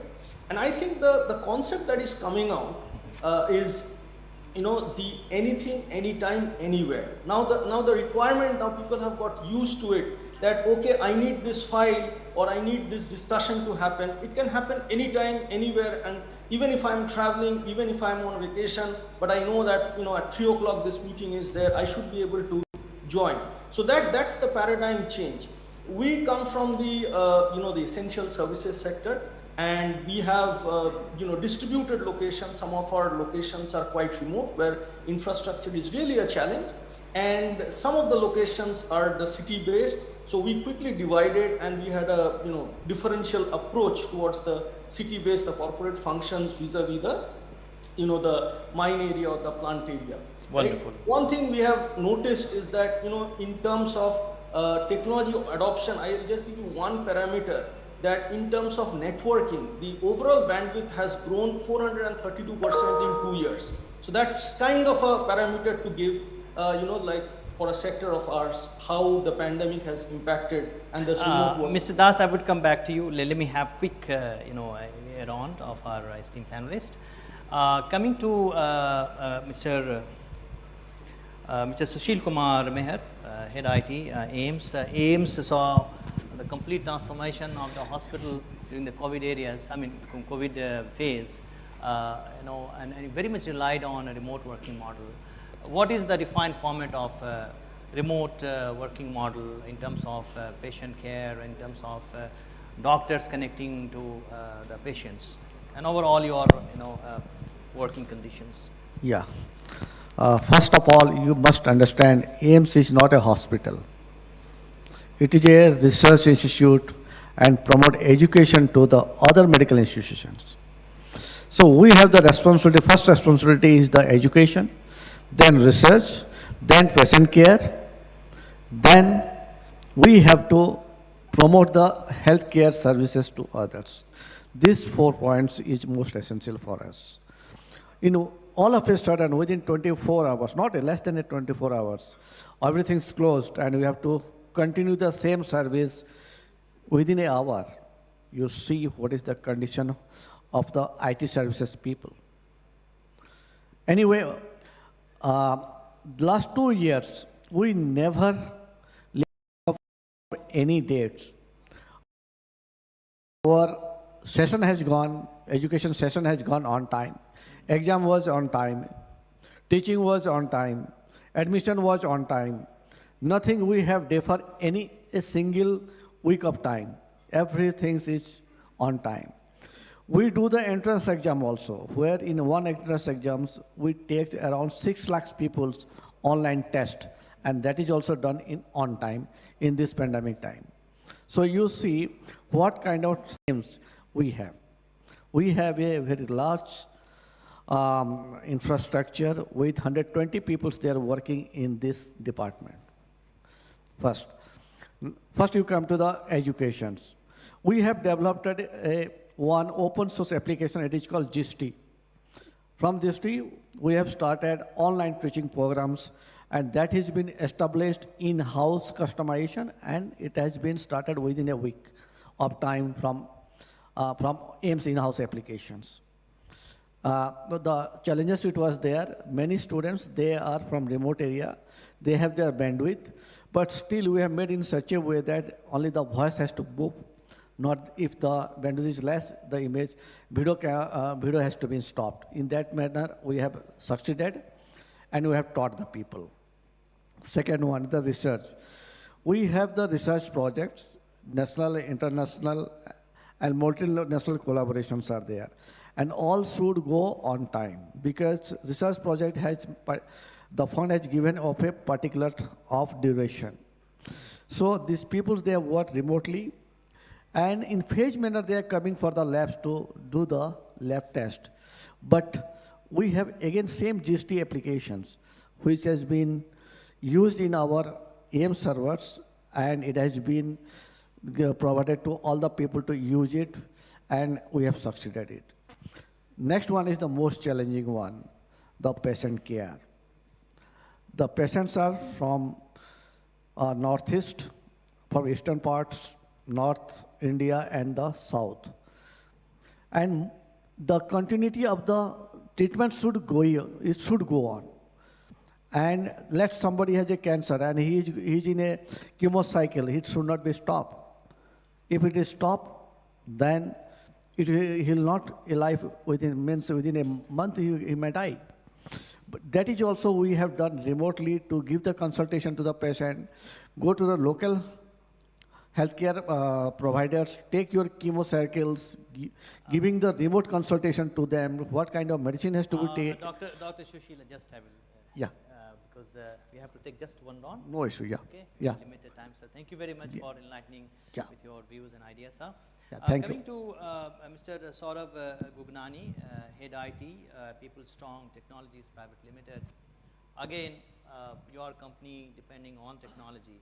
How best you find this remote working model doing for you? Sure. Quick, sure. responses. I understand that. We're running out of time. So I have been in industries, across MNCs where I was adapted to this, and coming to People Strong, and this pandemic struck, it was an opportunity for me to replicate the same, because I had that mindset. Because I don't feel that having an approach of doing a micromanagement can give you productivity. We are techies, so we understand how can you enable people on the ground. And being from a platform-based industry, we are building HR tech products. We have our own products from where you can map the productivity, assign the tasks, and let people work at their own disposal. And that is the kind of a transformation which we built over the time. And the scale which we have seen, we have grown 2.5x in last 2 years. In one arm, the other arm is the RPO where we have grown 3x. Yes. And one arm is called as VBox, which is online assessments, which is helping the universities and the education boards across India. So it was a transformational journey for us, yes, but pandemic can be termed as a catalyst, which really helped us. And I see that this is going to be the new normal. This is going to be the new 95%, as Mr. Vijay mentioned.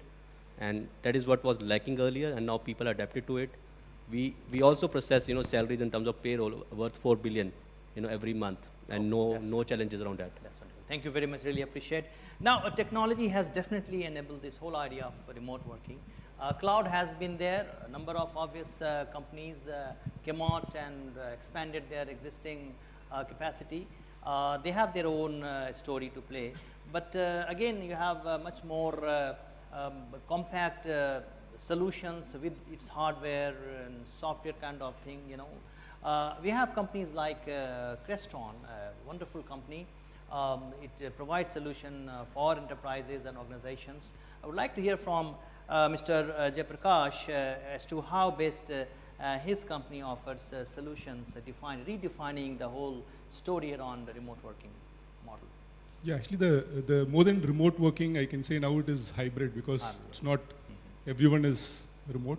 So in this hybrid world where people are both physically in office and remote, like this event, the challenge was collaboration. So how effectively you collaborate with people. So we really enable a lot of enterprises in seamless collaboration from their office to remotely connected their team members who are there. And of course, I can say this really accelerated, because the changeover from video conferencing to unified collaboration was very slow. And the pandemic really accelerated that, and now almost the concept of video conferencing is dead, and the unified collaboration is now picked up in a very big way. And this was a major change that was there. And I can say that is something which is really positive, because it was a catalyst in changing a lot of things, the way your office is built and things like that. Wonderful, really appreciate. Thank you very much. Coming back to Mr. Krishna, joining from Mumbai. Digisol being a Indian brand, quite competent and quite capable, and wonderful products you come out with. How do you look at network enabling this whole idea of hybrid working model, remote working model. Your take on this, Krishna? Yeah, I'm audible? Yes, yes, right. Thank you. Yeah, thank you for the opportunity. Actually, in COVID time, we saw the pace of the connectivity, networking connectivity going very rapidly. Because by 2019, the fiber was laid down to the most of the residential places and compared to the commercial or corporate places. So ideally it would have took us 3 to 4 years to connect to the end consumer through a B2B and B2C segment.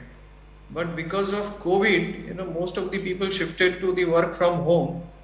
The product categories we were degrowing like GPON, ONU, or which had a stable growth, those product segment has grown, 200%, 300%. That is the growth we have seen in the category.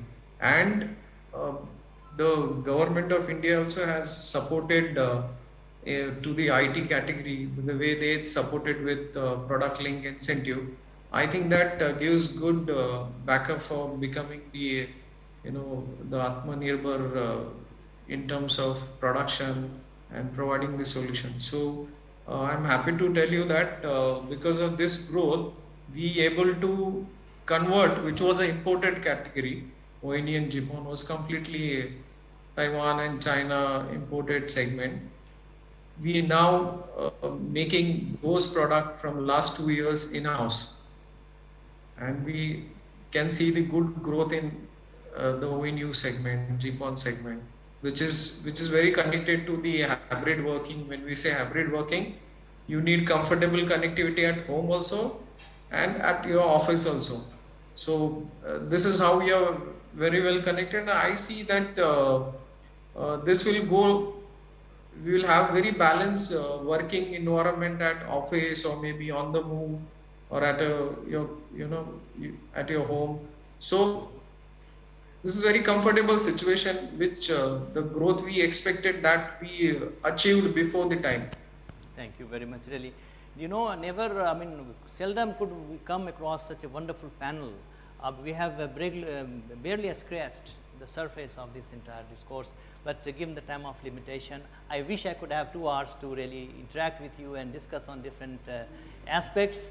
But yes, this is a meeting, and I hope we'll continue to interact, and different forum will meet and share our thoughts and views. I say thank you very much, all of you, wonderful panels. I ask the audience to give a good round of applause to this esteemed and august panel. Thank you very much. Really appreciate. Thank you very much. Thank you, guys. Pleasure, sir. Thank you, sir. Thank you. Thank you. Goodbye. Bye-bye, sir. Thank you, sir. Bye.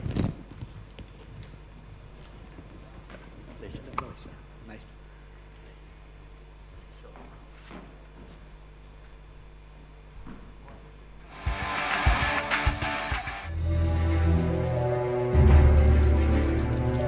Thank you so much, gentlemen, for this wonderful session. Now we have corporate presentation by Shivami Cloud Services Private Limited. Can we please have Mr. Junaid Karmani, Associate Director, Shivami Cloud Services, on stage, please. Let's welcome him on stage.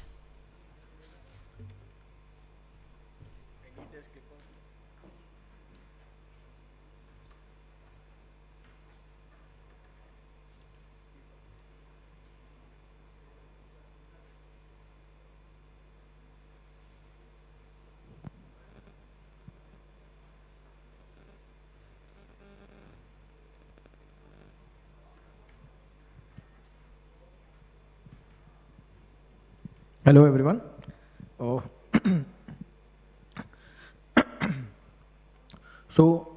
Shivami is one of the largest partner in India for cloud. We are associated with Google for more than 12 years now. So we started our organization with the purpose, like the purpose of the Shivami is to bring positive change in the life of the people we connect by offering solution services which bring profit and happiness.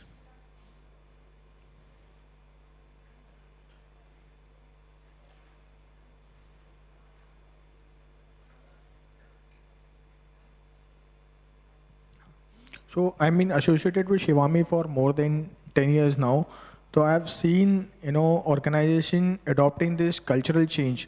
So basically Google has been focusing on the cultural change where organizations has been using on-premises setup and how this cloud adoption has happened. Yeah. So we being associated with Google, like in last 2 years, we have been awarded as a partner of the year, Asia Pacific. So we have a pan-India presence and we have an expertise of like total strength of 250 employees. And we,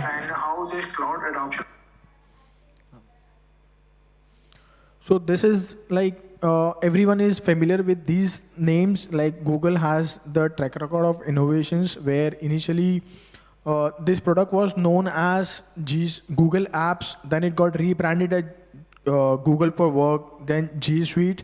Now it is called as Google Workspace.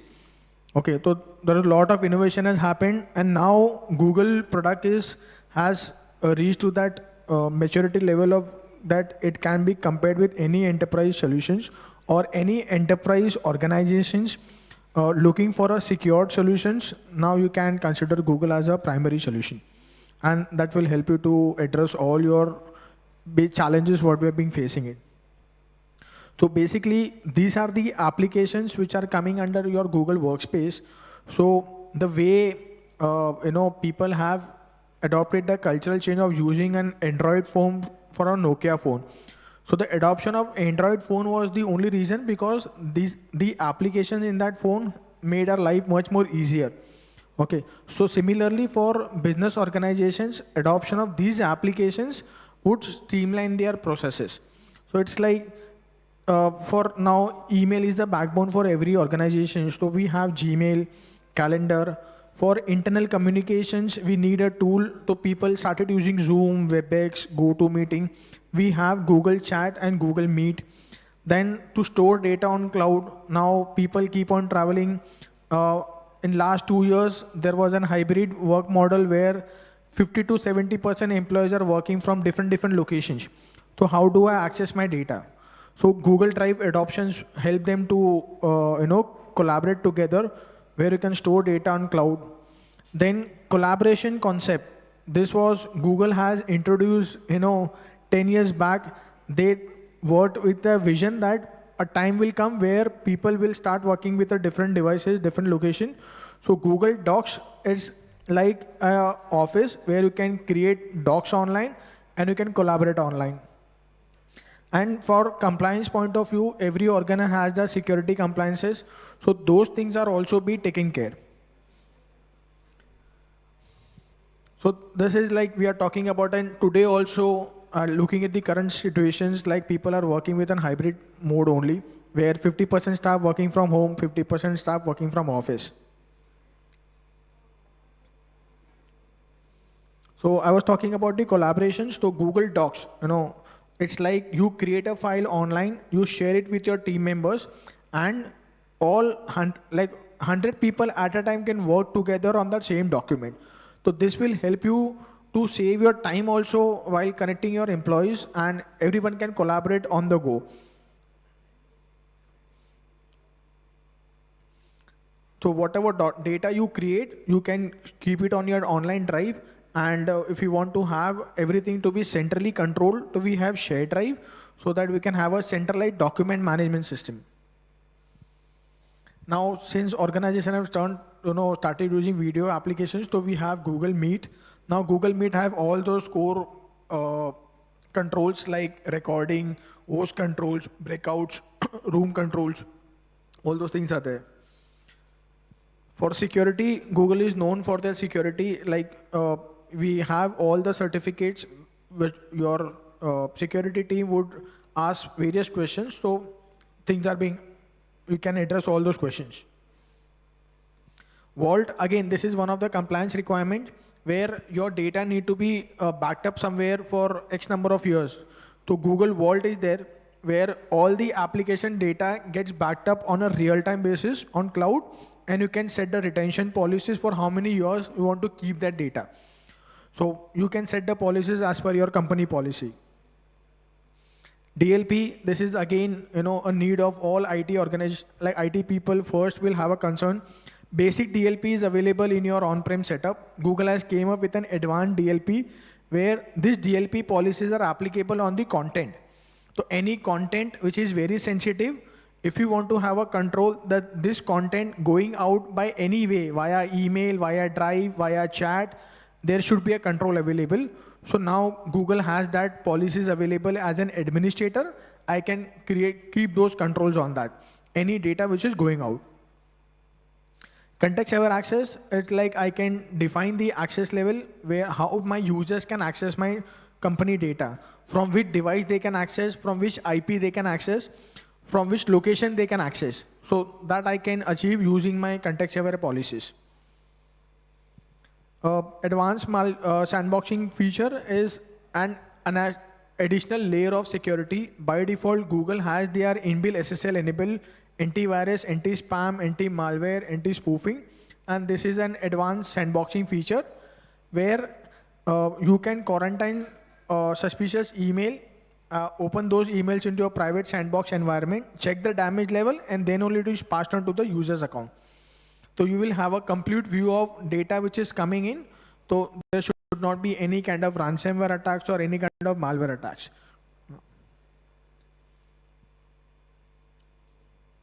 Cloud identity. Now again, organizations using an on-prem setup, they do have dependency on Active Directory.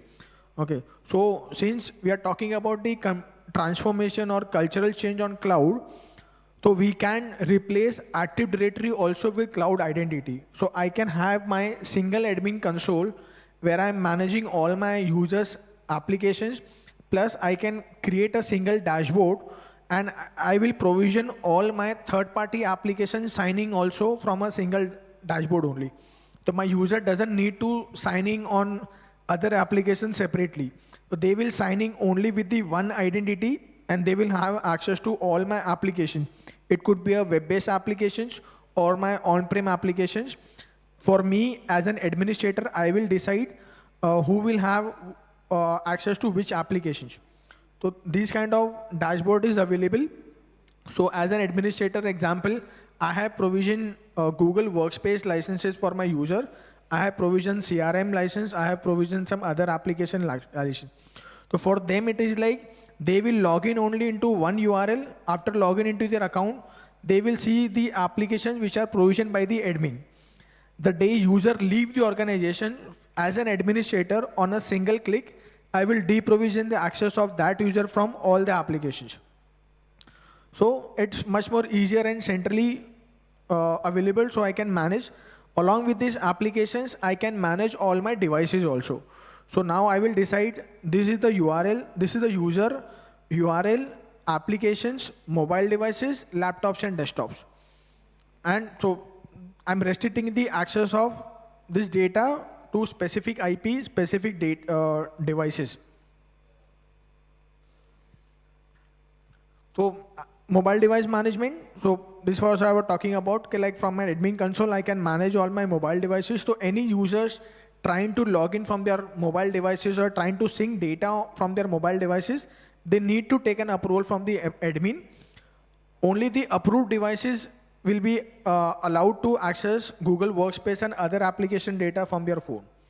So as an administrator, I will have the complete track, okay, what devices has been synced with my official domains ID. So tomorrow, if the users is leaving the organizations, I can remotely wipe the data from their mobile devices also. Any data belonging to the organizations will be controlled by the super administrator. So now it is like the protection is available for iOS also. Earlier it was available only for Android, but now I can have controls on my iOS devices as well. Windows device management, the way we have mobile device management, Google has also came up with a laptops and desktop management. So it's like I can restrict with the help of the serial number or the MAC addresses that my users can access my workspace data from this specific device. And if there is a company owned inventory and it's a Windows 10 Pro machines, I can have full end-to-end device control on that Windows 10 Pro machines as of now. So whether it's like I can block the pen drive access, I can block a camera, I can block the screenshot, I can control the Microsoft Store as well. Like on that machine, what application user is allowed to install and run. So no third party exe file will run, no game application will run. So it is that device is provided to the user only to use Office applications only. And the last part is about the app sheets. So Google has introduced this app sheet as a platform where every organizations have that culture of having small applications for different departments like HR, like say expense approval, leave approval management, document approval management. There are small applications are there. And companies do invest separately on developing this application. So you spend separately by hiring a developer or outsourcing this app development part. So now on that app sheet platform, this platform is ready, apps are ready. You don't have to write any codes or scripts. You just bring your idea in what way you want to streamline the approval process, and you can design your own app. So you don't need any development knowledge. It just you define the stages. Okay. Expense approval के 3 manager है जिसका approval लगेगा तो an applications can be created, you define the stages and your app is ready. So this is a small statistics, the adoption of Google across the globe. So how many, like say 170 million plus students and educators are on a Google platform.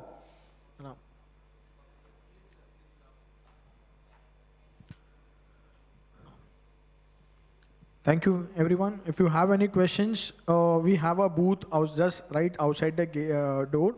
So please do visit our booth. So if you have any questions or anything, we are more happy to answer. Thank you.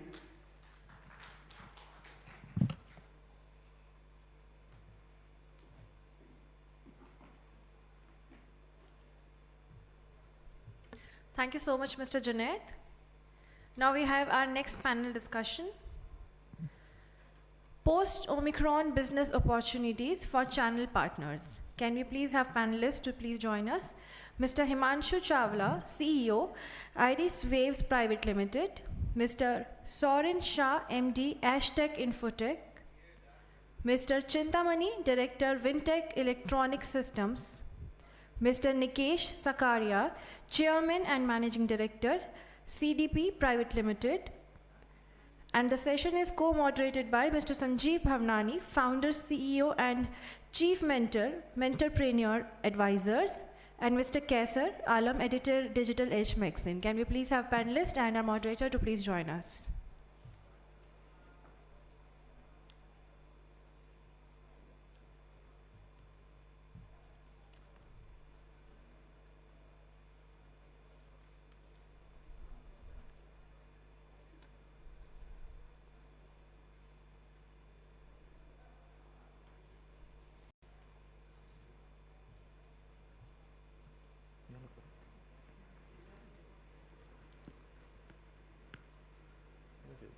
So I think we're good to start. Can we please put our hands together for our panelists for the next session? A very warm welcome to you, everyone. Let's start. You're sure?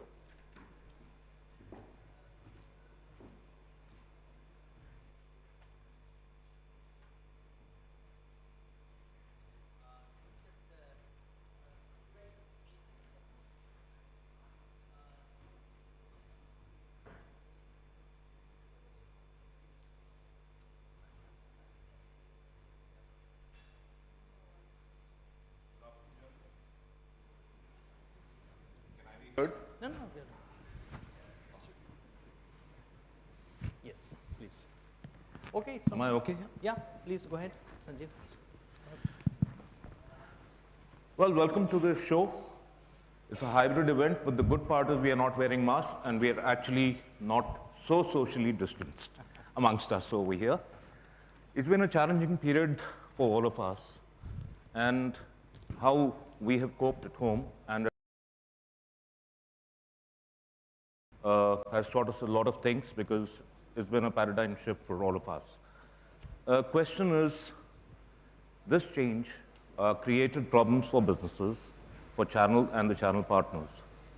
And I would like to start by asking Soren, what are the new opportunities that have come up in this post-COVID or, well, currently still there, not officially over. So what are the new opportunities that the channel has found, and how has your company, Ashtec, been able to address some of these opportunities?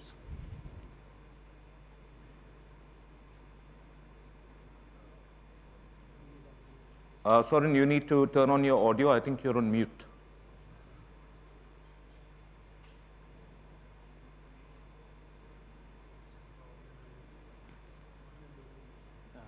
Can you? Yes. Okay. I think, can the... Yeah, we can hear you now. Okay, Yes, yes. great. Audible.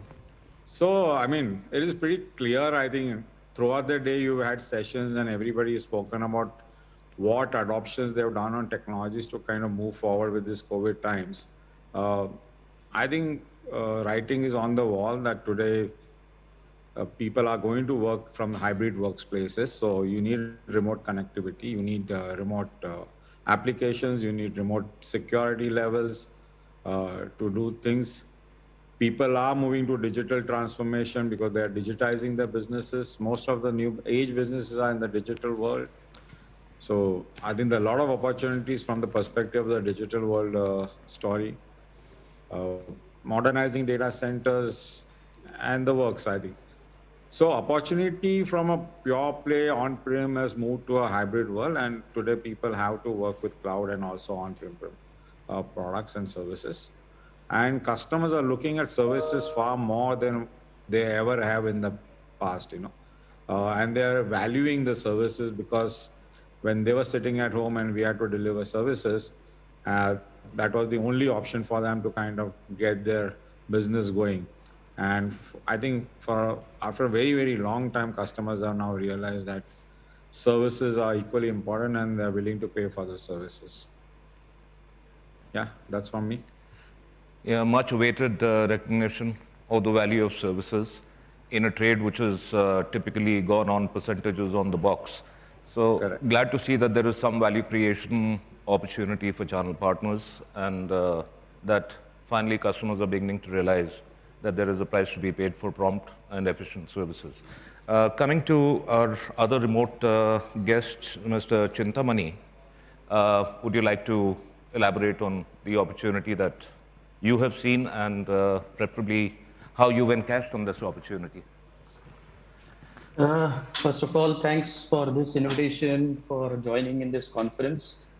And it is wonderful to see a lot of familiar faces back again.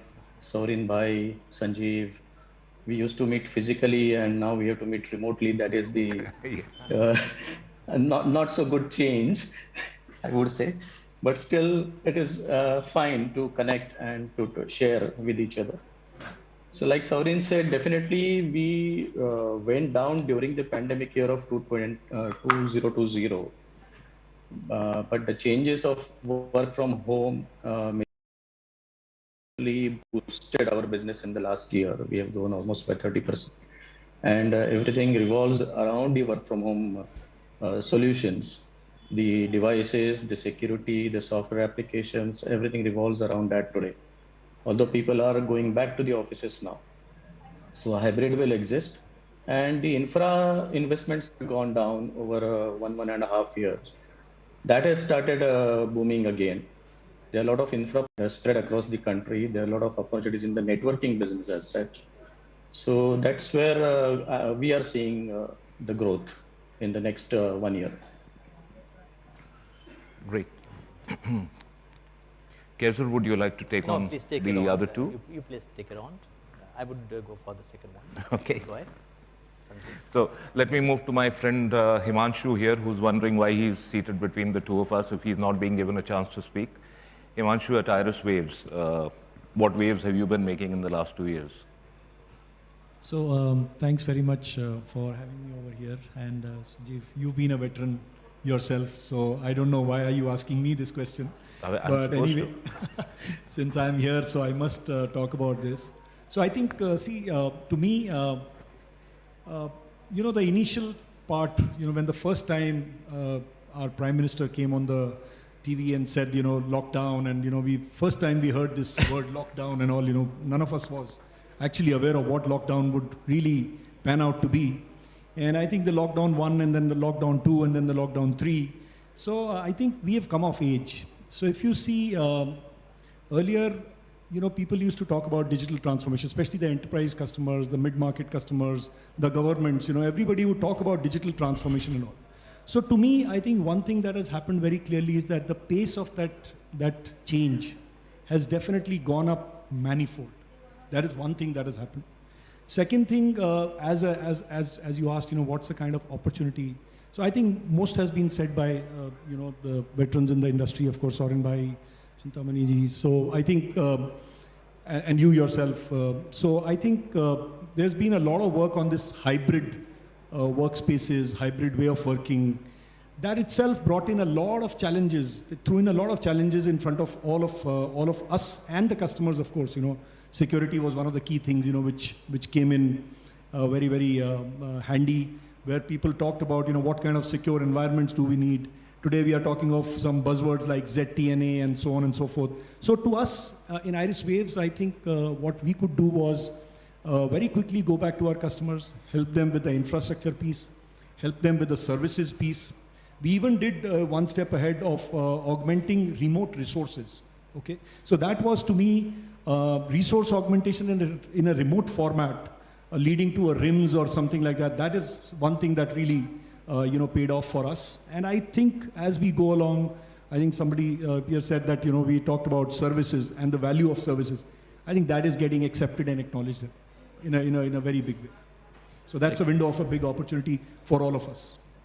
So you do feel that most people in the business, in the channel, should be focusing on building up services, quality of service, delivery of the same, creating more opportunities in a hybrid environment, cloud spaces? So Sanjeev, I think absolutely right, bang on. Services is an area which is, I think, partners like ourselves, companies like us. One, services brings in more, more bottom line, which can be redeployed, which can be, reinvested for the benefit of our customers. So my sense is that services, the value of services getting acknowledged, at the same time, up-leveling the services, the skill factor. I know that we have all been facing a dearth of talent and all, but then I guess as is the problem, so are more and more solutions also coming in. So services obviously is the next big thing to me. Let me move back to Mr. Nikesh. Could I just, I could take that. Yeah. Mr. Sorin Shah, yes, the opportunities are coming in. The opportunities are coming in different, much more challenging ways. What are your suggestions to your channel community as to how best they should reposition themselves, gather their inherent strength, and address the market? The market is now the same market it had been 2-3 years back. Market has changed and brought in opportunities in different manifestations. So what are your suggestions to the channel community to harness the opportunity which are lying in tough propositions? So a couple of things. I mean, the markets have been changing quite rapidly. Technology adoption has been intensified and people have been doing a lot of digital transformation. The technology which the traditional channel partners were selling were largely on-prem hardware and various devices and services along with it. The new age technology adoption is pretty much different to a reasonable extent, and reskilling your workforce is a challenge. Getting people is a challenge. There's a global shortage of talent, so it's not very easy for any channel partner to kind of quickly kind of move on to the new age platforms. But having said that, since India is a growing market, while the percentage of the existing business may be going down, but in value terms or in absolute terms, it is only going up because there is a huge growth story in India. And there are certain pieces of this new age technology which are quite akin to what we are doing currently, which we can easily adopt. So anything to do with hybrid cloud, I think it's reasonably easy for us to adopt. There are a few advanced technologies on the cloud which possibly will be difficult for us to adopt for a traditional SI company, unless there are some companies like Nikesh's company which has moved forward and done a lot of software, and I'm sure Nikesh will speak about it. But yeah, I think just focus on your core strengths. Don't go away from that. Increase your level of services. Build a bigger services organization away from the product centric, because customers do need services. Services in the area of backups and cloud migration, managing data, analytics. These are something which most of the SIs can adopt very easily. Wonderful, I wonderful. mean, those are few things I could leave a pointer with. Yes, yes. Himanshu, I would like to just ask a question. Cloud and enterprise mobility have emerged as something that really address many of the pain points of CIOs and CTOs. I mean, you have been into the cloud. I mean, the antecedent of yours in the cloud days, and now with Iris Waves, you are, you know, catering to that particular market, and then enterprise mobility in a nicer way. What are your takes in terms of you see changing market that demand more innovative products and solutions? No, sure. So I think Kesar very rightly said, what's happening is mobility has been something which is which was always being looked up to or looked forward to. Yeah. So enterprise mobility, add to that, some of the layers which got added because of this hybrid workspace, hybrid environment and all. So a lot of new things that came to the forefront, like, how do you manage, how do you secure the infrastructure that you have on the go?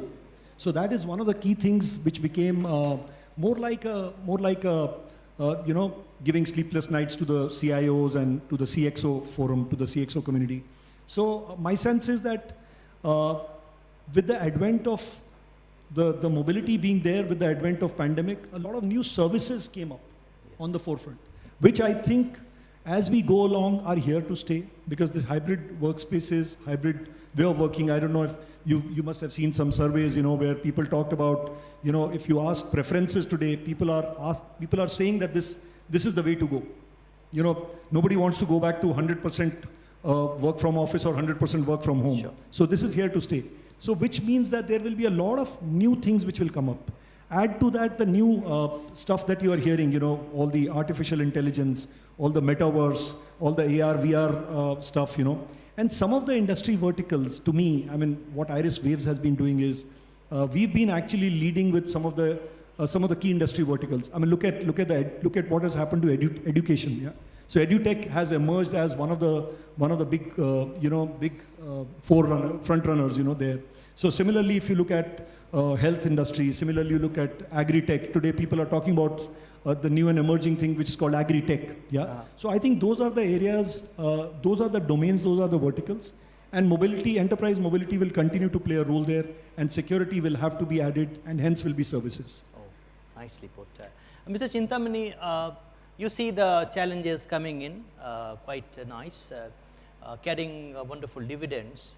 But do you think that our channel community is prepared to really harp on these opportunities? Are they prepared in terms of their preparedness and the resources behind them? What suggestions would you give to them to really fully address this market, which is tough but quite promising? Yeah, definitely the times are challenging. Everybody knows that, and I am sure that most of the community members, they are aware of those challenges. They have also survived the challenges. They have adopted the changing trends and whatever is needed for the survival, as well as reaching out the customers and giving all the proper services. 2 or 3 changes that we observed is basically work from home. There were earlier the corporate centers, all environments were at corporate setups where we used to send our service engineers. Due to work from home, we had to send them across homes and that needed a cultural change as well as a very different kind of training, because servicing at home and servicing at corporate environment, they are two different, uh, totally different scenarios, and you need different types of behaviors in those things. As far as technology is concerned, cloud, everyone is trying to get into cloud environment in some way or the other, either the apps or the infrastructure or the services. So that is very much there now. Now is the expansion mode, because this is the time where the cloud services and cloud business will grow in the next 1 or 2 years. So we have to be ready and adopt those models, those technologies very fast. Then another opportunity could be VDI, because the work from home environment demands VDI. And we have done a lot of installations like that also during pandemic, before pandemic as well. And that has been very, very helpful. So that would be my take. Wonderful. And we have to be ready we have to become agile, because suddenly there is an announcement of lockdown and then we just didn't know what to do earlier. Now we are ready. We have backup for manpower, backup for our technology, backup for our deployments, readiness to shift and change the working models as such very quickly. So that is going to be there for some time at least, till this pandemic goes off. That's great.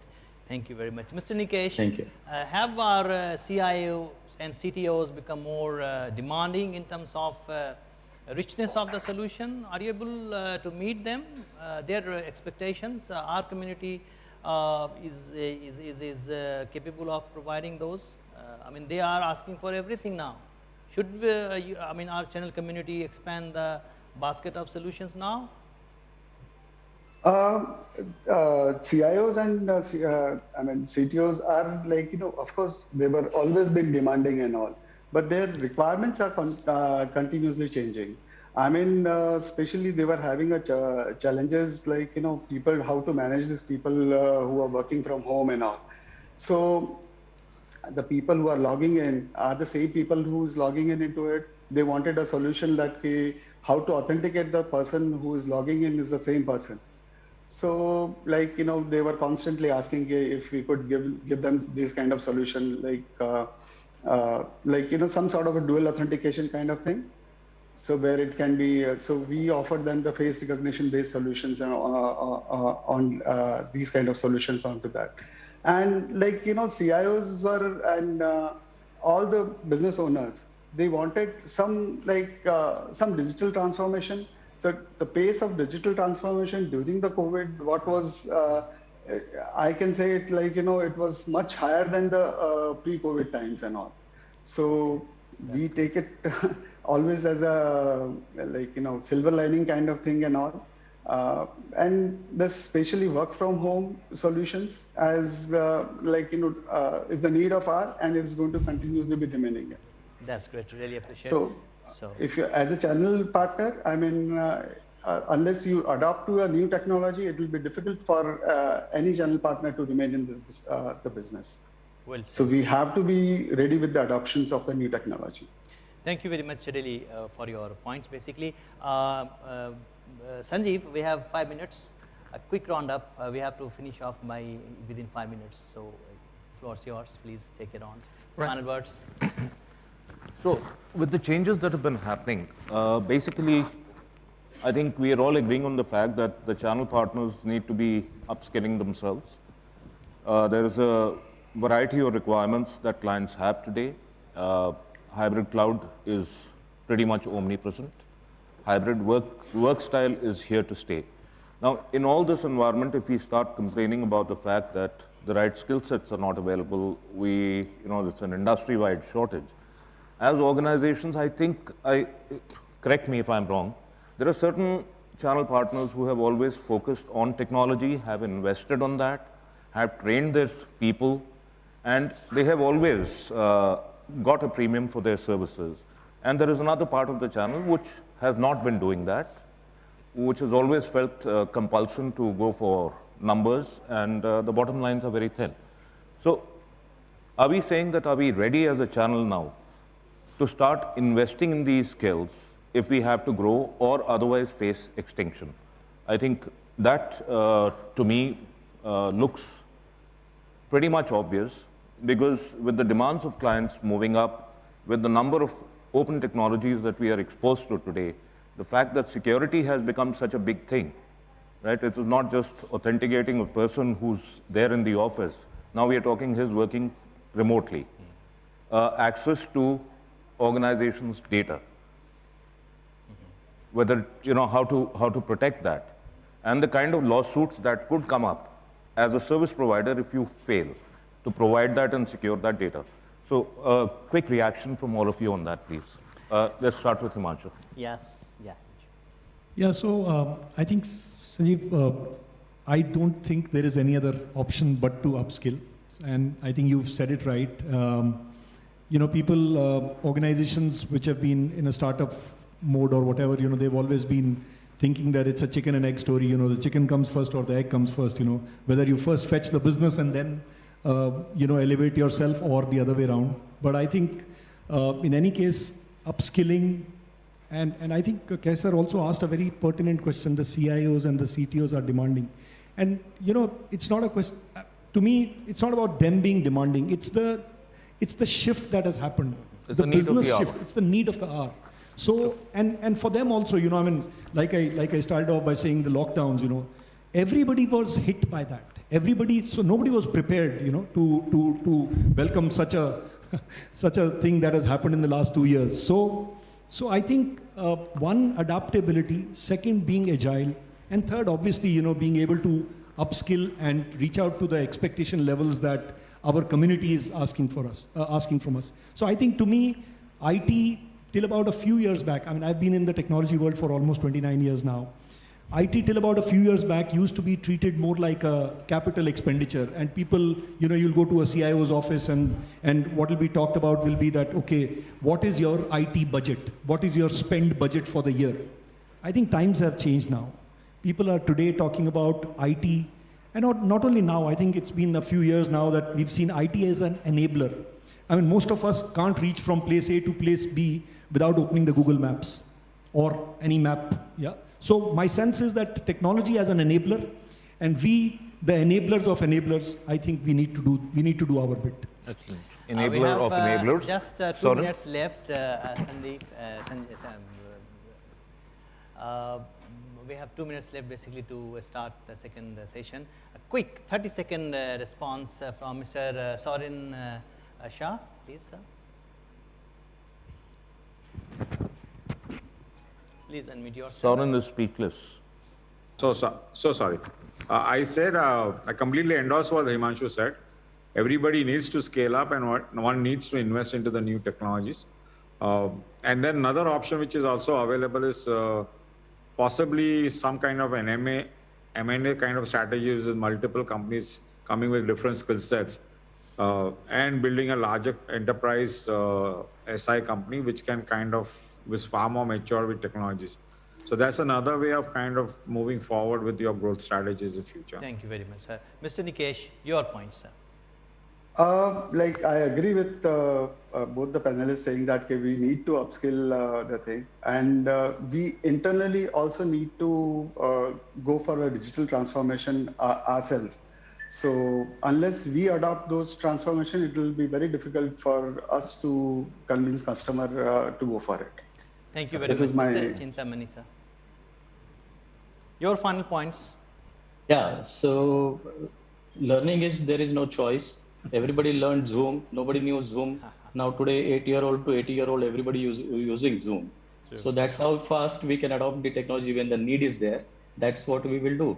Thank you very much. I just urge the audience, the esteemed august audience, to give a round of clappings to a wonderful panel. I wish I could have more time to really discuss on so many issues, but yeah, we'll content right now for this. And thank you very much, Sanjeev, pleasure, by my wonderful co-panelist, and Himanshu ji, thank you very much. Really appreciate it. Thank you very much. See you soon. Thank you. Thank you, sir. Thank you, sir.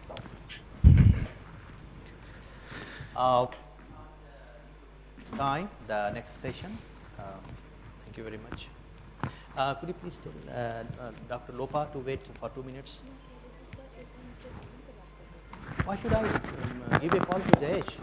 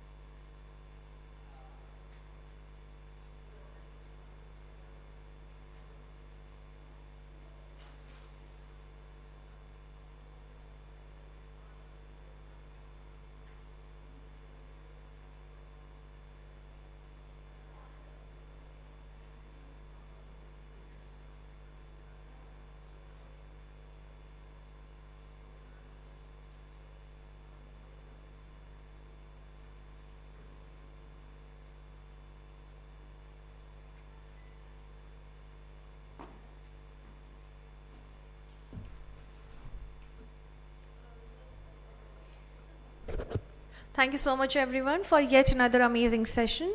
We have our next panel discussion starting very shortly.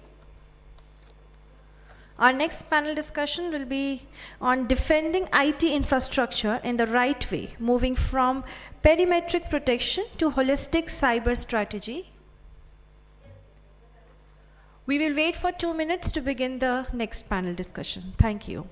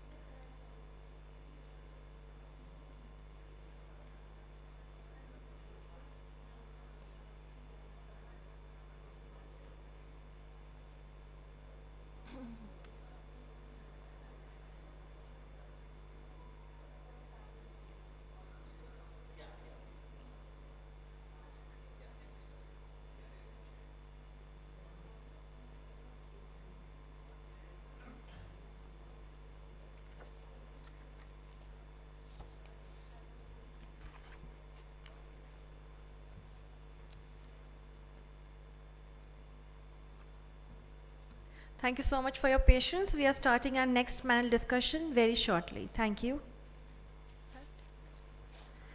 All right, so let's start the next panel discussion.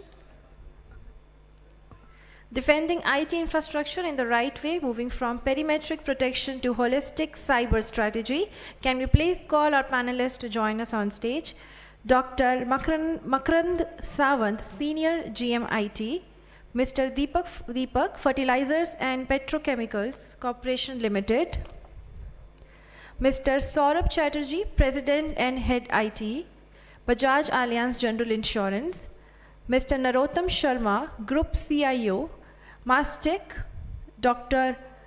Lopa Mudra Basu, Executive VP Cyber Security and Technology Controls, APAC and EMEA, JP Morgan Chase and Company.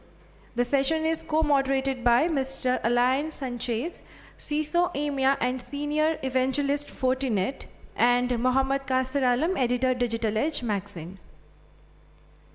Let's start our next panel discussion.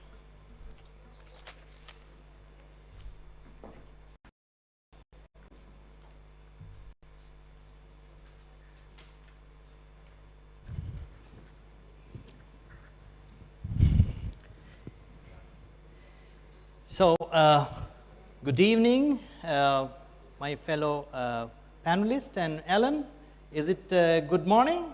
You're from Paris? It's almost the end of the morning. It's 11:35 and I'm in France, but not in Paris. I live in next to the European headquarters of Fortinet, near the city of Nice, if some of you have been in this area. Wonderful, really appreciate connecting with you. From India, this panel is truly very knowledgeable, and you can say they beam with confidence and have years of experience in terms of defending their IT infrastructure and information infrastructure from the strategic point of view. Well, let me take you through the whole idea about this panel discussion, that security is a journey basically, and like a general in the battlefield, you may have the access to the best of the weaponry, small arms and artillery and aircraft, every paraphernalia at your disposal. But for a general, the whole scenario is a complete integrated pane of overseeing the scenario, just like the security leader, IT leader has a holistic view on the overall security strategy. So this topic is about defending IT infrastructure from the strategic point of view. So with me, there are, of course, as I mentioned, wonderful panel. I would request all the panelists to introduce themselves. We have, I can see, Dr.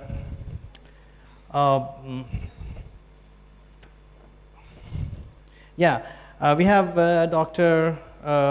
Makrand Sawant, Senior IT, Mr. Deepak, Fertilizers and Petrochemical Corporation Limited. Welcome, Mr. Sawant. And we have Mr. Saurabh Chatterjee, President and Head IT, Bajaj Allianz General Insurance. Welcome, sir. And we have Mr. Narottam Sharma, Group CIO, Mastec. And then we have quite popular in the CIO and CISO community, Dr. Lopa Mudra Basu, Executive Vice President, Security, Cyber Security and Technology Controls, JP Morgan Chase and Company. So with this brief introduction, I would ask Ellen to take the floor and put focus on the strategic overview of security, and then he of course he will engage with all the esteemed panelists with his enlightened questions and exchange of thoughts. Over to you, Ellen.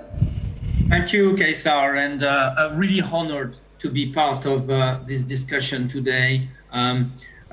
You ladies and gentlemen, you represent such a diversity in the knowledge and experience, and I would ask you to tap into that experience to give our audience concrete examples of the themes that we will be debating.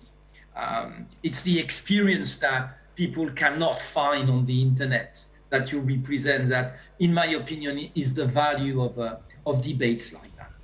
So to keep the ball rolling, and if Dr. Lupa Mudra allows me, I would start with you, Doctor, asking a first question that is really setting the scene. We used to talk, we used to protect perimeters. You remember those days when it was good enough to stick a proper firewall. There was an inside and an outside.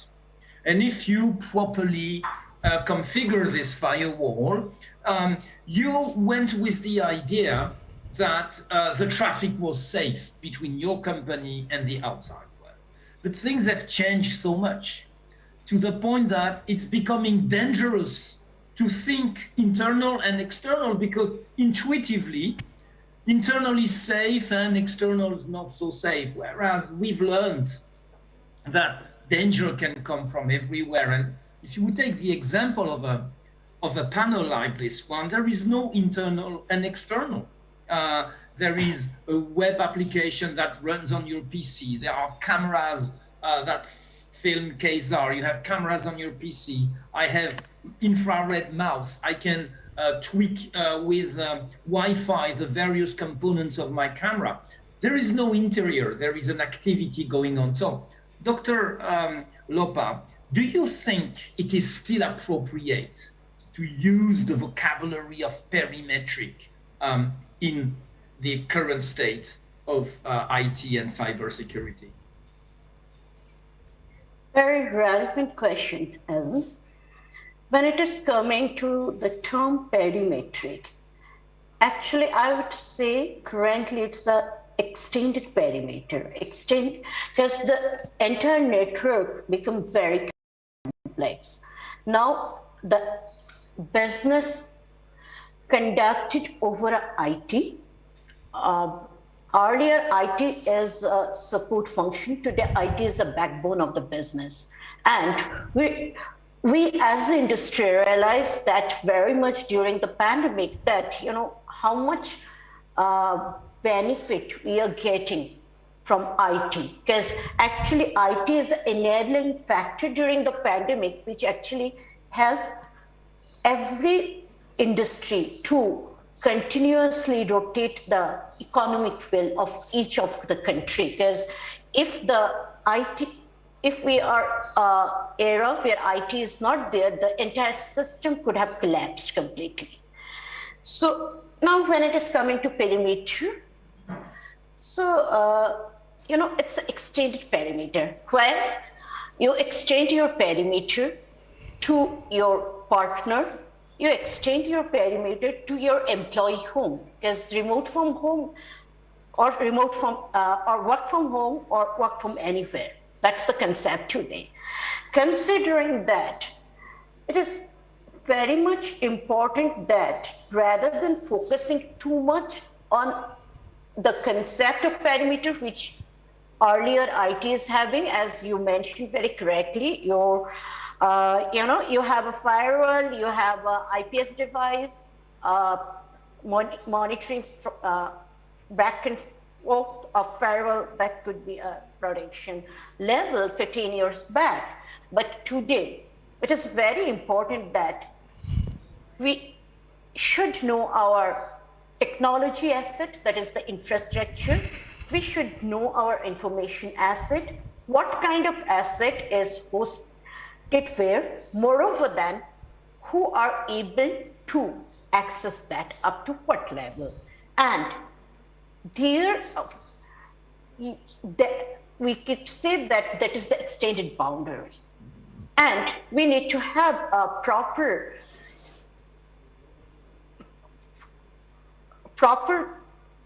people, proper set of technology in place to monitor that. Because today it is not only stopping the attack, it is moreover, you know, continuously monitoring your attack surface and taking the action accordingly. Because monitoring is one of the part. The next part is building a capability to take the action over that actionable data which you are getting from your SIEM, from your any other technology or your endpoint case, it is not only your external attack, as you very correctly mentioned, attack can come from any place, right? So there is nothing called trusted. It is a kind of, validate and trust. So that's the two fundamental of security, any security. One is layer defense, another is zero trust concept. So that's how we are I think today redefining the perimeter. Yes, thank you very much, Dr. Lopa. There were so many fundamental notions in what you just said. I will perhaps turn to Dr. Makaran Sawant to comment on some very key aspects that you highlighted. You pronounced one word, which is the business enablement of IT. And I think during the pandemic, we earned the right, if more than before, to be seen as business enablers. So it is not a vision of IT and cybersecurity that are blocks on the way to the super strategy and the creativity of our companies, but it is something that actually propels the innovation. And as we go about doing that, Dr. Makaran Sawant, do you think that that process is a virtuous process, or do you see more of the inherent risks of that over convergence between IT and security and business? How do you define the trends that Dr. Lopa very well highlighted for us? Yeah, so as rightly said that because of the pandemic, suddenly now IT has become the backbone. Earlier, IT was just a support function, but today the entire business runs on the IT systems. And because there is no physical presence of the employees in the offices or in the plants, it is very much critical for them to get the work done sitting from wherever they are through the remote access that we are providing. And that is becoming more complicated, more, I would say, high risk thing, because you are now allowing your key assets of the organization to get accessed over a remote session. And earlier, as you said, the data was getting monitored through the firewall. But today, it is not about only one firewall controlling the entire setup. We are most probably having multiple setups, like we have in-premises assets which are getting exposed to the outer connections. There are certain assets sitting on cloud, and there are certain on private cloud, hybrid cloud. So providing access to all of these assets seamlessly with a very standardized way of authentication and security. I think there has to be a multi-layer approach in terms of establishing the security systems. So I think the upcoming framework of SASE, Zero Trust, is something which is going to be a new normal for any organization. So gone are the days that we are only dependent on the next-gen firewall or the UTM systems sitting in your data center. So there has to be intelligent solutions which can combine all of the access levels, may it be cloud or on-premises, may it be from company-owned device or the employee's own device. So it has to be seamless, and there has to be the same level of security through all channels that should be made available to the end user.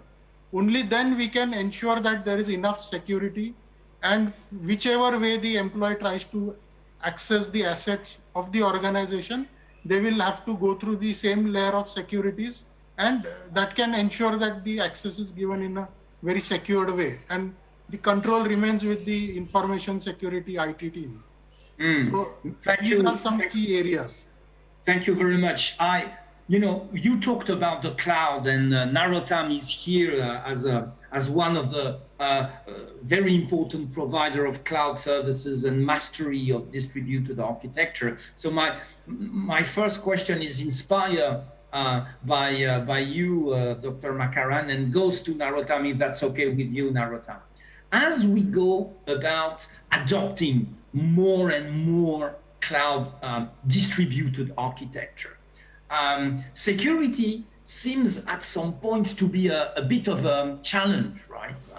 So perhaps you could give us your view about how can we, at the same time, leverage all the business benefits of the cloud and low capex and distributed way of having software as a service everywhere, and maintain. Obviously, I have an opinion about that, but I'm interested into yours, Narottam, and maintain the unicity of the security policy across the hybrid multi-cloud architecture. If that's okay with you, Narottam, would you like to answer this? Sure, absolutely. I think I was not on camera. I'm sorry. It's a double picture. I don't know why it's coming from my side. I'm on a single device, so it's maybe breach itself. So with the light or not. So thank you so much, Alan, for this question. And let me try to do justice, because this is something which is evolving every day. So there's no right answer or wrong answer. It is a practice which we are building day by day, depending upon what's happening around.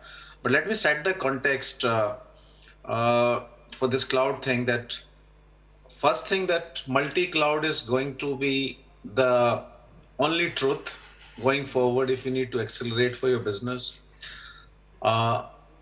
Data is becoming prominent for everyone to access from multiple sources to get the right insights to drive your business. Ensuring your brand reputation while you are accelerating your business is key for every organization to do. Cybersecurity earlier was one part of it, but now, as we say, new thing, digital resilience, because we are in the time of digital revolution, and this is the century of digital revolution, and in that case, digital resilience becomes key aspect for every organization. And in that aspect, when we talk digital resilience, it's from a disruption other perspective. Clouds become a critical aspect for any company to grow. In that aspect, what I have 2-3 things to share. When you talk about cloud, you definitely need to ensure that what is the role as an organization you need to play to secure your data, because that itself is the first space where generally we have a very big myth, which is largely getting clear, but I still want to put it onto the table, that what is the role of a provider, what is the role of me as an organization when I adopt to the cloud in the security space. We think we have taken an IaaS service from a partner like Azure, Google or anything, and our job is over. No, that's not the case. It is only that you're changing the place where you were earlier to the other place as a service, but you need to ensure your security parameter. You move into PaaS and you move into SaaS, and then you have DevSecOps managing over the cloud, but you just leave it there. That's not the case. You need to look holistically what you need to do and what is the role you need to play in this entire space. Second is, as you said, that how do you monitor, how do you track, how do you take the action, how do you ensure that you have unified policies across the cloud, and more importantly, in a geographical changes as companies grow into multi-country, multi-aspect, how do you ensure right access, how do you ensure right policies and procedure. So my 1 cent is around that the world is moving towards platforms. People are not looking for product to solve the problems. And in the industry, there are platforms which try to solve these problems largely, and they allow you from a single console to monitor, single console to take action, single console to apply policies and procedures wherever it is possible. So my 1 cent here is that try to look for platforms which can help you. Try to look for holistically on an awareness perspective that what you need to control, what you need to put in on. And yeah, so I think with that, I just hold myself at this stage. I have a number of other things to share, but key takeaways, look for platform. No product can help you to support in a multi-cloud environment to secure your security. It needs to be uniform, and that can only happen by the platform approach. So that's Thank you, Narottam. It is certainly one of the biggest trends that we witness. In fact, in what Narottam said, we have 2 big engines of the future of cybersecurity. The first is the cloud. 44% of growth year on year, and we're talking hundreds of billions. Probably one of the biggest trends we ever witnessed in IT and security altogether.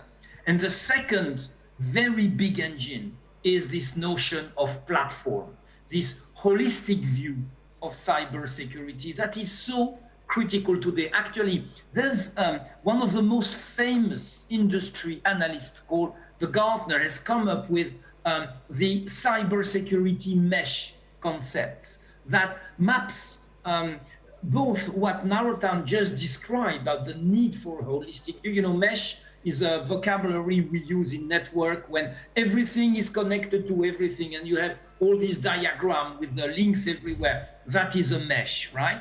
And the cybersecurity mesh refer to the ability of the platforms of the future to embrace holistically all the components of cybersecurity, like in a fabric mode, like in an intricate and connected world.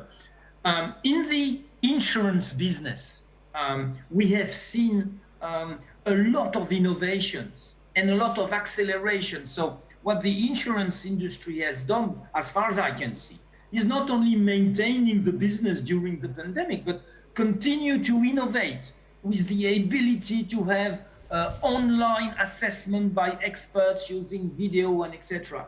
So obviously my next question go to Surab. In this very innovative way to get closer with the customer when you cannot get closer physically to him, what do you see as the perimeter, as a concept to follow or not to follow in this new ecosystem, Surab? Thanks, Alan. Very interesting question. And see, I believe the perimeter, there's no perimeter anymore, right? I have a unique role of actually not just, running IT and security, but running businesses, right? I have the, as the digital P&Ls that I run. And I only believe today there has to be, you have to evaluate the pros and cons in terms of what you bring to the end user versus the needs of the organization. Perimeter concept is dead. I mean, look, security, I believe from a practitioner's view, and I will purely say from a practitioner's view, security today and always has been about architecture, but more about philosophy and principles. And those that philosophy and those principles changed. It's a fact, right now, 65% of my workloads are on the cloud. We were the first ones to on the public cloud with a core policy admin platform. 16, 17, when, we had to go back, even to the regulator at that point and, and convince them about all the processes and where the data is residing, et cetera, all the protocols related to it. Pandemic has been a very big learning for us. 74 million customers, right, and counting, giving them self-service tools. Right, millions of transactions that are happening, and these tools have picked up. It's not me. I mean, I would love to say IT has come center stage, and we were not a support function, and now we are driving businesses or business models. But there were organizations such as us who always believed IT as a strategic enabler, and we had invested in it over a period of time. We had absolutely no impact during COVID times. Whether it was people, whether it was processes. However, I think the paradigms have now. So to your question, coming back to your question around perimeter, the perimeter has disappeared. Perimeter is where your end user is. The perimeter could be in our context, our customers, millions of customers, our partners, our employees. They are working from in a hybrid mode anywhere, anytime, connecting anytime. So that's where the perimeter has gone. And therefore, I guess a balance is now needed. That context around 2-3 things, and I would say something that we'll have to evaluate with our context, with our domain, because there's no right answer for any one industry or any one organization. You'll have to look at the pros and cons of the risk that you can undertake versus the innovation or agility you actually want to give to the organization. Risk versus the agility that the organization will need. You'll have to balance between the tools, processes, and the people. Okay. As long as all this is coming in, whether through smart detection tools, whether you use ML, AI, I'm not a fan of big buzzwords, even though I'm a techie, right, at heart. ML has to be used for the relevance, and otherwise it dies in the organization. It remember, it stays as a POC or it stays as a small project, never scales up. business has to see the relevance immediately, and it has to deliver either on the top line, bottom line, consumer experience, or or protection of wherever, whatever we say. It has to tie to those principles, and that's where I think the perimeter has gone. As long as that balance is there, as long as that is there, I believe we are on the right path. So try to answer your question, from a practitioner's view in a different view. I would love to use, technical terms, but end of the day, I believe security has to take a shift left approach.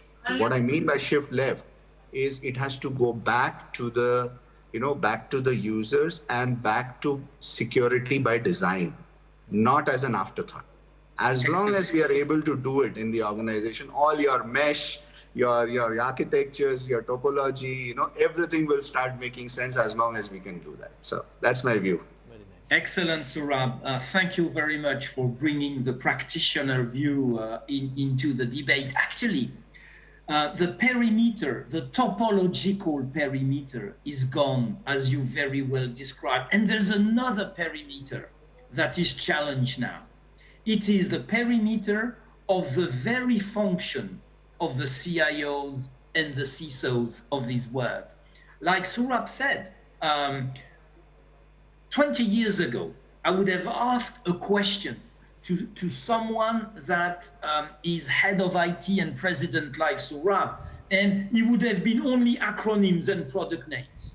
And what Saurabh talked about us at the moment is, it is a businessman that masterize the IT and the security at the same time. So it's a triple convergence: business, IT, and security in one role, in one head.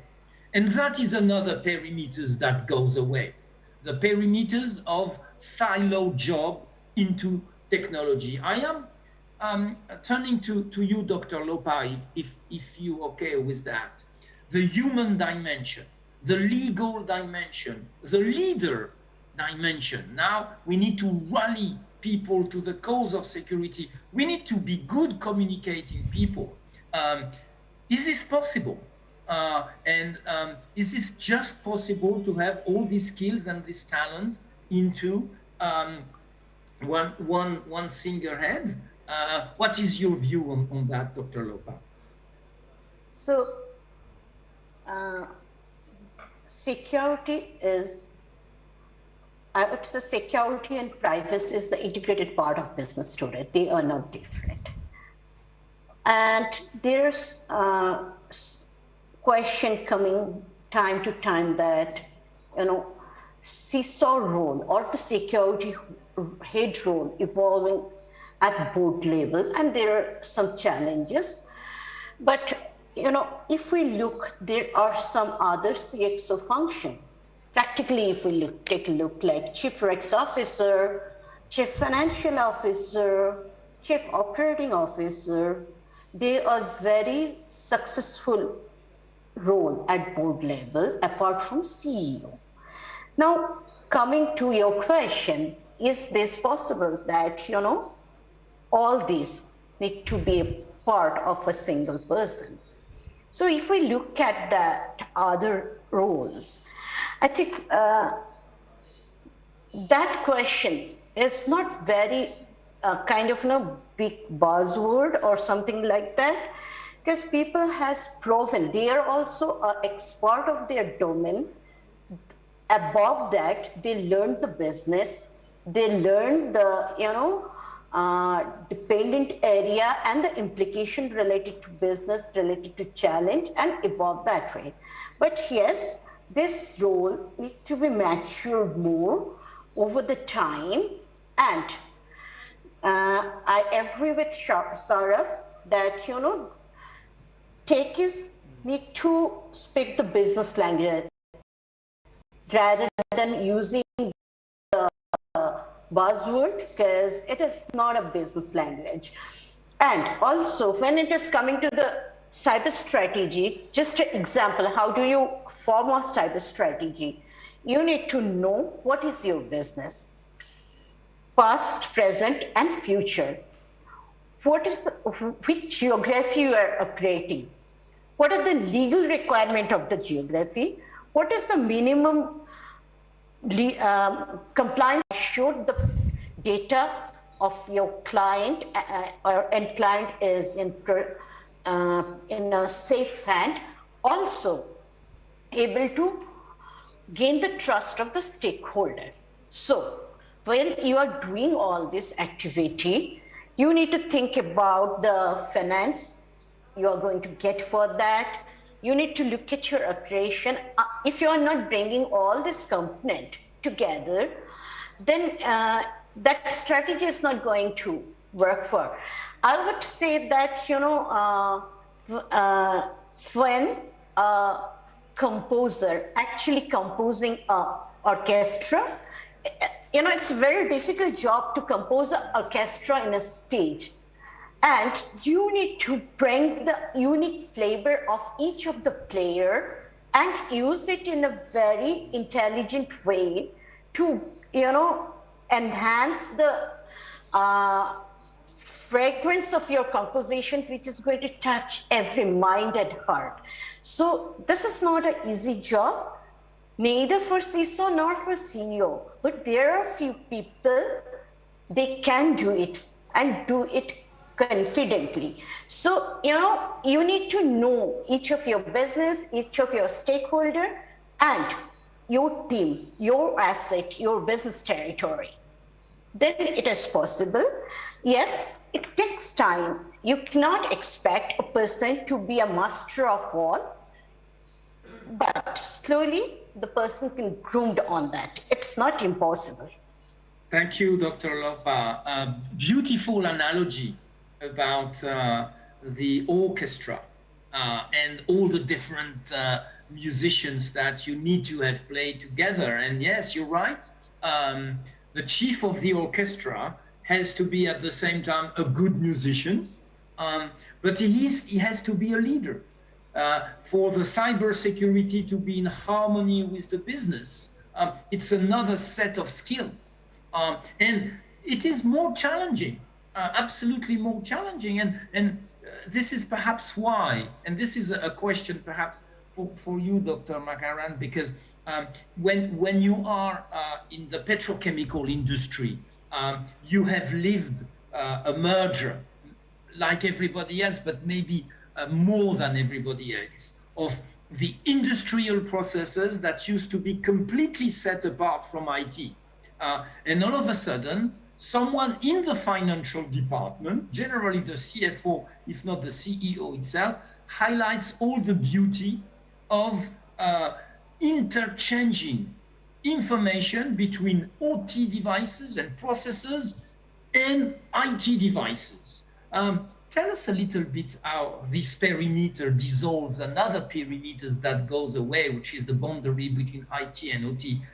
What is the advice you would like to give to people that are becoming this new chief of orchestra that Dr. Lopa so beautifully highlighted? Yeah, so when it comes to IT and OT integration, now rightly said that there are certain processes which are triggered in the plants, which are more focused towards manufacturing, and the processes in the offices are more focused towards operating the business, sales, planning, and then forecasting. So the beauty of IT and OT is that if we integrate it and if we do a kind of forecasting or planning using both the data sets from the information technology systems as well as the OT systems, then a very real-time and accurate view can be generated for the management to take the right decisions. But it is at the same time, it is very challenging because when you see that the OT systems are getting exposed through the IT systems, then there is a new level of threat that is coming to the environment. And IT systems, if get compromised, they're easy to be recovered and easy to be restored. Or you can immediately keep them into an isolation and quarantine. But the OT systems, you cannot do the same methodologies there. You'll have to ensure that the plant is up and running all the time. The OT, the critical equipment that is running in the plant there is no downtime for that equipment in any given scenario. So there are a lot of limitations when it comes to exposing the OT as compared to the IT systems. So whatever security that we want to build between the OT and IT has to be absolutely at the best operating in both the environments, because the kind of data that will get exchanged between the OT and the IT is something which is paramount important for the business. And if that gets compromised, or because of the exchange that is happening, if the OT setup gets compromised, then there is a direct business impact, and it is very difficult to recover from such an impact. And like the IT systems, we have HA, we have clusters, we have near DR, far DR. All of that is not very feasible in the OT network, because you cannot have a parallel plant running as a redundancy for you, right? So it is always that whatever device you want to integrate or get exposure from the OT, it has to be absolutely secured, and there you need to ensure that there is nothing that can have impacted or getting access which is beyond your control. So my take on this is only expose the devices if we have absolute control on the way you're exposing them to a particular IT or maybe cloud, and only give specific access which you know for sure that cannot have any impact in terms of bringing that system down. So, or in many cases where we have felt that it is not feasible to give a direct access, then we have created a gateway kind of a layer where we establish a platform which will bring the data, required data from the OT systems, and it will fetch it to the IT systems, and there to ensure that there is no direct access or exposure of the critical device. So that is one methodology. And when it comes the way the SOC is operating for the IT posture, security posture, it is equally important that now the SOC has to equally monitor the OT posture also. And understood, to ensure that all of the threats, may it be IT or OT, are getting addressed on day-to-day basis and are getting detected in real time. Thank you very much, Dr. Makaran. You described all these phenomena of OT and IT converging, and what do we want to protect. I would like Narottam to help us appreciate these in numbers and give an advice to people in charge of the information and security systems. Narottam, all this explosion of devices in petrochemicals, but also in insurance, in banking, have a price in terms of number of devices, areas where we need to store all this data and process it and make sense out of it. So this exponential explosion of data results in putting the people in charge of investing in a situation to explain that they need more budget, more storage budget because more data, more consulting budget because, and you know that because you're providing these services to architect and orchestrate, back to this key word, all that. How can we, as chief information officers and CIOs, explain to our board that we are going to need more budget and more resources to get all this running? What is your advice on this front? Sure, Alan. Thank you. It's you know, I'm sure it's a deal which everyone does. So and everyone face the challenges also. But luckily, the context has changed post-pandemic. Things have moved towards more easier side to convince the board and the people, and the transition has happened, as I said, that from the time when you used to go as a proposal to the board or maybe to the management, now the management asks what is your roadmap for digital security and digital resilience to the company. So this is one shift which is happening, and that shift definitely helped you to get more mandate to transform. However, as you rightly mentioned, after that mandate, it comes to the numbers, that how much money you need, how much you need to expend, and that's where the entire game starts. And what practically we have done in last 4 5 cybersecurity transformations as the companies where I have done it. My personal experiences is, and as most of the panelists shared, you need to understand your business, you need to identify the risk, you need to identify the impact of that particular risk on the business. And if you look to have a holistic budget at one go, probably that may not be the right way to approach. Find the risk ratings of the issues which you identify, which have a major impact on your business or as a brand or as a business continuity or a resilience per se. Identify them, identify a perspective that which has a higher impact, and try to prioritize them depending upon the need, and try to distribute your budgets probably according to that particular. That is one way to look at it. Second is, as I said, I'll go back to this because this is practically I have done. Identify the ways, because none of these discussions we are doing for a new company to come in. We are talking about the companies which are in business, which have legacies, which have acquisitions, or probably have multiple systems running, or multiple security tools as well running. So there's a great opportunity to simplify and optimize.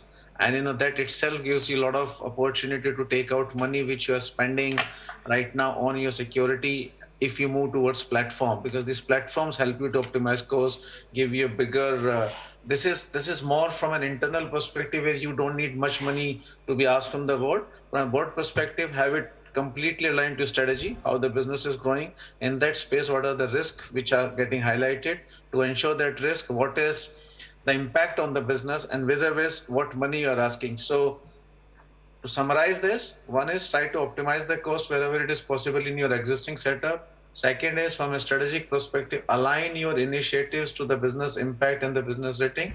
More importantly, on this and how you need to do it, that you need to understand the business. And as a CISO, your role is not to go and, or as a CIO, your role is not to go and say that I need 5 platforms to do this.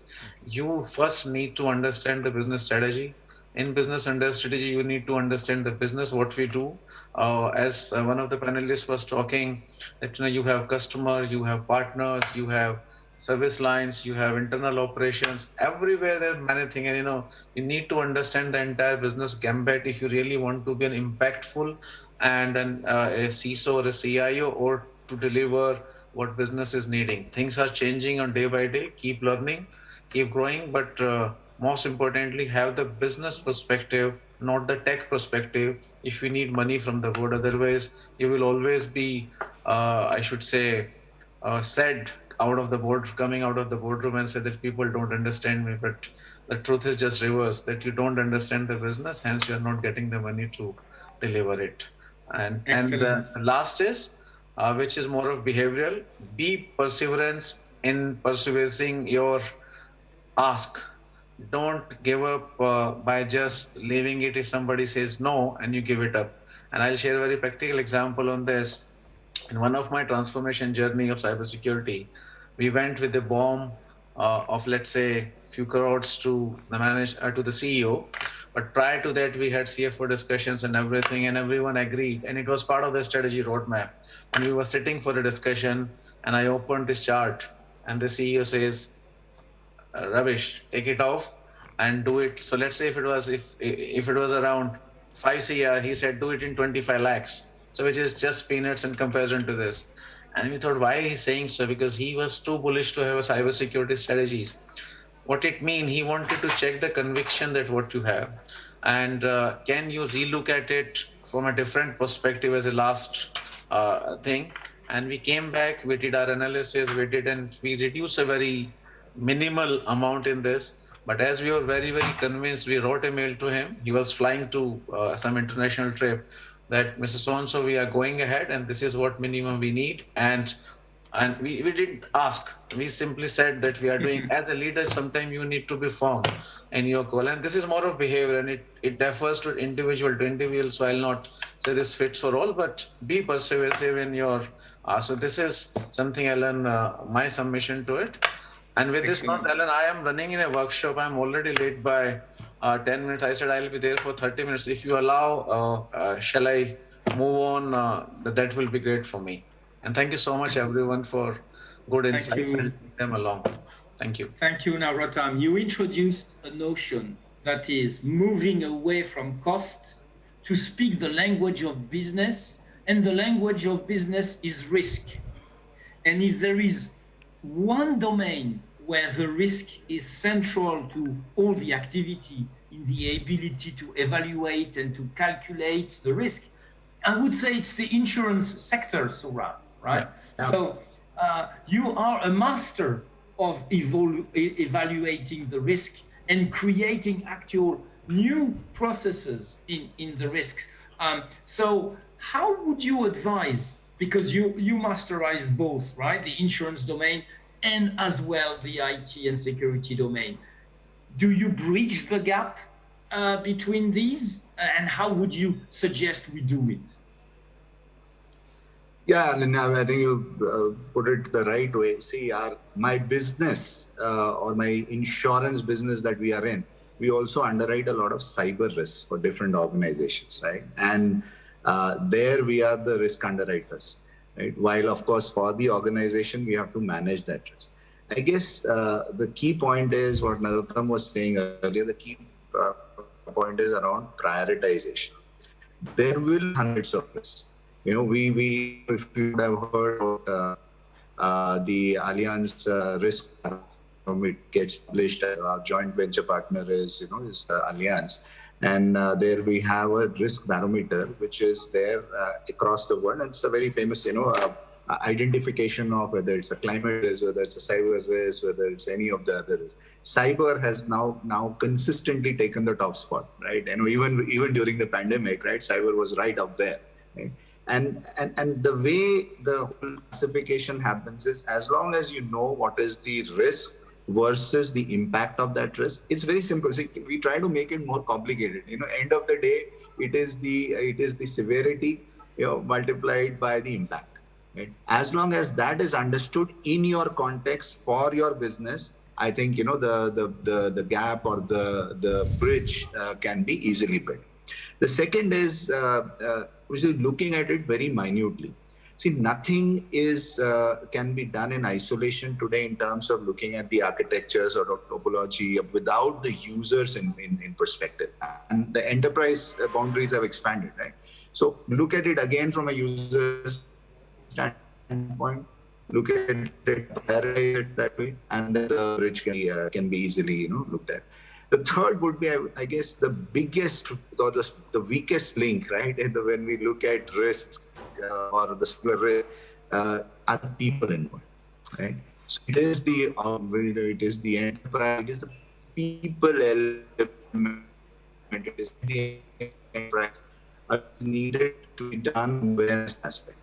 And is there a way to measure that awareness? Because that directly contributes to, again, the bridge between, how you underwrite versus what you take, choose to look at. So I guess these are the factors. I would, urge, there's enough, publicly available material out there, to talk about this. But this is how we look at it. When we underwrite a risk for any organization, we look at the impact, we look at their network architectures, what is the monitoring in place, how they are auditing, what are their processes. Also look at people involved. Are there skill sets there? What is the organizational, cyber quotient? We keep talking about digital quotient, right? Beyond all the IQ, we now keep talking about the DQ. I would say it has become now a cyber quotient, right? And this has to start right from the top. It is not just the end user, means even the highest level, the CEO of the organization onwards, right? Even the board. Are we making them aware, right, of all that? And it is our responsibility as as professionals who probably know a little bit more than everyone else and are managing this, to be able to bridge that gap. And this is what I feel, that's how we bridge. We should wrap up in 5 minutes time, please. Sure.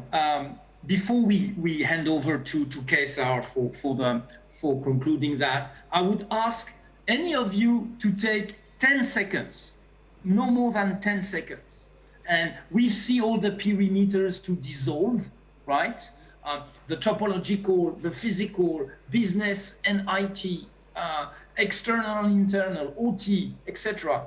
Now, Imagine that your young nephew comes to you and he's just got this beautiful promotion and becomes a cybersecurity officer, right? You have one advice for him in 15 seconds. The perimeter dissolves, the world is changing. What is your one advice to this young lady or young man that comes to you and asks for advice? Dr. Lopa, what would you say?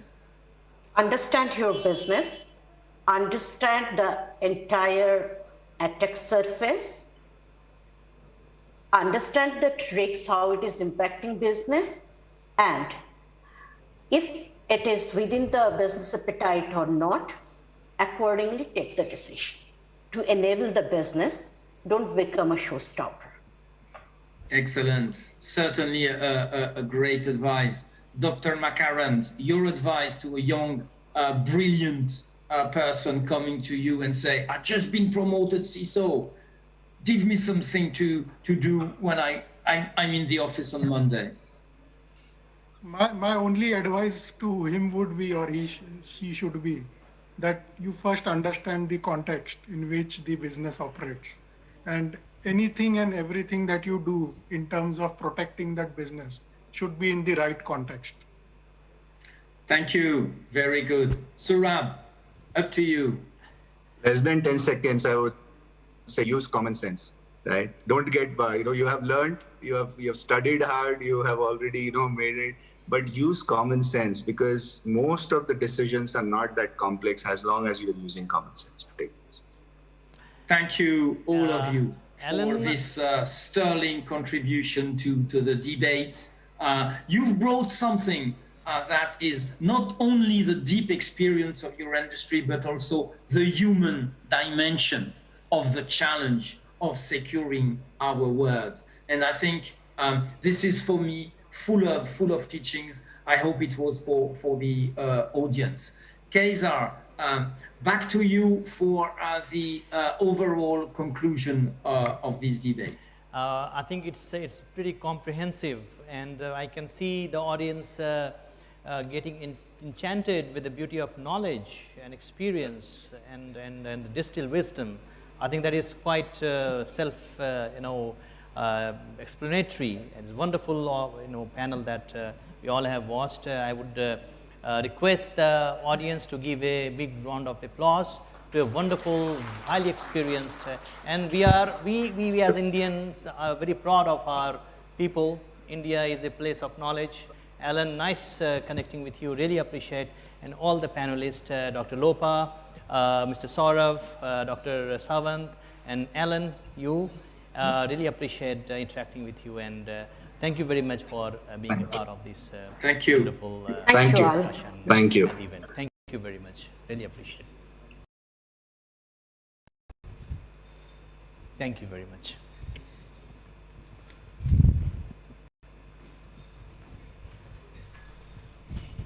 Thank you so much, everyone, for this wonderful session.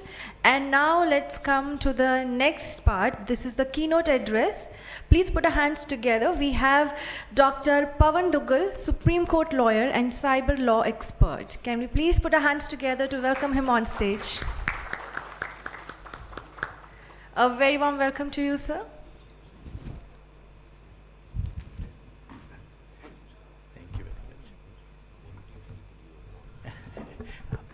बड़े भाई का क्या आशीर्वाद है sir जी 20 साल से 20 साल 2022 promises to bring new challenges. If you think you are done, think again. The WHO is saying that it's going to be by the end of 2022 that we could potentially be seeing the end of the pandemic. Which effectively means what? That our lives, while it's coming back to normal, has to be prepared for certain key changes. During COVID-19, while we were busy in trying to deal with our struggles, I was busy watching the impact of COVID-19 on cyberspace. So I wrote a book called New Cyber World, where I've argued that by the time nations are victorious against the current and subsequent wave of COVID-19 infections, we will enter into a new cyber age. where a new cyber world order would be awaiting us. This will be the new cyber world order where states will become very powerful, where cyber security breaches will be the new normal, where increasing cyber crimes will be a default option, and where there could even be interference in your digital rights. So consequently, we could also see a migration of users from the superficial net onto the dark net. And I think when I'm looking at the trends emerging, things are falling in place. Look at the laws that countries have passed. They're all in a direction of making countries very strong. Let's give an example. In Hungary, they passed laws which have authorized the current government to keep on governing till such time the country is victorious against not only the current wave of COVID-19, but also other subsequent waves of COVID-19 as will come up in the future. So a license to govern is what's the new mandate that's coming across. Further, with COVID-19, the golden age of cybercrime has already begun. You may not think about it. Yes, cybercrime has been with us for the last more than 50 years. But the manner, the manifestations, the avatars, and the economic impact of cybercrimes is unprecedented that we've seen during COVID-19. 2021, the world lost more than $6 trillion thanks to cybersecurity breaches and cybercrimes. Come 2022 end, and we could land up losing 8.5 trillion US dollars thanks to cybercrimes and cybersecurity breaches. So what does it actually mean to us? Well, what it means to us is that let's give a tata goodbye to perimeter security, because that's not on. With work from home coming on, today, let's realize that we are at a very unique juncture of our history. In the Indian context, I find that we are exposed from all angles. You don't exactly are in a position to predict when, how, where somebody is going to attack you. So, when these people are working from home and these work from home devices are getting connected to the internet, you have to be prepared for malicious attacks. You look at ransomware and you need to be concerned. One company every 11 seconds becomes a victim of a ransomware attack. And that's not sufficient. A lot of companies in India choose not to complain. Logically so. Why should I complain that I have been cyber breached? Because if I complain, people will think that I'm insecure. I'm not worth doing business for. Little do you start realizing that while you were busy in your normal works, the government quietly changed the law of the land. The government has now come up with new rules and regulations which now mandate reporting of cybersecurity breaches. So, if a breach takes place in your company and you choose not to report, think again. It's 1 year jail time waiting for you. It's an offense that's been made punishable. Further, you all now have to work across with new sets of compliances. 25th of February 2021, the government of India quietly notified rules. These were known as the Information Technology Intermediary Guidelines and Digital Media Ethics Rules 2021. Long name. If the name is so long, who will have the patience to read these rules? Think again. You go deep inside and you realize, wow, the government has now mandated you to do a number of things which you thought you never were required to do. For example, if you are an intermediary, then you now have an added list of compliances that you need to do. Now you will say, who's an intermediary? An Airtel is an intermediary, a Vodafone is an intermediary, but I'm a normal company. I'm doing my IT business. Think again. The law has quietly defined intermediary to say, any company who, with respect to any particular electronic records, deals, handles, stores with that record, or processes it in any manner whatsoever, you become an intermediary. So this is amazing. The way they've drafted it, 99% of companies in India qualify as intermediaries. Why? Because if you are a company, and if you're using computers, if you're using mobiles, or if you're using third-party data on your systems, the data could be of your customers, clients, partners, employees. Welcome to the party. You are an intermediary. So what happens? So if you're an intermediary, think of a scene that you are on a small boat and your boat is being sucked into a huge whirlpool that's coming. That's your exact position. The Indian IT law has now gotten various series of compliances for you. And this new set of compliances have come in effective 25th February 21. In a nutshell, what they want you to do. They want you to put in place reasonable security practices and procedures while you handle a process with third-party data. The law says, if you are following ISO 27001, I will presume that you are complying with the reasonable security practices and procedures. The law says any cybersecurity breach takes place, please mandatorily report it to the nodal agency on cybersecurity, being the Indian Computer Emergency Response Team.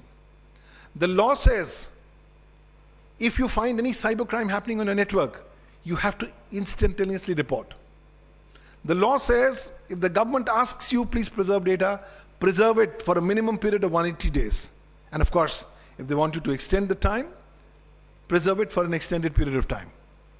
The law says if there's any content on your network that's in violation of the law, it's your responsibility to remove or disable access once you get an order from a court of competent jurisdiction or an order from a governmental agency.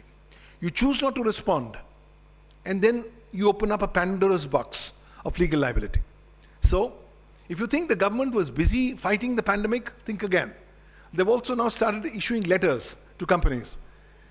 These are companies where cybersecurity breaches have taken place, and they are now started getting letters. Sir, we have come to know in the public domain that this breach took place. Did you report it? Please give us the report. If you did not report it, would you show cause why you have not given this report? So whether you are in Air India, where you land up losing 45 lakh accounts, details of your customers, including their passports and credit card numbers, or whether you are Domino's of India, the fact remains is you are all covered under this law. But then you thought, hold on, India never had a cybersecurity law.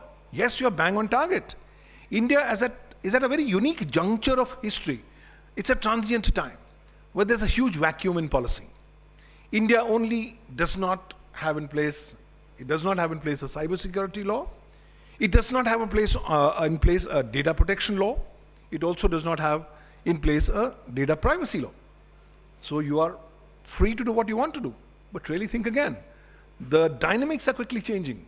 The government is coming up with the National Cybersecurity Strategy 2022, which incidentally will not only be for the government, but also will be for the private sector. In addition, the Personal Data Protection Bill is now being remodeled.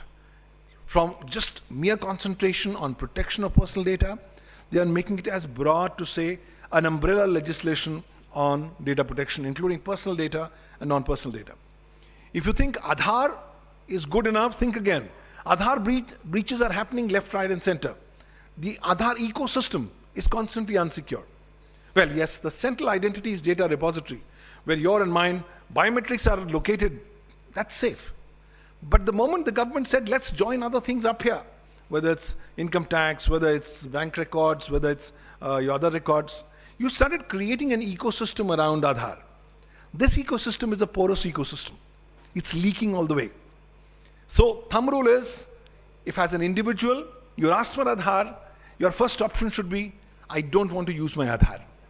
Because if your Aadhaar gets misused, think again, you don't even have any remedy.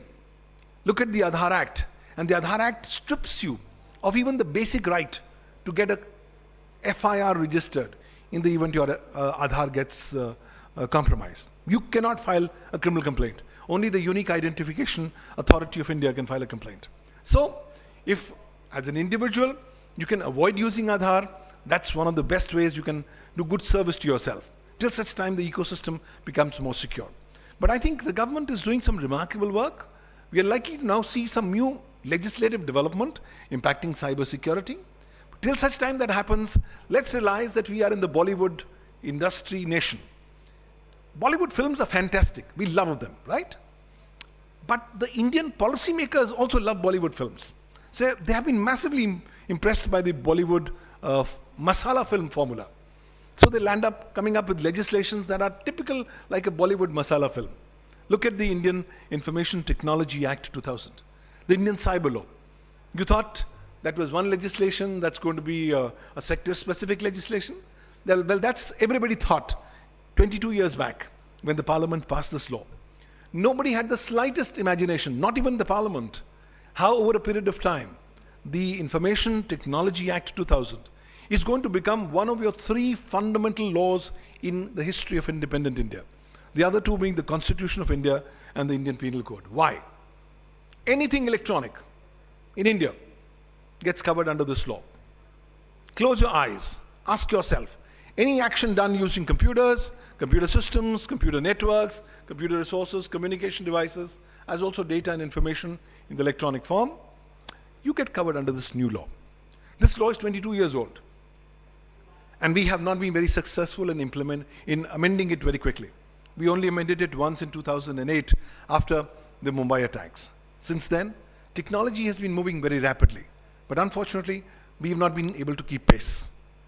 But now, while we are in a unique kind of a mix, other nations are not waiting. Look at China.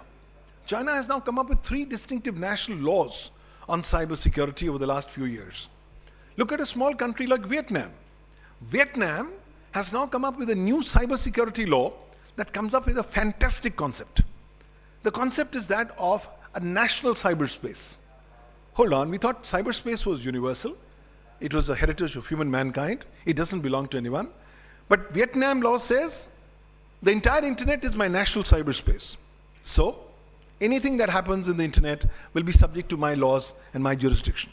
So that's now the new way how countries are moving forward. More and more cybersecurity laws coming up. But I think we're now at a very interesting cusp where a lot of work will have to be done in terms of the intersection of law and emerging technologies. Let's look at artificial intelligence. India has still not made up its mind what it wants to do on artificial intelligence. But globally, the European Union has come up with a draft law on artificial intelligence. The state of Illinois in the United States has already implemented a law on artificial intelligence called the Illinois Artificial Intelligence Video Interview Act. On top of it now, blockchain is gaining reasonable maturity. But this mad frenzy about cryptocurrencies has suddenly taken everybody off guard. Today, almost everybody is investing in cryptocurrencies. My personal feeling is that give yourself a few years, few months, that you'll find that a majority, more than two-thirds of the people who are investing in cryptocurrencies will end up losing a lot of money. Yes, some people will make a lot of money, but there are no legal safeguards, no legal protections should you end up losing money. Why? Because India chooses not to really come up with any cogent legal approach on cryptocurrencies. We haven't even answered ourselves the fundamental question, is cryptocurrency legal in India? Well, Budget 2022 says, pay 30% tax and your transaction on crypto assets is good for us. They have not gone ahead to say whether it's legal or not. But a normal presumption is if you pay 30% tax on sale or purchase of crypto assets, when the government gets its 30%, obviously the rest 70% is legal. But now comes the new statement from the Reserve Bank of India governor, who says, well, tulips have more value than crypto assets. So we are now beginning to see various conflicting signals. Until such time we don't come up with holistic legal approaches on these new emerging technologies, it's going to be problematic. Why? Because you cannot really have a country to flourish in these very uncertain policy times. You need to have minimal enabling regulation. The entire corporate sector doesn't want interference. We want minimal enablement, and you let us do our job. We will drive the economy. That has to be the message. But unfortunately, we are now beginning to see areas where a lot of regulation is coming in. Look at the new Personal Data Protection Bill. The government says, all of you corporates, you're in one hemisphere. Comply with the entire parameters of the law. For the rest of the government, it's another hemisphere. They will not comply with this law. So we are now going to see a dichotomy of hemispheres that's happening within our own country. A lot of intensive challenges are waiting for us. A lot of work needs to be done. But I think focus will have to come back on how we have a more holistic approach on cybersecurity. I don't exactly know what's the real answer, but I can tell you India needs to do a lot of homework in terms of coming up with a dedicated law on cybersecurity. And that's going to help immensely. Otherwise, what does India do when the Mumbai grid gets attacked? What does India do when a nuclear power station gets attacked? We do nothing because we have no legal frameworks to do anything. Look at other countries and you see the China model. You know, China has come up with a very interesting concept of cyber sovereignty. They were the first nation who pioneered this concept, saying, look, my sovereignty as a nation extends not within the territorial boundaries of China. It extends to outer space, deep sea beds, to the Arctic, the Antarctic, and to the entire cyberspace. That's the new concept that started coming in. So remember Antarctic, when countries quickly discovered the Antarctic, everybody was sending expeditions there. Why? Put your flag in one portion of the Antarctic. Declare this is my territory, so that my laws will apply. Something similar is what's currently happening as far as cybersecurity legal frameworks globally is concerned. The problem is global, there's a huge policy vacuum. There's no international cyber law in place. There's no international cybersecurity law in place. So each one to their own. And let's face it, countries don't want any kind of law. Why? Because countries are doing both covert and overt activities.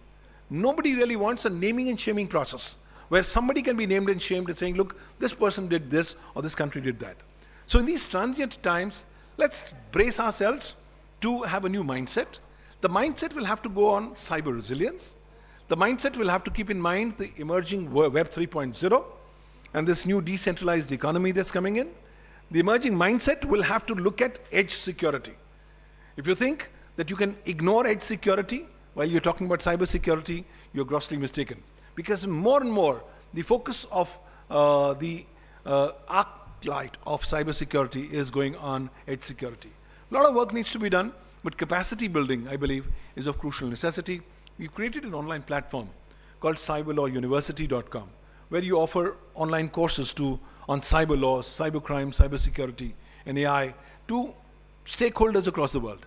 So when 27,000 stakeholders from 174 countries land up doing your courses over 3 years, the figures are only telling you one thing, that I think the time has come for more capacity building. COVID-19 has told us we will now have to revisit our skill sets.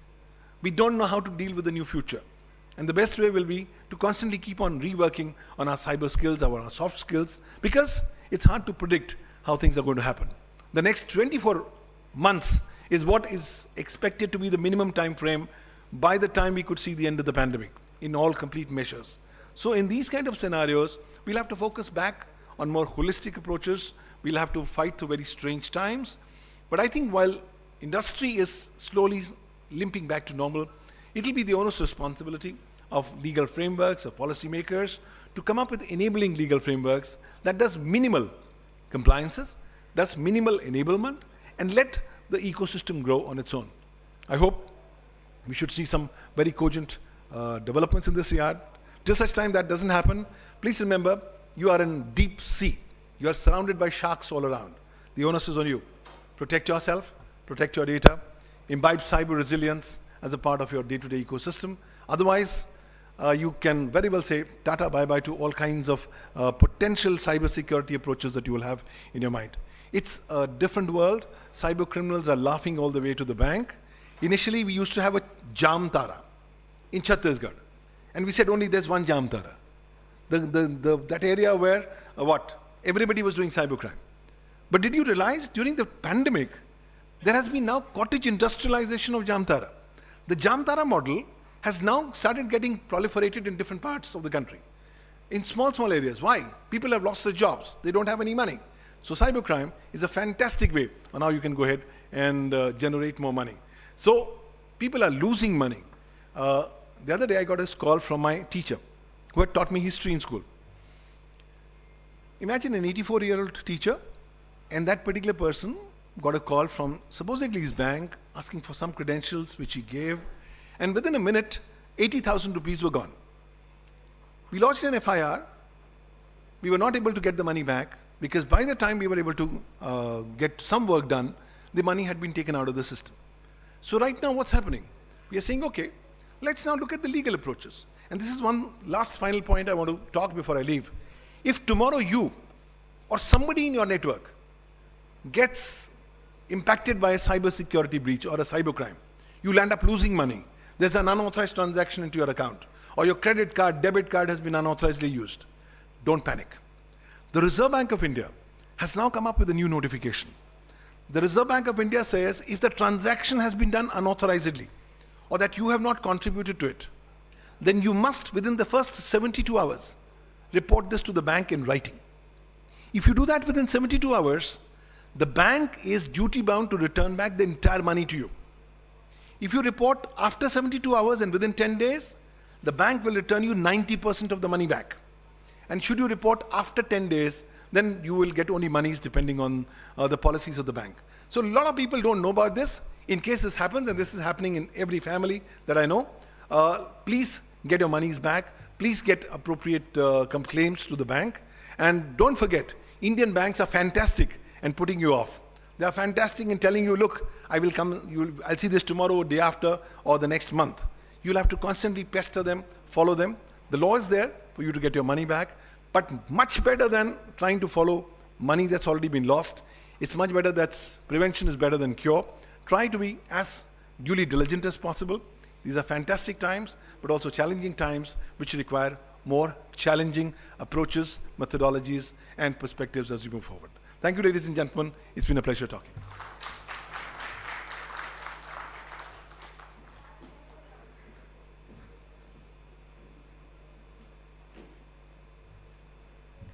Thank you so much, sir, for sharing such great information. Now we have a keynote address by Mr. Sanjeev Krishnan, Chairman, Iris Group of Companies. Can we please have Mr. Sanjeev Krishnan with us? Please put your hands together and welcome.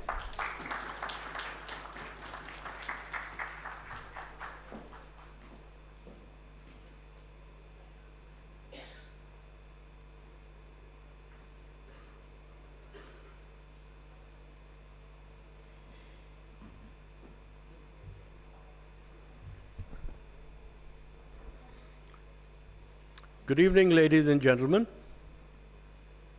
I have been allocated 10 minutes to talk about the impact of COVID and what we can look forward to post-COVID.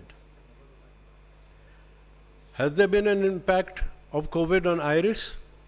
Yes, very definitely. On an average, we were billing 100 crore per month. When COVID hit and the lockdown happened in April, our turnover dropped from 100 crores to 11 crore. We didn't know at that time whether it will go up or whether it will go down further. But fortunately for us, the next month, which was May, the turnover came up from 11 crores to 55 crore. And since then, from June onwards, we are back to 100 crore per month. The reason we feel that this has happened is because, one, the approach that we took was that we must move forward. We must not let restrictions and lockdowns spoil our business. So we opened our warehouses as soon as the government allowed us to open them. We were delivering crucial deliveries during the lockdown period by getting special permits. And we wanted to ensure that we did not let COVID impact our business. This is easier said than done, because when you have COVID, you're not sure whether the results are going to, whether the orders are going to come or not come, whether they'll get delayed or not delayed. But our experience shows that business was happening, and we've done some fairly large orders during the time when lockdowns were there. We did a 55 crore order for Kendriya Vidyalaya, where we delivered 8,000 desktops all over the country. We had another project, which was a very interesting one in Bihar. There is an NGO, there is an organization there which goes and teaches women in the villages how to run their own businesses. And until recently, the people who were teaching the village women were going and writing on a blackboard or on a sheet to explain the concepts of how women can run their own business. So one of our partners went over there and introduced the concept of a pocket projector. So this pocket projector runs on a battery. There's no electricity required for it. You can just set it up in any village, anywhere where there is a wall or a sheet, and you can project. And this was a 12 crore order which we executed to help women empowerment in Bihar. So businesses are happening today and orders are coming. What we need to look for is, one, plain IT, what people can do in their IT usage. But more than that, I would urge you to look at, as partners, look at new opportunities which are available to us in the country. A very simple new opportunity which we see coming up is that the Delhi government has passed a law that any vehicles which are more than 10 years old with diesel engines have to be removed off the roads. 15 years for petrol and 10 years for diesel. But that ban also extends to diesel generators. So the people can come to your house and say that you have violated a law because you are running a diesel generator which is more than 10 years old. And I discovered this by accident. Suddenly we saw our neighbor, the big crane came, and they were lifting off a 60 kVA generator from that house and taking it away. And I said, what happened? They said, it's more than 10 years old. Now we have to replace it. And they've replaced it with UPSs. So today you can get UPSs which are 40 kVA, 60 kVA. If you install a 40 kVA UPS in a house, all your air conditioners will run, all your geysers will run, everything will run. And this is a big opportunity, because not only do you get a silent engine, you get a clean engine, and you have no diesel problems. You don't have to run the thing, you just have to replace the batteries, which may be after 2 years or 3 years. So these are opportunities which are available in Delhi, and we should all look at them as possible ways of increasing our business. Second, related to this is batteries. Today there's so much technology going into batteries. If you look at ordinary batteries, they're lead acid batteries, and the warranty that you get is 3 years.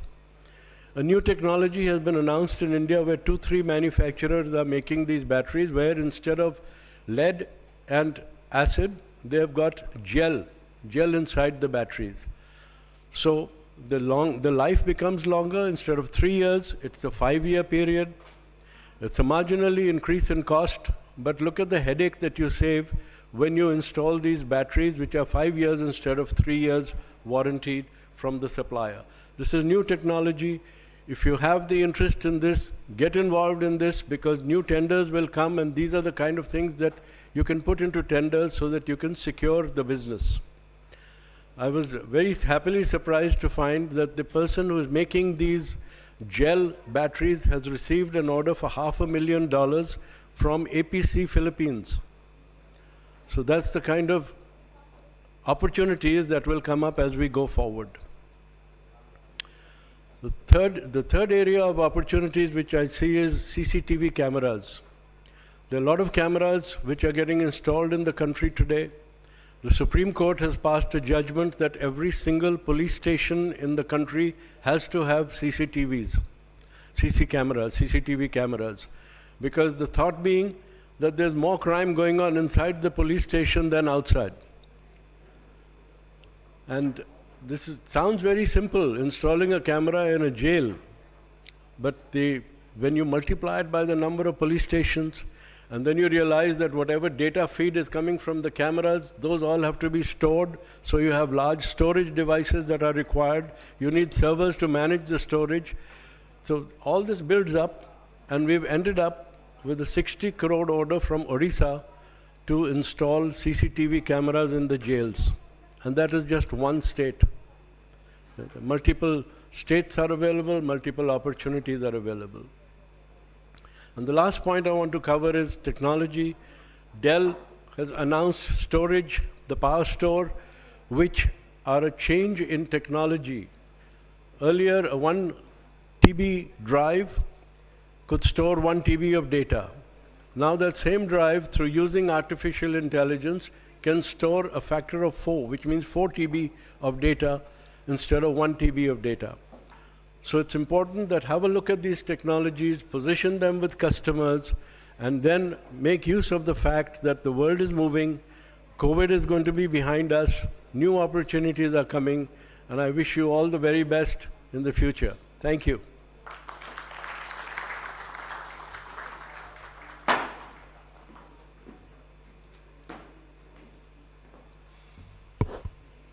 Thank you so much, sir. We are so delighted to have you. Please put our hands together, everyone. So with this, we are done with the long day of discussions and keynotes. So first of all, thank you so much, all of you, for being here and for your physical presence and your virtual presence as well. Can we please put our hands together for all the attendees for this wonderful day?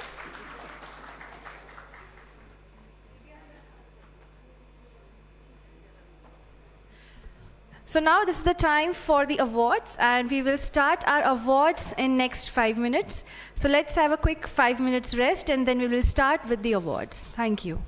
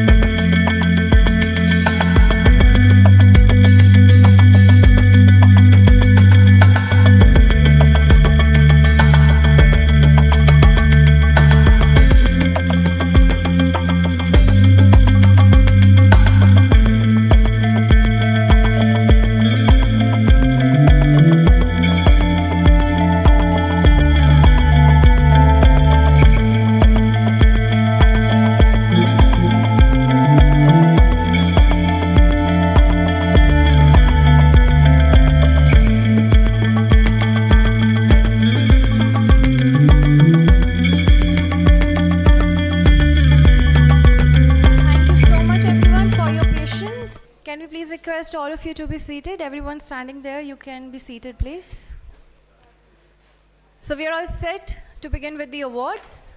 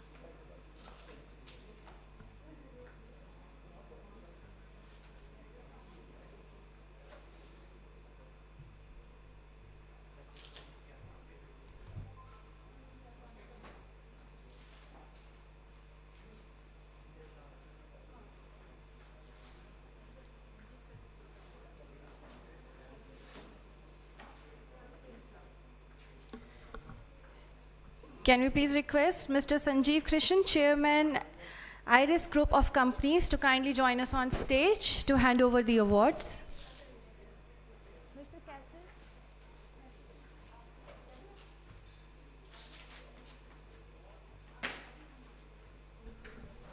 Along with Mr. Kessel, Editor, Digital Edge.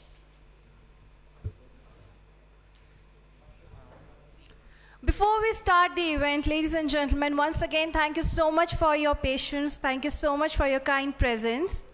As this is the hybrid event, we have some of you physically present here and others are virtually with us. We may skip some names. So everyone, if you find that your name is not here, kindly please contact my colleague Tanvi right here and give us your name. So we are starting with the awards now.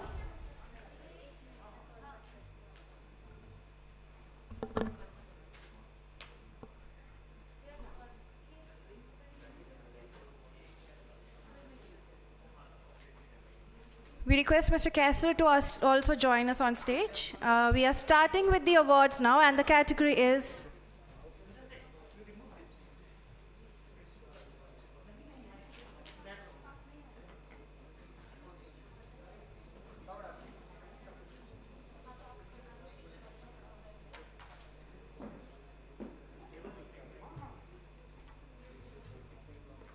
once again, let me announce, if we may miss your name, kindly please tell us so that we can give you your award.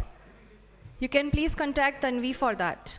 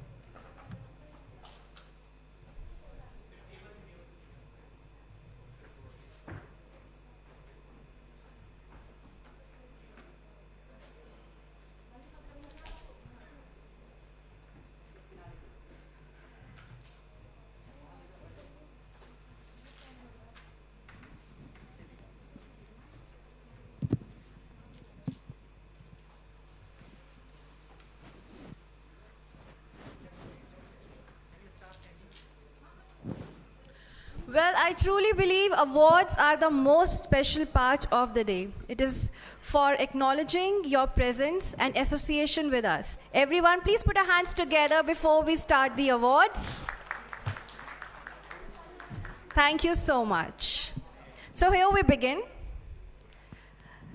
We have our very special category, which is Channel Recommended Top CIO of India Award 2022.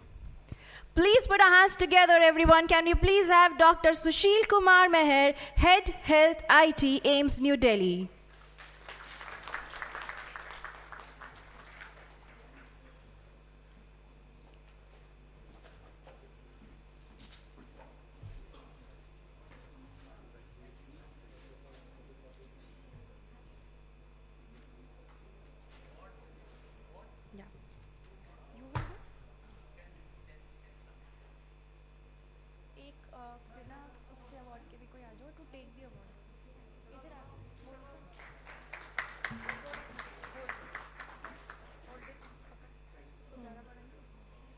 Just turn around. Keep giving it to me. Please come. Please put our hands together for Gopalji Gupta, Head Network and Security Governance, RSPL Limited.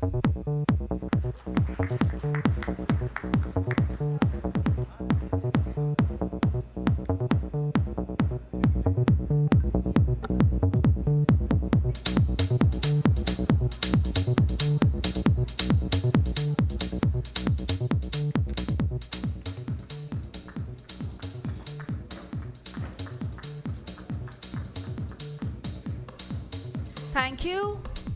Mr. Tawfiq Alam, IG Head, Dr. Shroff's Charity Eye Hospital.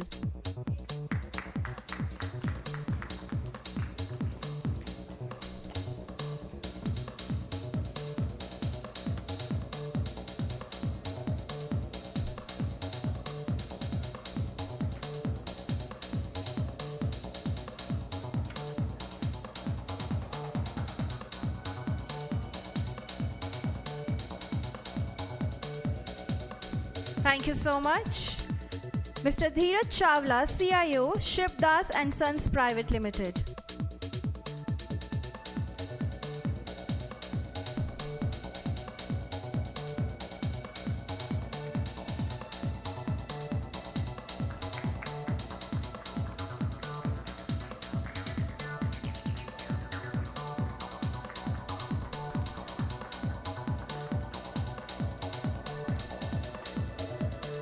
Thank you so much.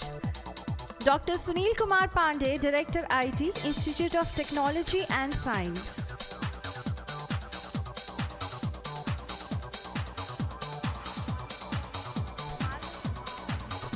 Mr. Bal Mukund, please on stage with us.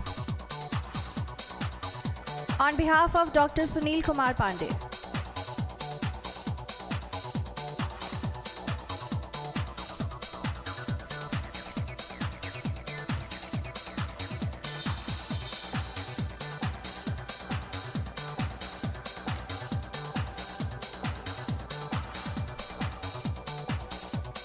Mr. Saurabh Gugnani, Head IT and Security, People Strong Technologies Private Limited.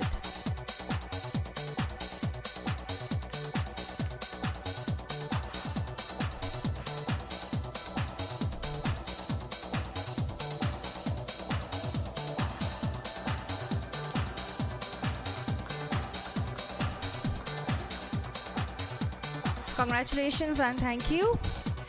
Can we please have Upkar Singh, Mr. Upkar Singh, VP IT, RMSI.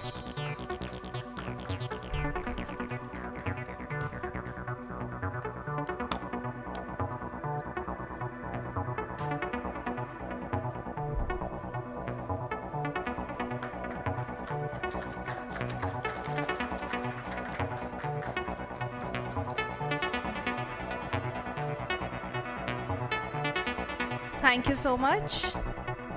Can we please have Mr. Yogendra Singh, Head IT and SAP, Barista Coffee Company Limited.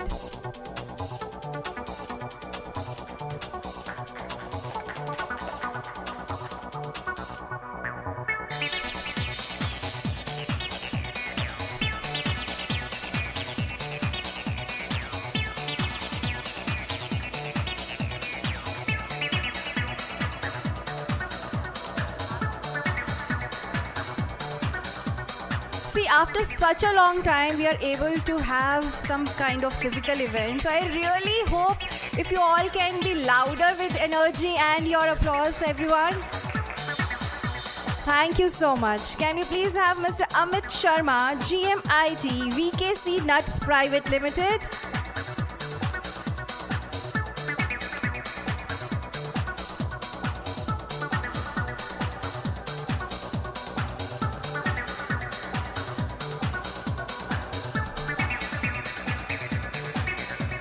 Well, I know that was a long day, but this is the awards. Everyone, please put our hands together. Congratulations and thank you. Can we please have Mr. Chandra B. Jha, CIO, Prachi India Private Limited.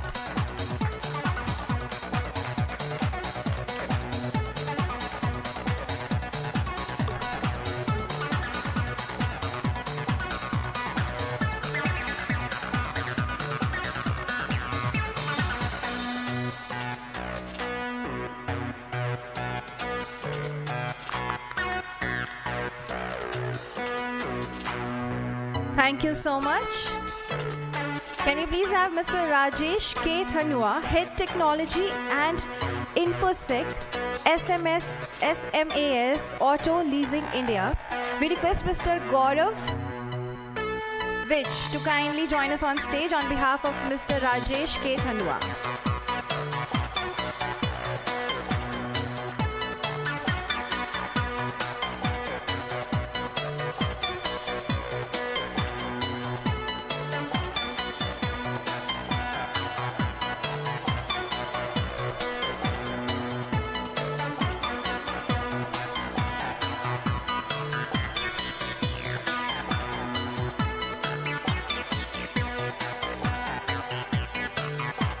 See, no matter how big our virtual audience is, a physical audience is a physical audience. So everyone, you all are physically present here. So please participate with a round of applause. And the next is Miss Bhavna Arora, Head IT, DGM-IT, Azure Power India Private Limited. We request Mr. Mayank Pachoria to kindly receive the award on behalf of Miss Bhavna Arora. I still can't hear you. Everyone.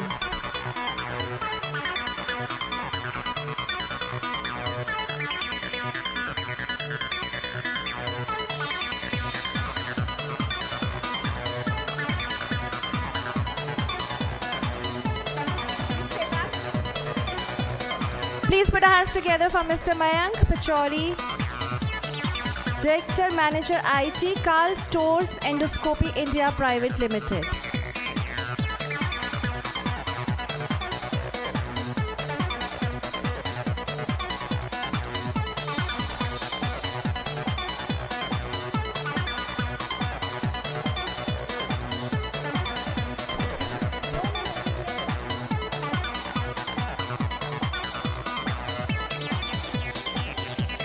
So he has received the award on behalf of his wife and for him as well. So everyone, let's put our hands together again. I think double round of applause for him. Congratulations and thank you. Can you please have Dr. Sandeep Singh Rana, System Manager, Gautam Buddha University.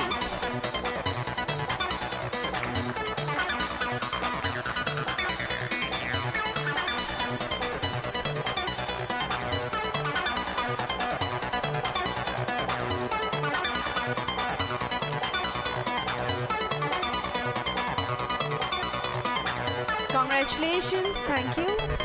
Can you please have Mr. Piyush Sahu, CIO, Shalom Group of School.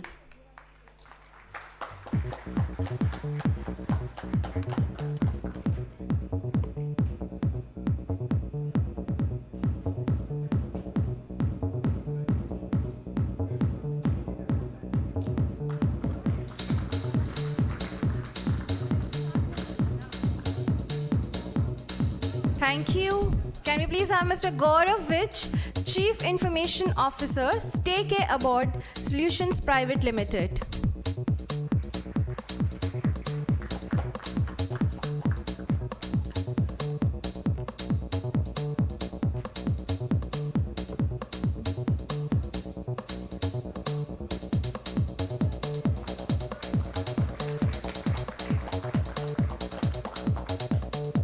Thank you. Can we please have Mr. Ganesh Vishwanathan, Ethent Technologies Private Limited.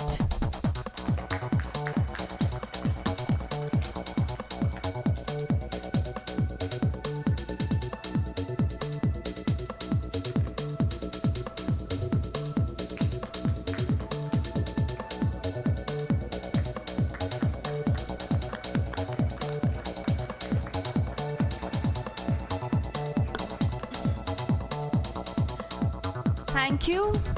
Can we please have Mr. Rajendra Agarwal, IT Manager, Lovely Public Senior Secondary School.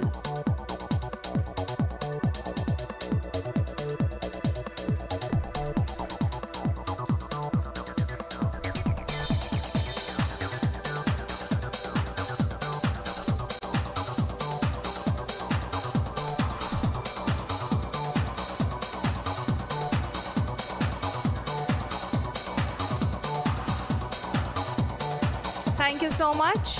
Mr. Roy Joseph, Group CTO, ITV Network.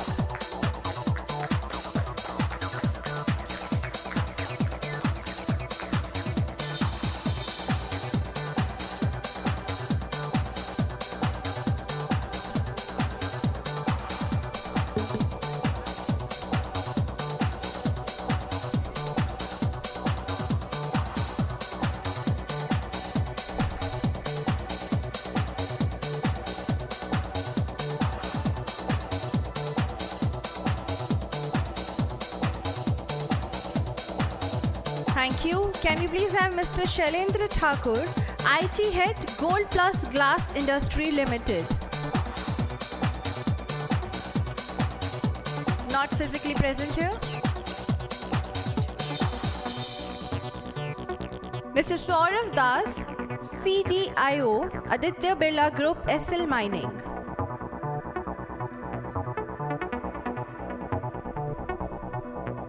Mr. Saurav Das, Aditya Birla Group, SL Mining.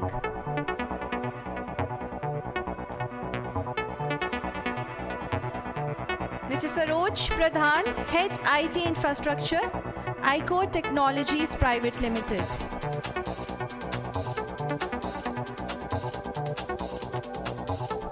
Mr. Dhirendra Kumar, IT Head, Select Holiday Resorts Private Limited.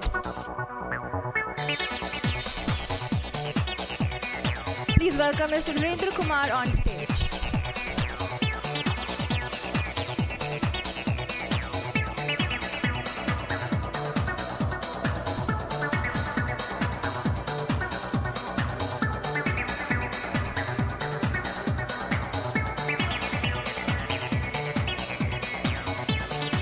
Thank you. Can we please have Mr. Sandesh Govalkar, Vice President, Angel One Limited.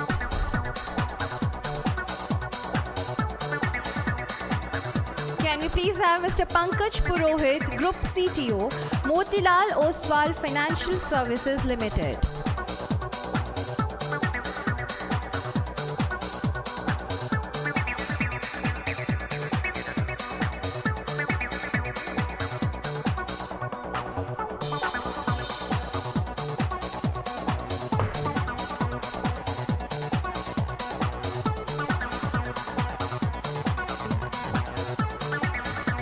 Can we please have Mr. Anirudh Gupta, GM-IT, CISO, NHPC.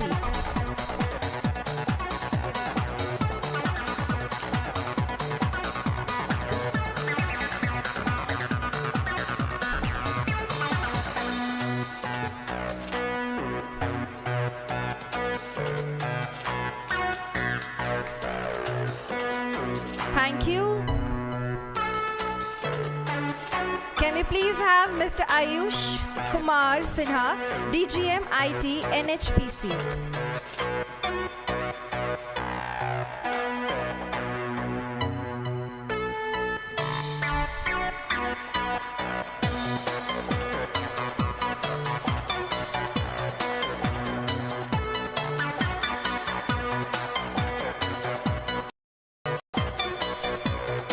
Thank you so much. Can we please have Mr. Someshwar Dhar Mishra, AGM Information Technology, Cords Cable Industries Limited.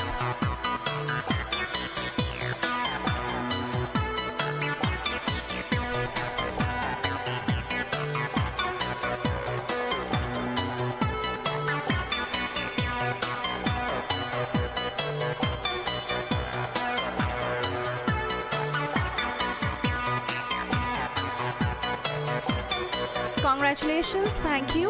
Can we please have Mr. Gautam Kumar Das, Senior Manager IT, Central Rail Site Warehouse Company Limited.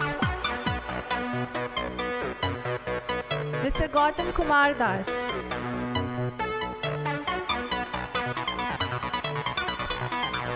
Can we please have Mr. Ashok Kumar Mohanty, AGM-IT, Haldirams.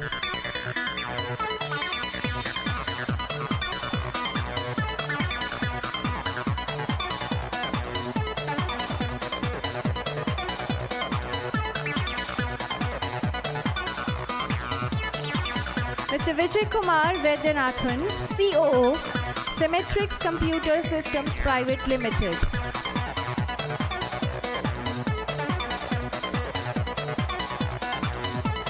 Mr. Vivek Dharia, CIO, KNP Securities Private Limited.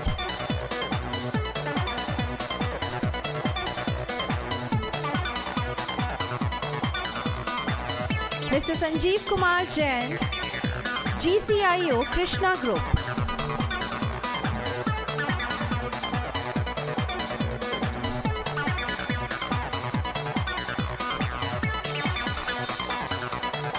Mr. Sanjay Shirsat, IT Head Infrastructure, the Motwain Manufacturing Company Limited.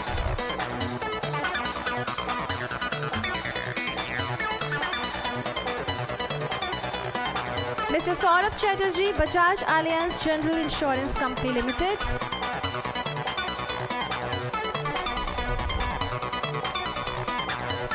Mr. Subrato Panda, Anand and Anand. Mr. Vijay Bhaskar, Shri Kalahasti Pipes Limited. Mr. Anil Kamble, VP Information Technology, LGT India. Mr. Pragnesh Mistry, Head IT, RPG Enterprises Limited.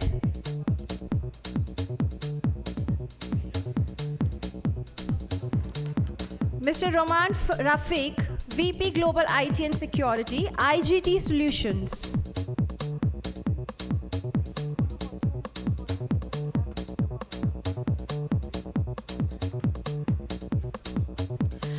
Dr. Loba Mudra Basu, ex-VP Cybersecurity and Technology Controls, APAC and EMEA, JP Morgan Chase and Company. Dr. Loba Mudra is virtually present with us. Please put our hands together, everyone, for Dr. Loba Mudra Basu.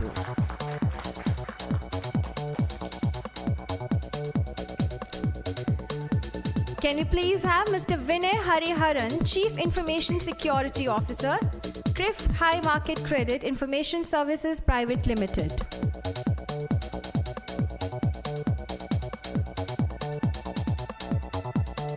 B. Jagadiswaran, Head IT Application and Delivery, TVS Automobile Solutions.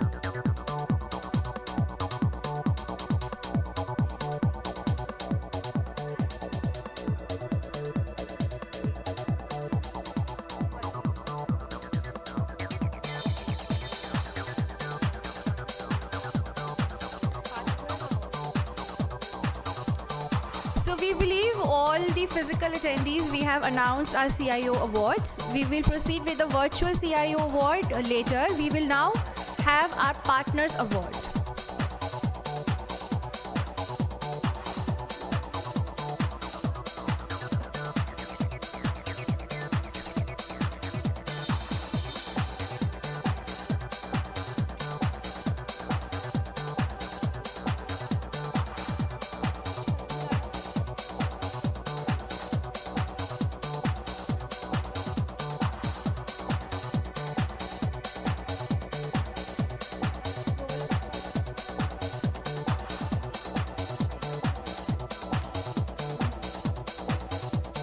So let's have a Partners Award. Emerging VAD of India Award to 2022. Can we please have Frux Technologies on stage? Everyone, please put our hands together for Frux Technologies.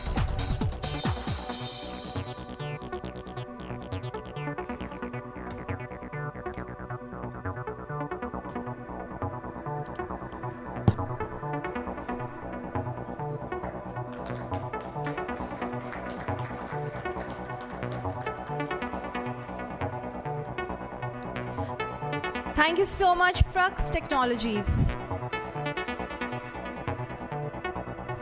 Best Structured Cabling Brand of India Award 2022. Please put our hands together for Digisol Systems.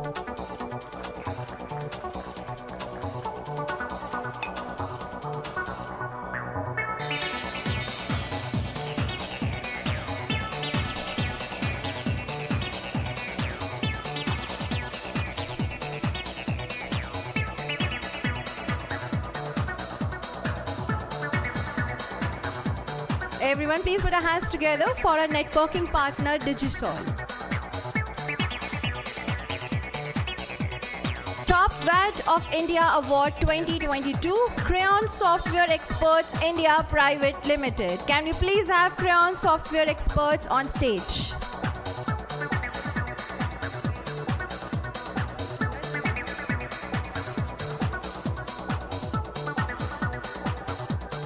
Best Unified Communications of India Award 2022, Creston Electronics India.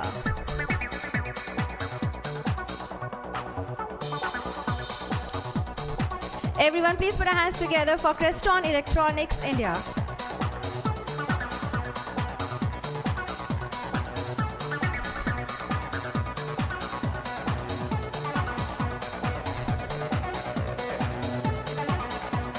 Thank you so much. Best Advanced Threat Detection India Award 2022. Please put our hands together for VMware India.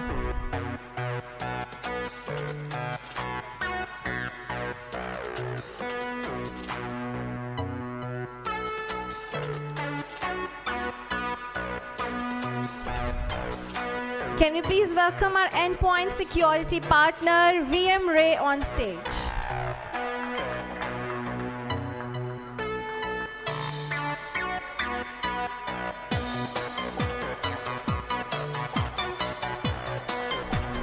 Thank you. Top Cloud Services Provider of India Award 2022. Please put our hands together, Shivami Cloud Services Private Limited.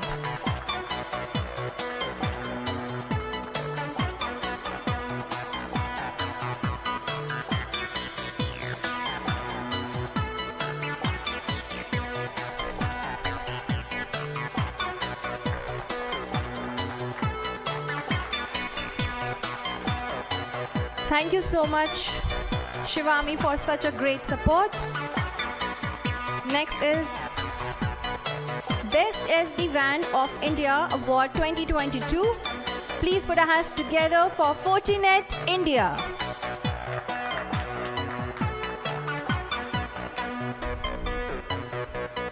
Can we please have someone from Fortinet to receive the award? Next is Top Distributor of India Award 2022, Iris Global Services Private Limited.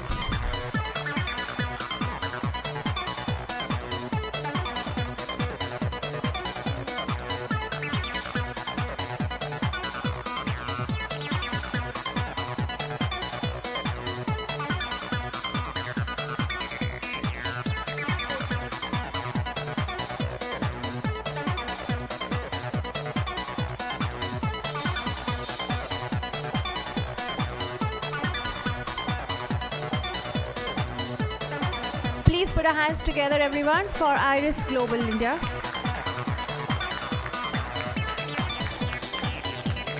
Thank you. Best Insider Threat Response System Award 2022. Can we please have Data Resolve on stage?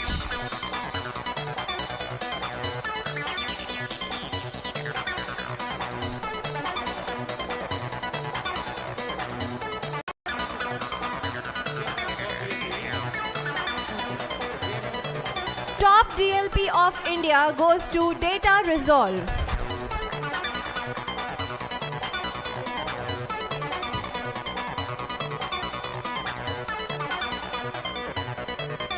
Thank you so much.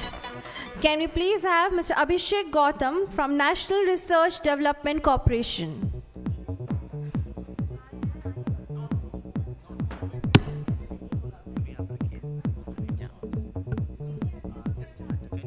Tanzeem?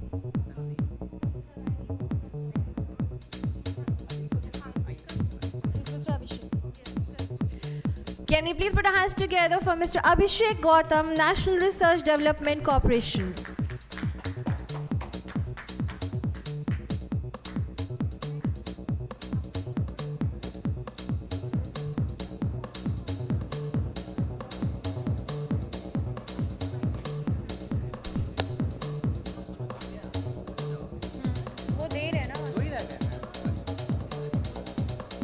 Mr. Manoj Kumar, CIO, Prometheus School, Noida.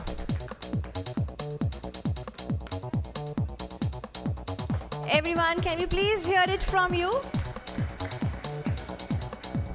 Thank you.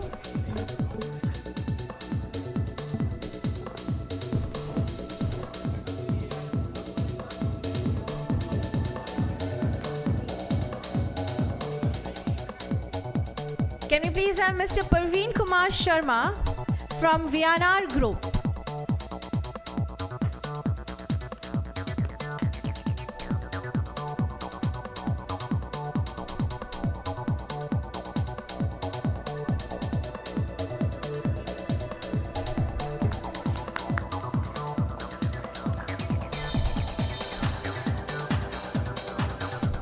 Can we please have Mr. Shailendra Thakur, Gold Plus Glass Industry Limited?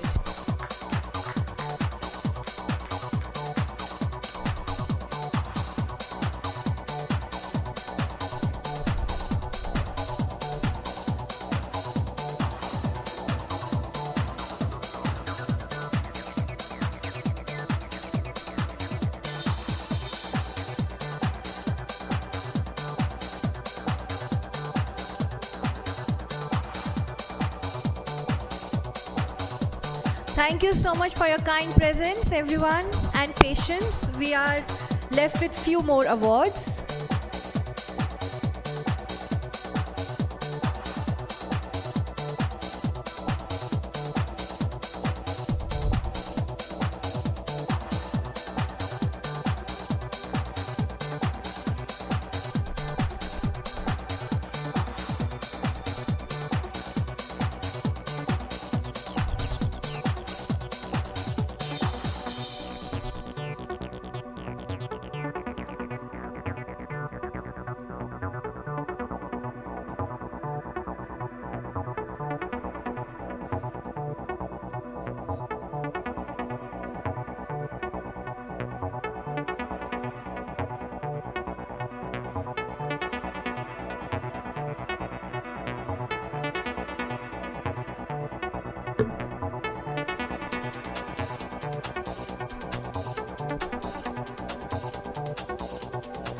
Can we please request Dr. Pavan Dugal to kindly felicitate Ms. Kamini from Iris Group.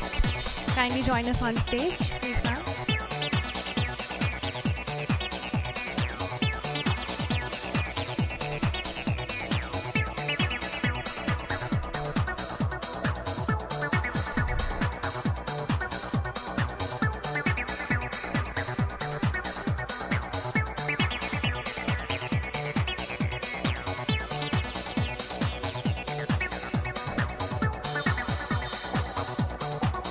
Can we please hear it from you all, everyone?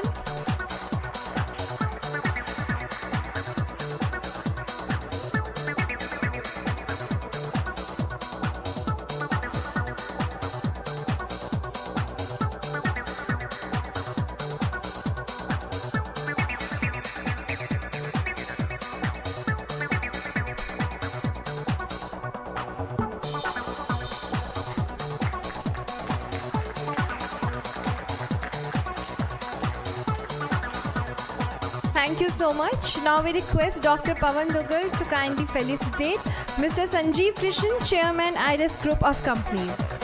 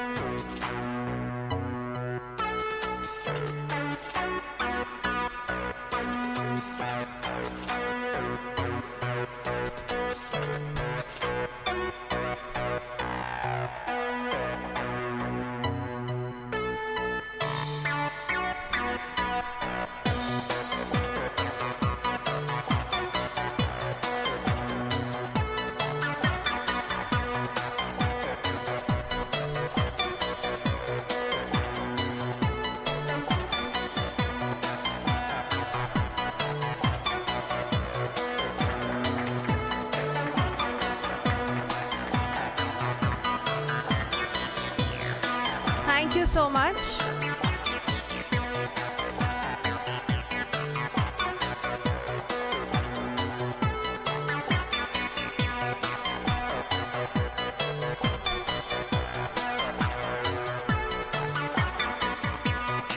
We would again repeat, if you are physically present here and we missed your name, please inform us for that.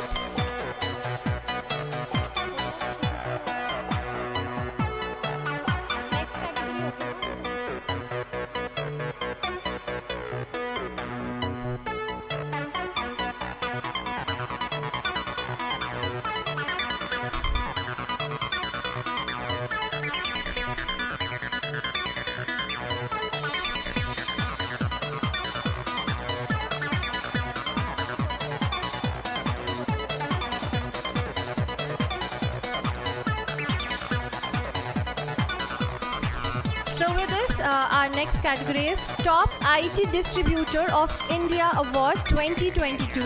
Please put our hands together for Hitachi Systems India Private Limited.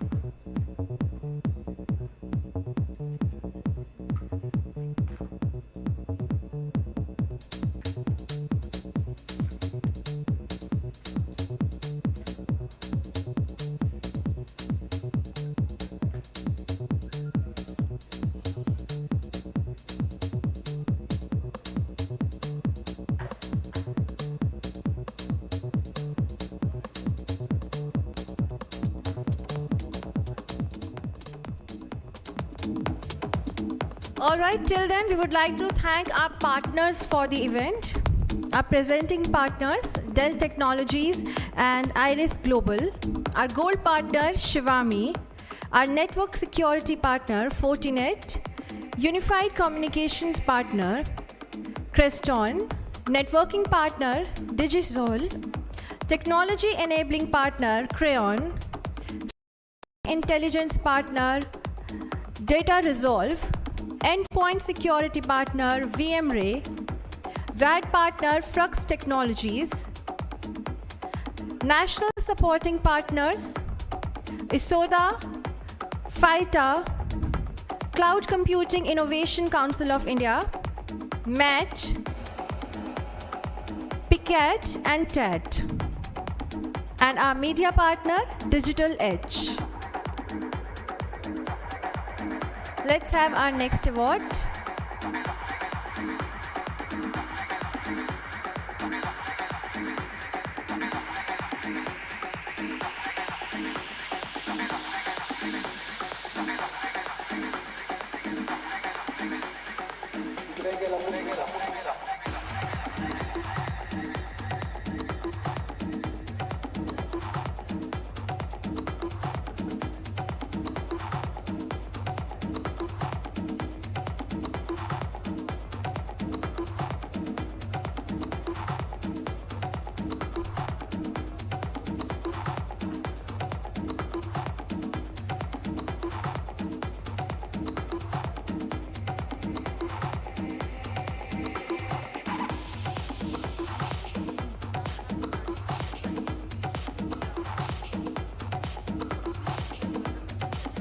Best IT Association of India Award 2022 South Zone. Please put our hands together.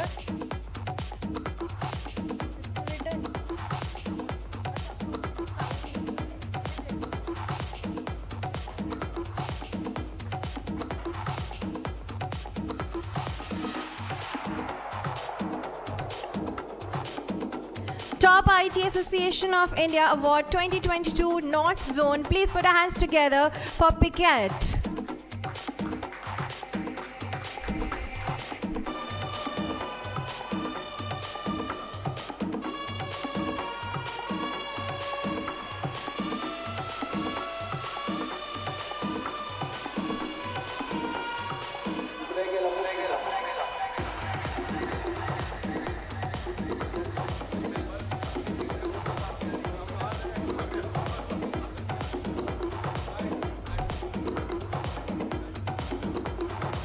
Can we please put our hands together for our Piquet team on stage?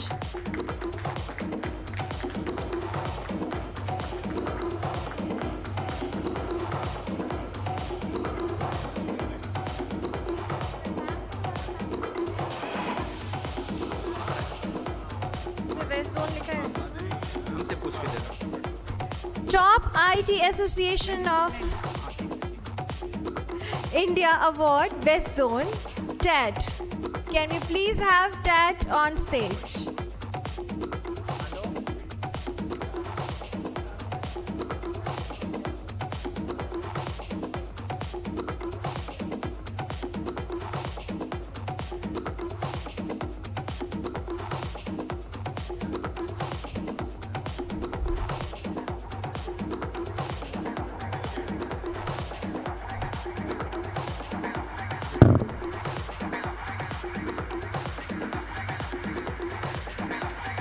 Thank you. Top Hardware Manufacturers Association of India Award 2022. Please put our hands together for MAT. For MAT.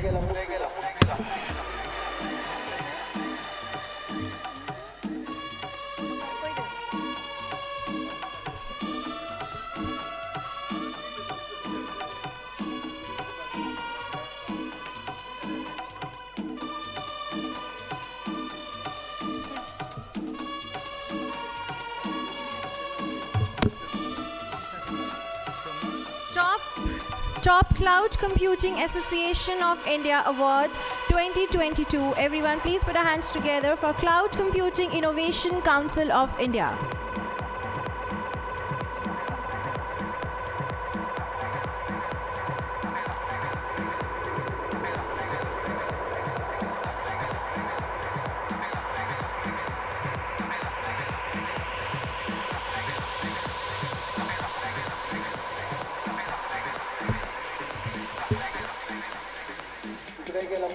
Thank you so much. Top IT Association of India Award 2022. Please put our hands together for FATA.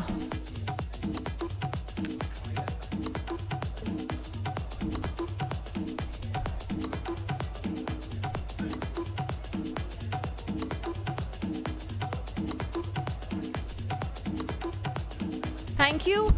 Best IT Association of India Award 2022 East Zone. Please put our hands together for Compass.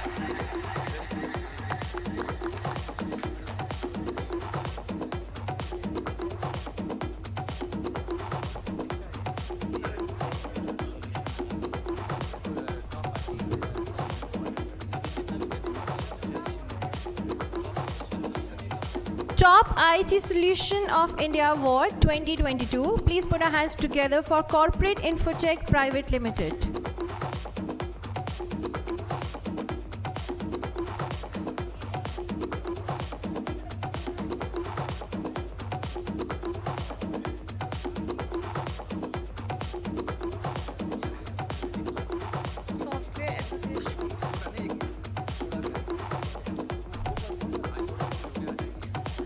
Top Software Association of India Award 2022. Please put our hands together for ISODA.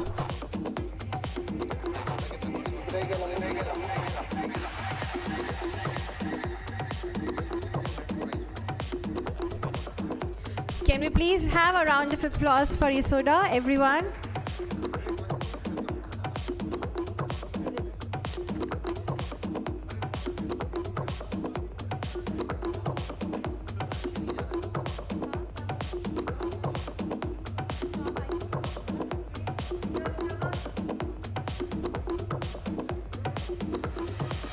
Thank you. Please put our hands together. Top IT Solution of India Award 2022, PVR Systems.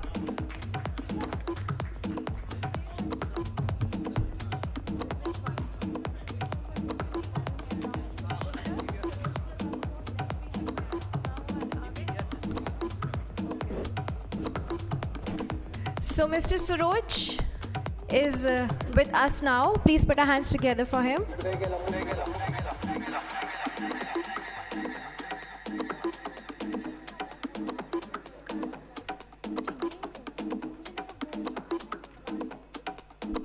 Please put our hands together for Mr. Saroj Pradhan, Head IT Infrastructure, iCore Technologies Private Limited.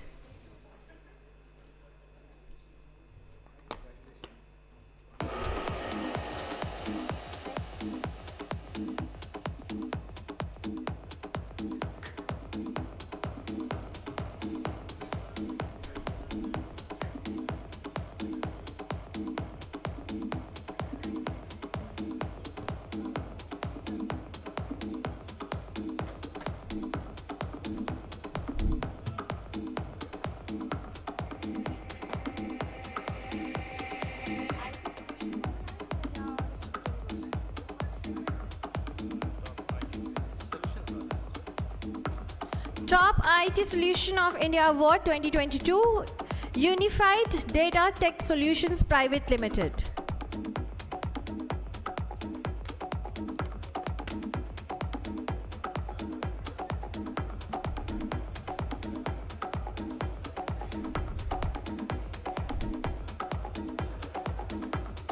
Thank you. Top IT Solution of India Award 2022, Comnet Vision India Private Limited.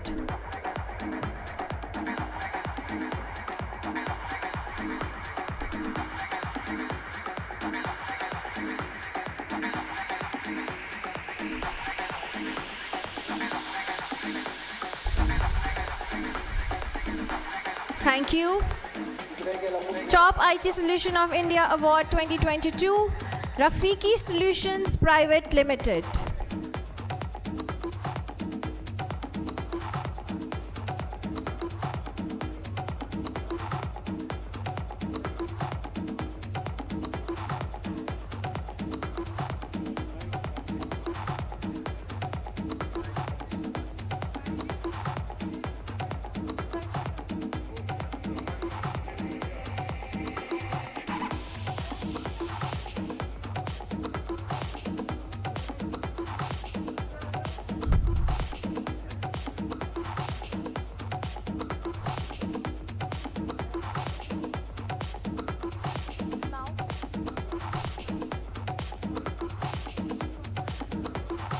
Top IT Solution of India Award 2022, SPOC Technology Solutions Private Limited.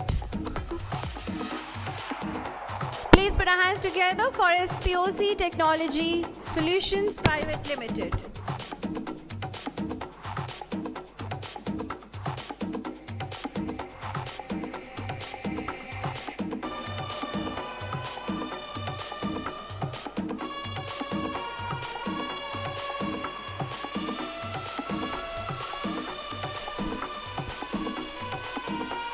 Top IT Solution of India Award 2022. Please put our hands together. ITS Technology Solution Private Limited.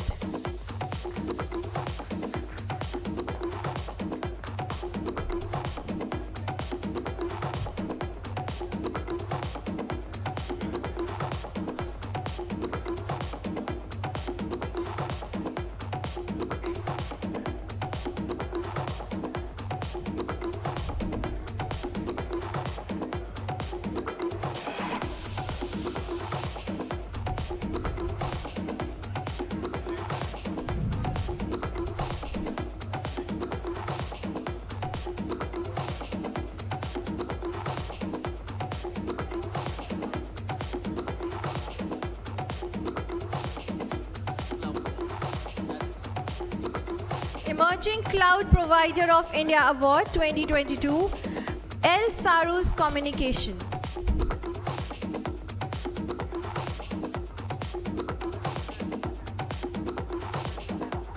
Can we please put our hands together for El Saru's communication?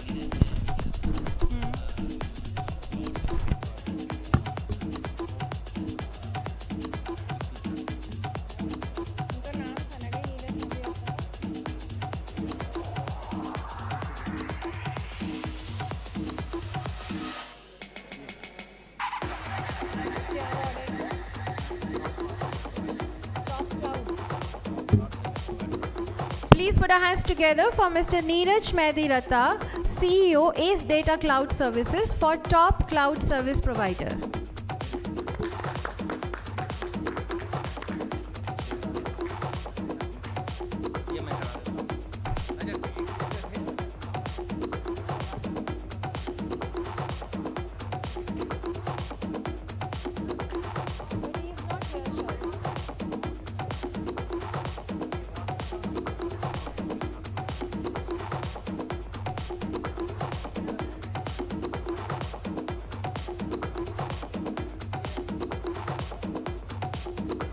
Please put our hands together, everyone, for Mr. Neeraj Mediratta.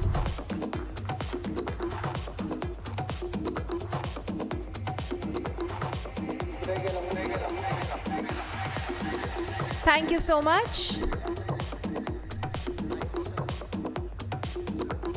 Top IT Solution of India Award 2022, Artec Enterprises. Artec Enterprises Private Limited.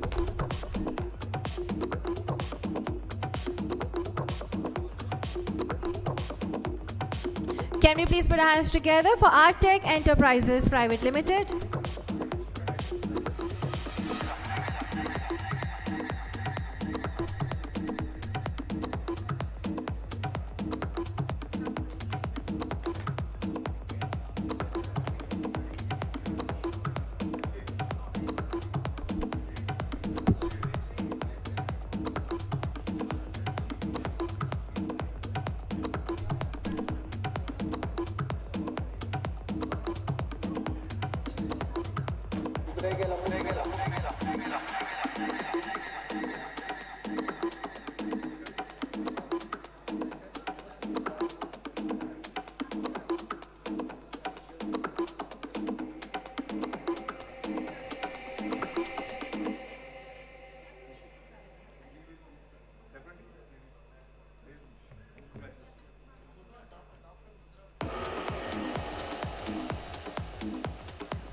Top VAD of India Award, Microgenesis CADsoft Private Limited.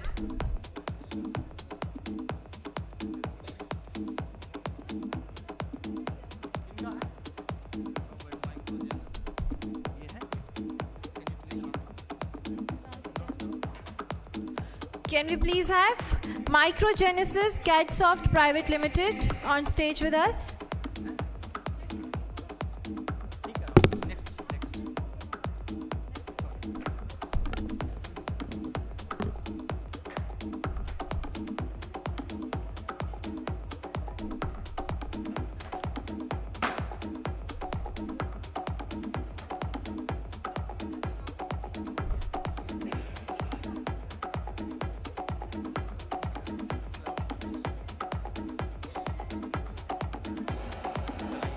Top Cloud Services Provider of India Award, Umbrella Infocare Private Limited. Umbrella Infocare Private Limited.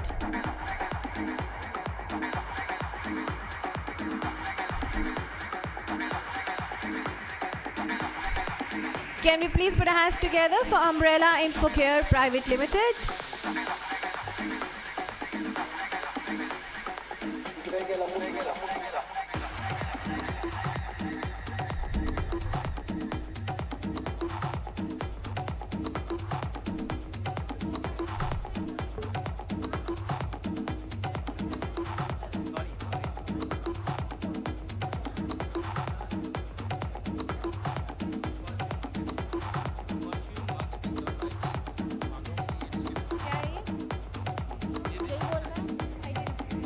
Top IT Distributor of India Award 2022, Fortune Marketing Private Limited. Please put our hands together for Fortune Marketing Private Limited.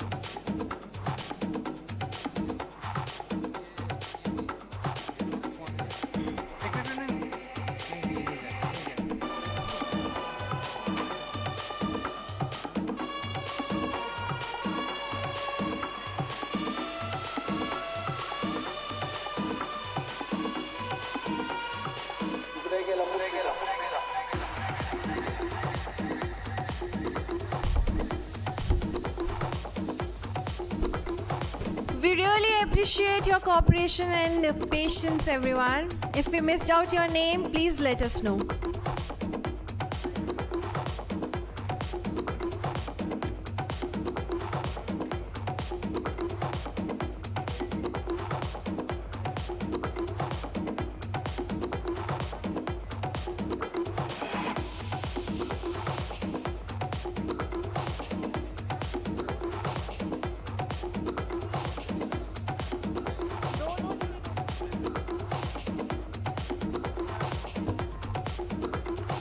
Top Data Center of India Award, Railtel Corporation of India Limited. Can we please have Railtel Corp of India Limited on stage with us?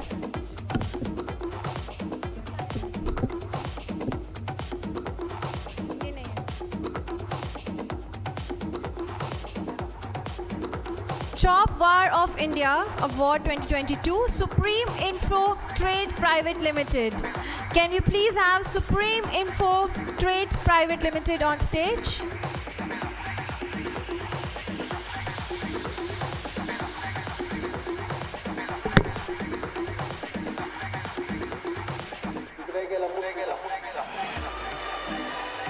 Thank you. Top VAD of India Award 2022, M-Tech Solutions India Private Limited.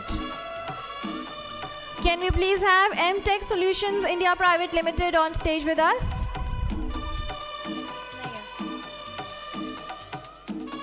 Top Cloud Trading Provider of India Award 2022, GK Cloud Solutions Private Limited.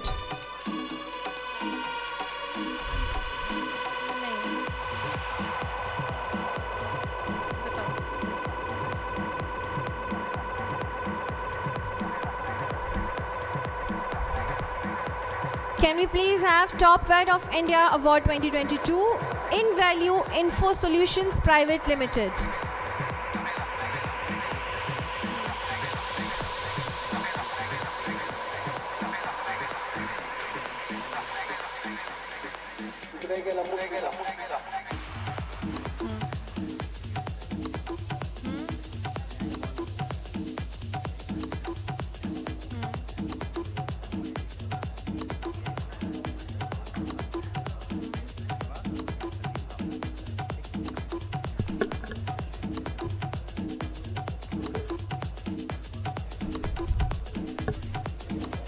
Can we please request Mr. Kaisar Alam, Editor Digital Edge, and Ms. Tanzeem to kindly join us on stage to kindly felicitate Dr. Pawan Duggal, Supreme Court lawyer and cyber law expert.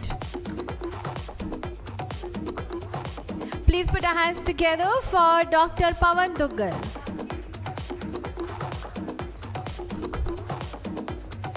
Can we please request Ms. Tanzeem to join as well?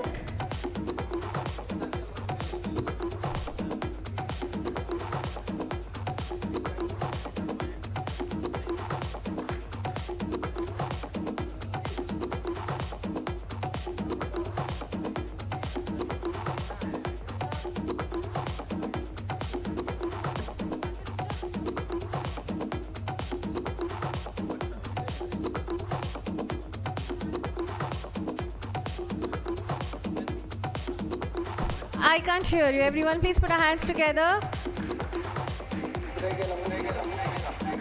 Thank you so much, everyone.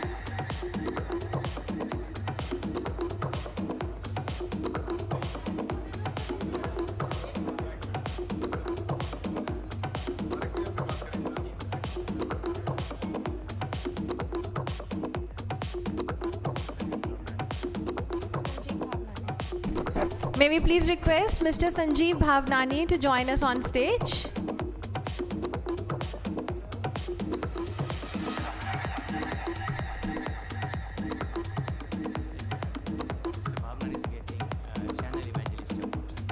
Which award? Channel Evangelist Award. Channel Evangelist. Mr. Bhavnani is getting. Please put our hands together for Mr. Bhavnani for IT Channel Evangelist Award. IT Channel Evangelist of India Award 2022.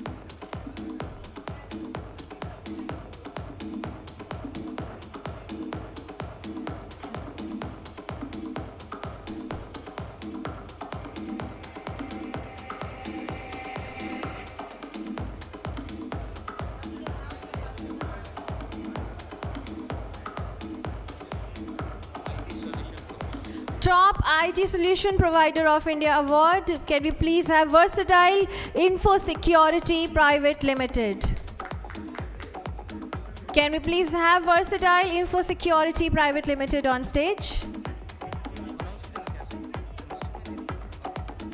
We request Ms. Tanzeem to kindly hand over the award.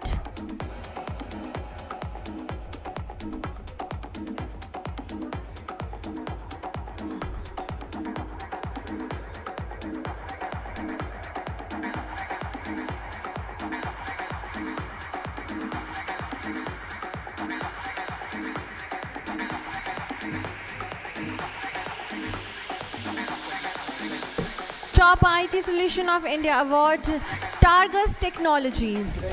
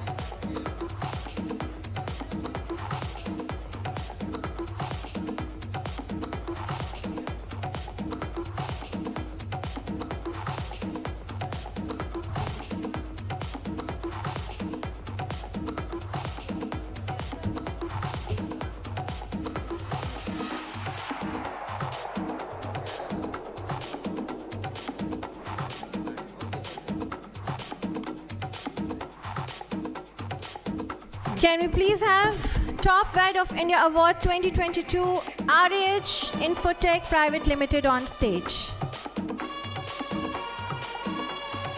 He said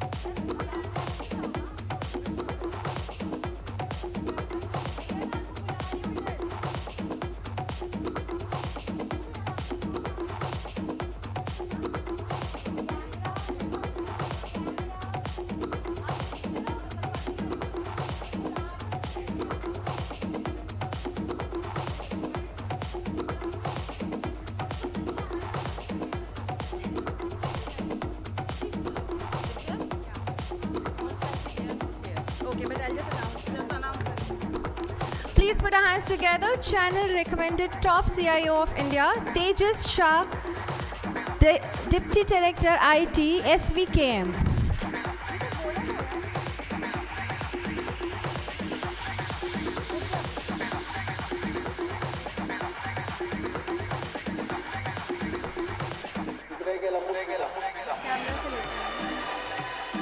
Can we please have channel recommended top CIO of India award goes to Sandeep Sannyasi, Consultant Cybersecurity, Dell Technologies.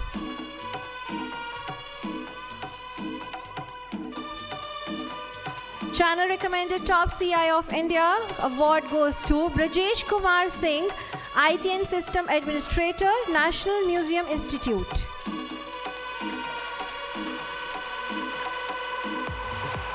Channel recommended top CISO of India goes to Srinivasan Mahalingam, CISO, Fusion BPO.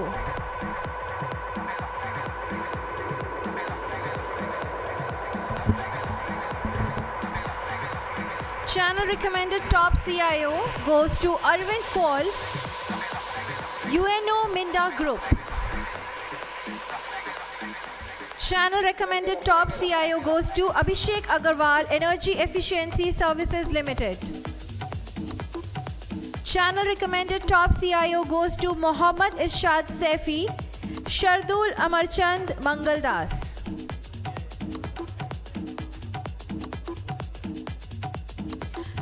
Channel recommended top CIO goes to B. Jagadiswaran, TVS Automobile Solution. Top IT Association of India Award, West Zone goes to Azert.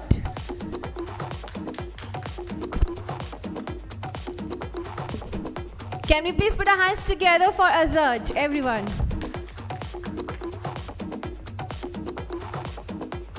Thank you.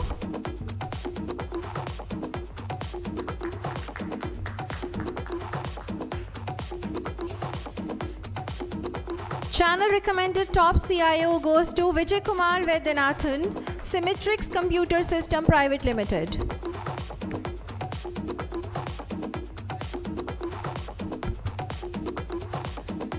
Top IT Solution of India Award goes to Team Computers Private Limited. Top IT Solution goes to Rubik Infotech Private Limited. Top VAR of India goes to Shweta Computers and Peripherals. Top IT Solution goes to Digital Track Solution Private Limited. Top IT Solution goes to Express Computers Limited. Top IT Solution goes to Elegant Business Solutions Private Limited. Top IT Solution goes to ACMA Computers Limited.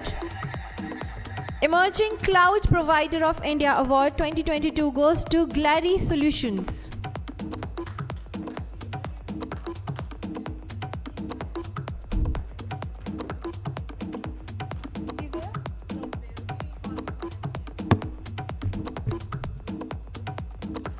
Channel recommended top CIO award goes to Viren Popat Bhai, Italia, GSC Bank.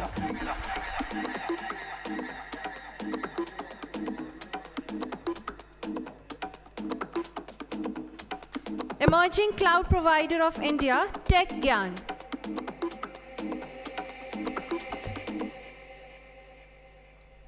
Top VAD of India, Microgenesis Cadsoft Private Limited. Top VAD of India, MTech Solutions India Private Limited. Top VAD of India, BD Software Distribution Private Limited. Emerging Cloud Provider of India, Shrishti Softtech Solution Private Limited. Top VAR of India, Park Network Private Limited. Emerging Cloud Provider of India Award 2022 goes to Glary Solutions. Glary Solutions, can we please have you here?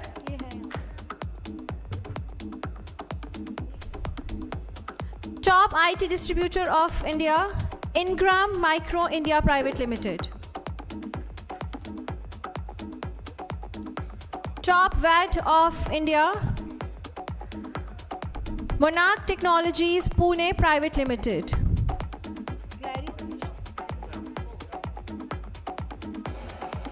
Top IT Solution of India Award goes to Ingram Micro India Private Limited. Top IT Solution of India, Aero PC Network Private Limited.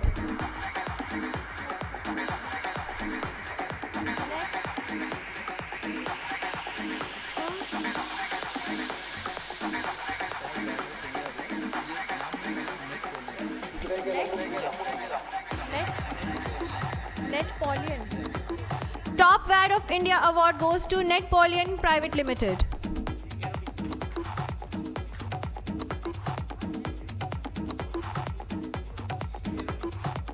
Top IT Solution Aero PC Network Private Limited. Aero PC.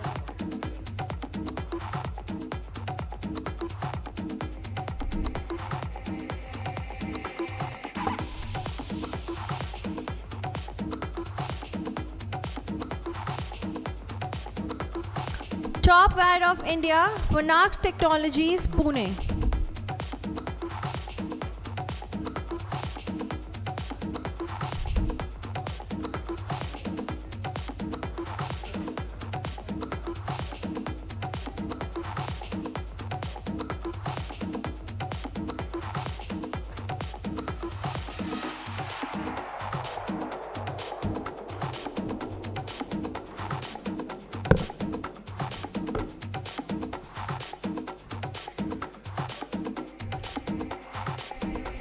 Channel recommended top CIO of India, Ashok Kumar Mohanty, Haldirams.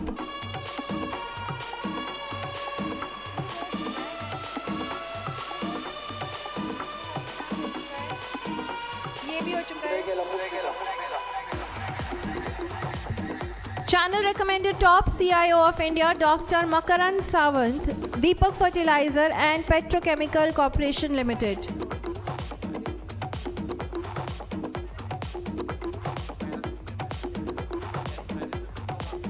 Top IT Solution, Inpara Solution Limited, Inpara Systems Limited.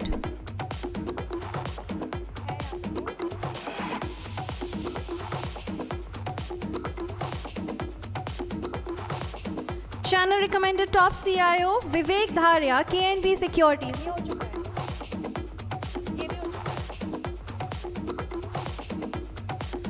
Channel recommended top CIO, Abhay Bapna, AWL.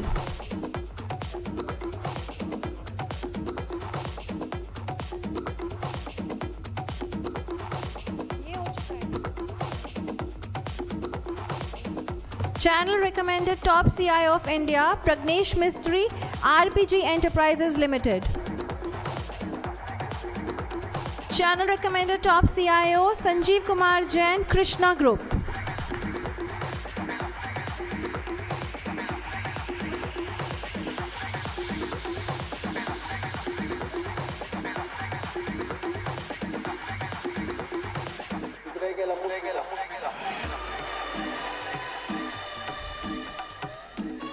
Channel recommended top CIO Vijay Mishra, Cap Gemini.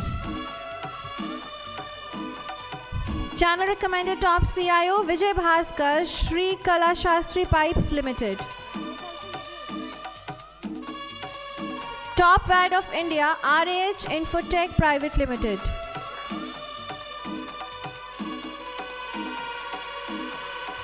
Do we have someone from RH Infotech Private Limited? Please join us on stage.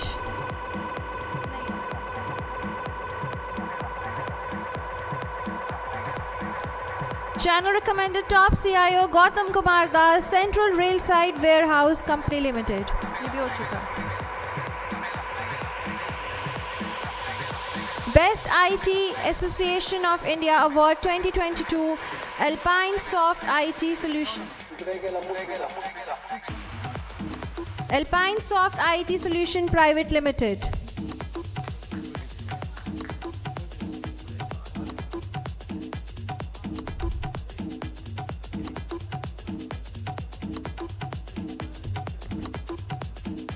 Channel recommended top CIO Vinay Hariharan, CRIF High Market Credit Information Services Private Limited. Channel recommended top CIO India Grish Verma Jairath, MPH ASIS.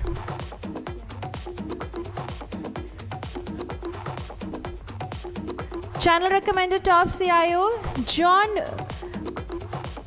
Varghese, Dhan Lakshmi Bank. Channel recommended top CIO Gautam Kumar Das, Central Rail Side Warehouse.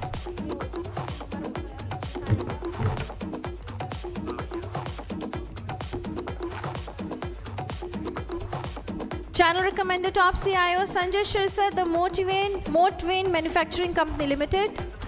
Channel recommended top CIO Saurabh Chatterjee, Bajaj Allianz General Insurance Company. Channel recommended top CIO Pankaj Purohit, Motilal Oswal Financial Services. Channel recommended top CIO Vijendra Singh Rawat, Dharampal Satyapal Limited.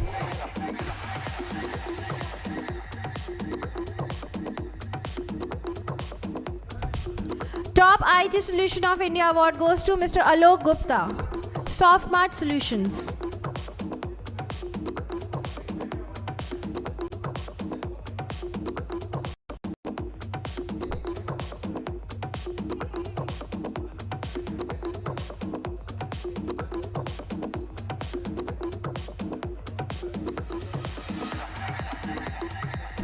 Sir, we are waiting for you. Please join us on stage. We are waiting for you. Sir, idhar se aa jaye, please. Doesn't matter. Thank you. Please put our hands together. Top VAD of India Award, Microgenesis.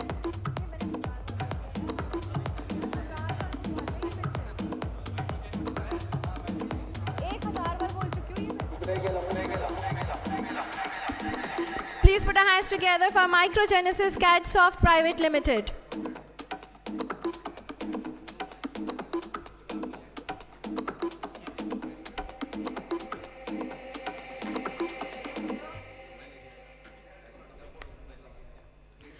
Channel recommended top CIO Roman Rafiq, IGT Solutions. Channel recommended top CIO Shalabh Garg, Religare Enterprises Limited. Channel recommended top CIO Satish Papnoy, Sarla Holdings Private Limited.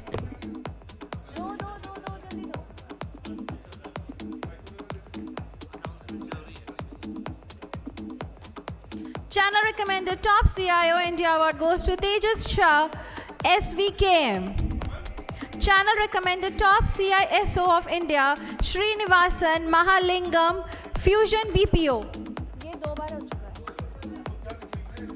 Channel recommended top CIO, Brajesh Kumar Singh, National Museum Institute. ये भी हो चुका है, ये repeat आ रहे हैं। ये हटाओ।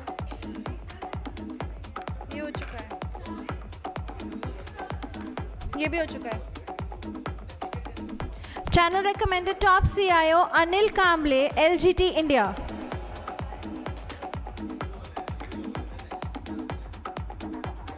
Channel recommended top CIO Dr. J.S. Sodhi, MET Education Group. Channel recommended top CIO Sharad Kumar Agarwal, JK Tire. Channel recommended top CIO Shailendra Thakur, Gold Plus Glass Industry Limited. Channel recommended top CIO Anil Nama, CTRLS Data Center Limited. Channel recommended top CIO Narottam Sharma, Mastech Limited. Channel recommended top CIO Deepak Jashnani, Bhilosa Industries Private Limited. Channel recommended top CIO Ram Kumar Mohan, Airworks India Engineering Private Limited. Channel recommended top CIO Rohit Singh, Shri Arihant Cooperation Bank Limited. Channel recommended top CIO Sabu Umen, More Retail Private Limited. Channel recommended top CIO Ravi Mehrotra, Catalyst Soft Tech. Channel recommended top CIO Saurav Das, Aditya Birla Group, SL Mining.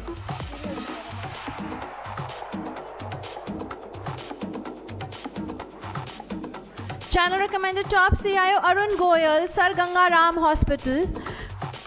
Channel recommended top CIO Shiju Rothar, SBI Mutual Fund. Channel recommended top CIO Rajiv Khare, Sigma Electric Manufacturing Corporation. Channel recommended top CIO Dr. A.K. Mishra, AIRI. Channel recommended top CIO Manish Gaur, Patanjali. Channel recommended top CIO Umesh Bhabkar, Synchron Technologies. Channel recommended top CIO Biswajit Mohapatra, IBM. Channel recommended top CIO India Deepak Kalamkar, Paygate India. Prakash Kumar Ranjan, Navi General Insurance Limited.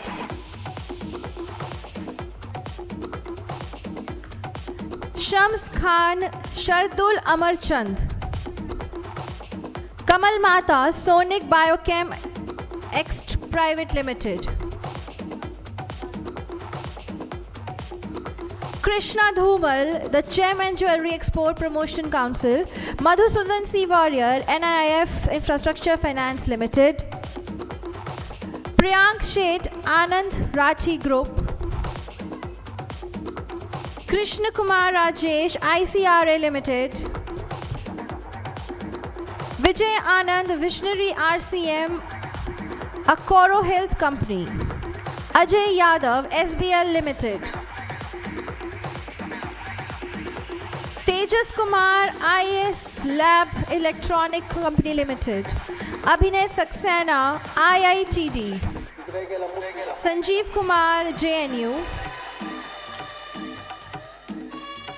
Dharmendra C. Goyal, Meghmani Organics Limited. Kirpal Singh Negi, Sickness Medicare Private Limited. Pinkesh Amwat, CRIF India. Shailesh Joshi, CS Shells India Private Limited. Ratan Dargan, Thought Soul Infotech Private Limited. Mohammad Fayaz Ahmed, HIL India Limited. Top IT Solution, Supertron Electronics Private Limited. CDP India Private Limited. Netcom Infotech Private Limited.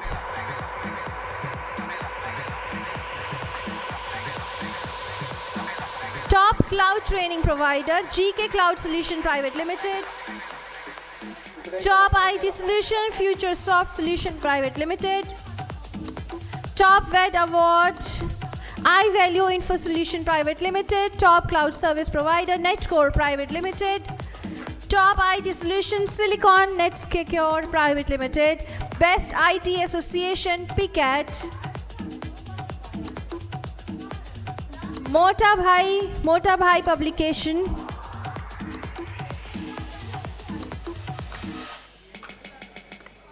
Top Distributor, Top IT Solution, Inspirus Solution Limited. Channel recommended top CIO Mahesh Khandwal, Sharda University. Top VAD Technologic Consultant India Private Limited. Best Business Laptop of India, Dell India Private Limited. Top Cloud Computing Association, CCICI. Top Hardware Manufacturer, MAT.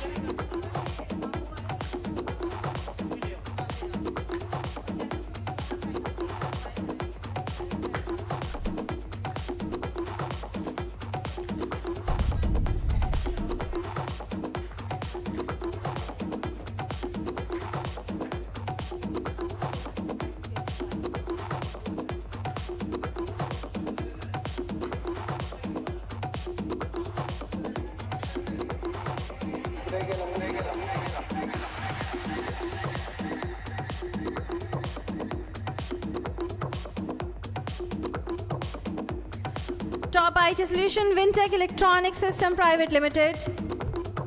Top IT Solution, Dev System and IT Service Private Limited. Frontier Business System Private Limited.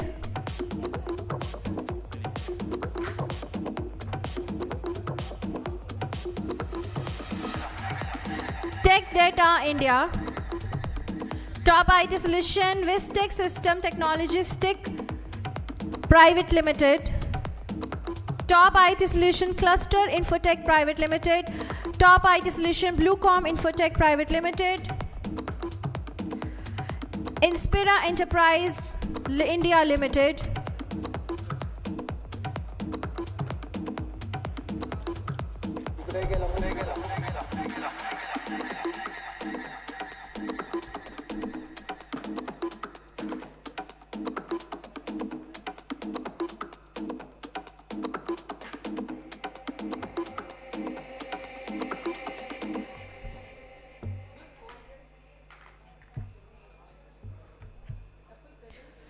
Avion Network, Creative Infotech Solutions Private Limited, Bloom Electronics Private Limited, Future Net Technologies Private Limited, Egg Metal India Private Limited, VNSA Marketing Private Limited,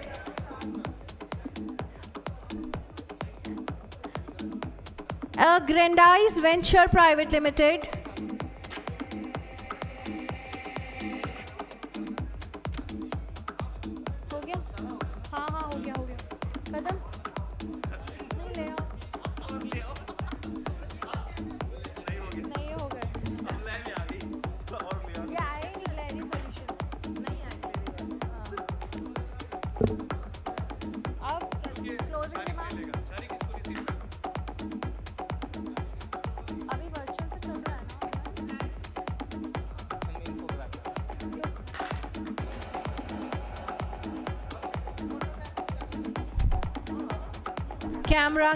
Camera.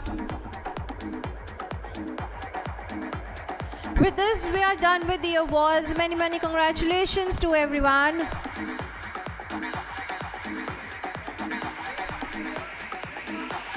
Please put our hands together for Glary Solutions.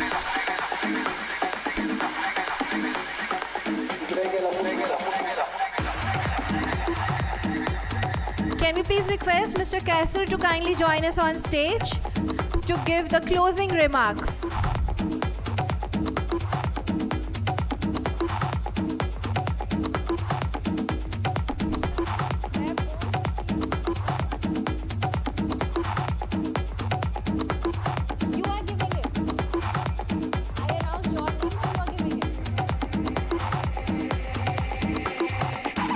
So on behalf of Digital Edge, I thank all of you for your kind presence. We thank all of you, all the beautiful audience, physical and virtual. Thank you so much for your kind patience and presence. This is Divya Vaid, your host for the day, signing off. We hope you all enjoyed the day. That was very informative for all of you. Thank you so much. Bye-bye.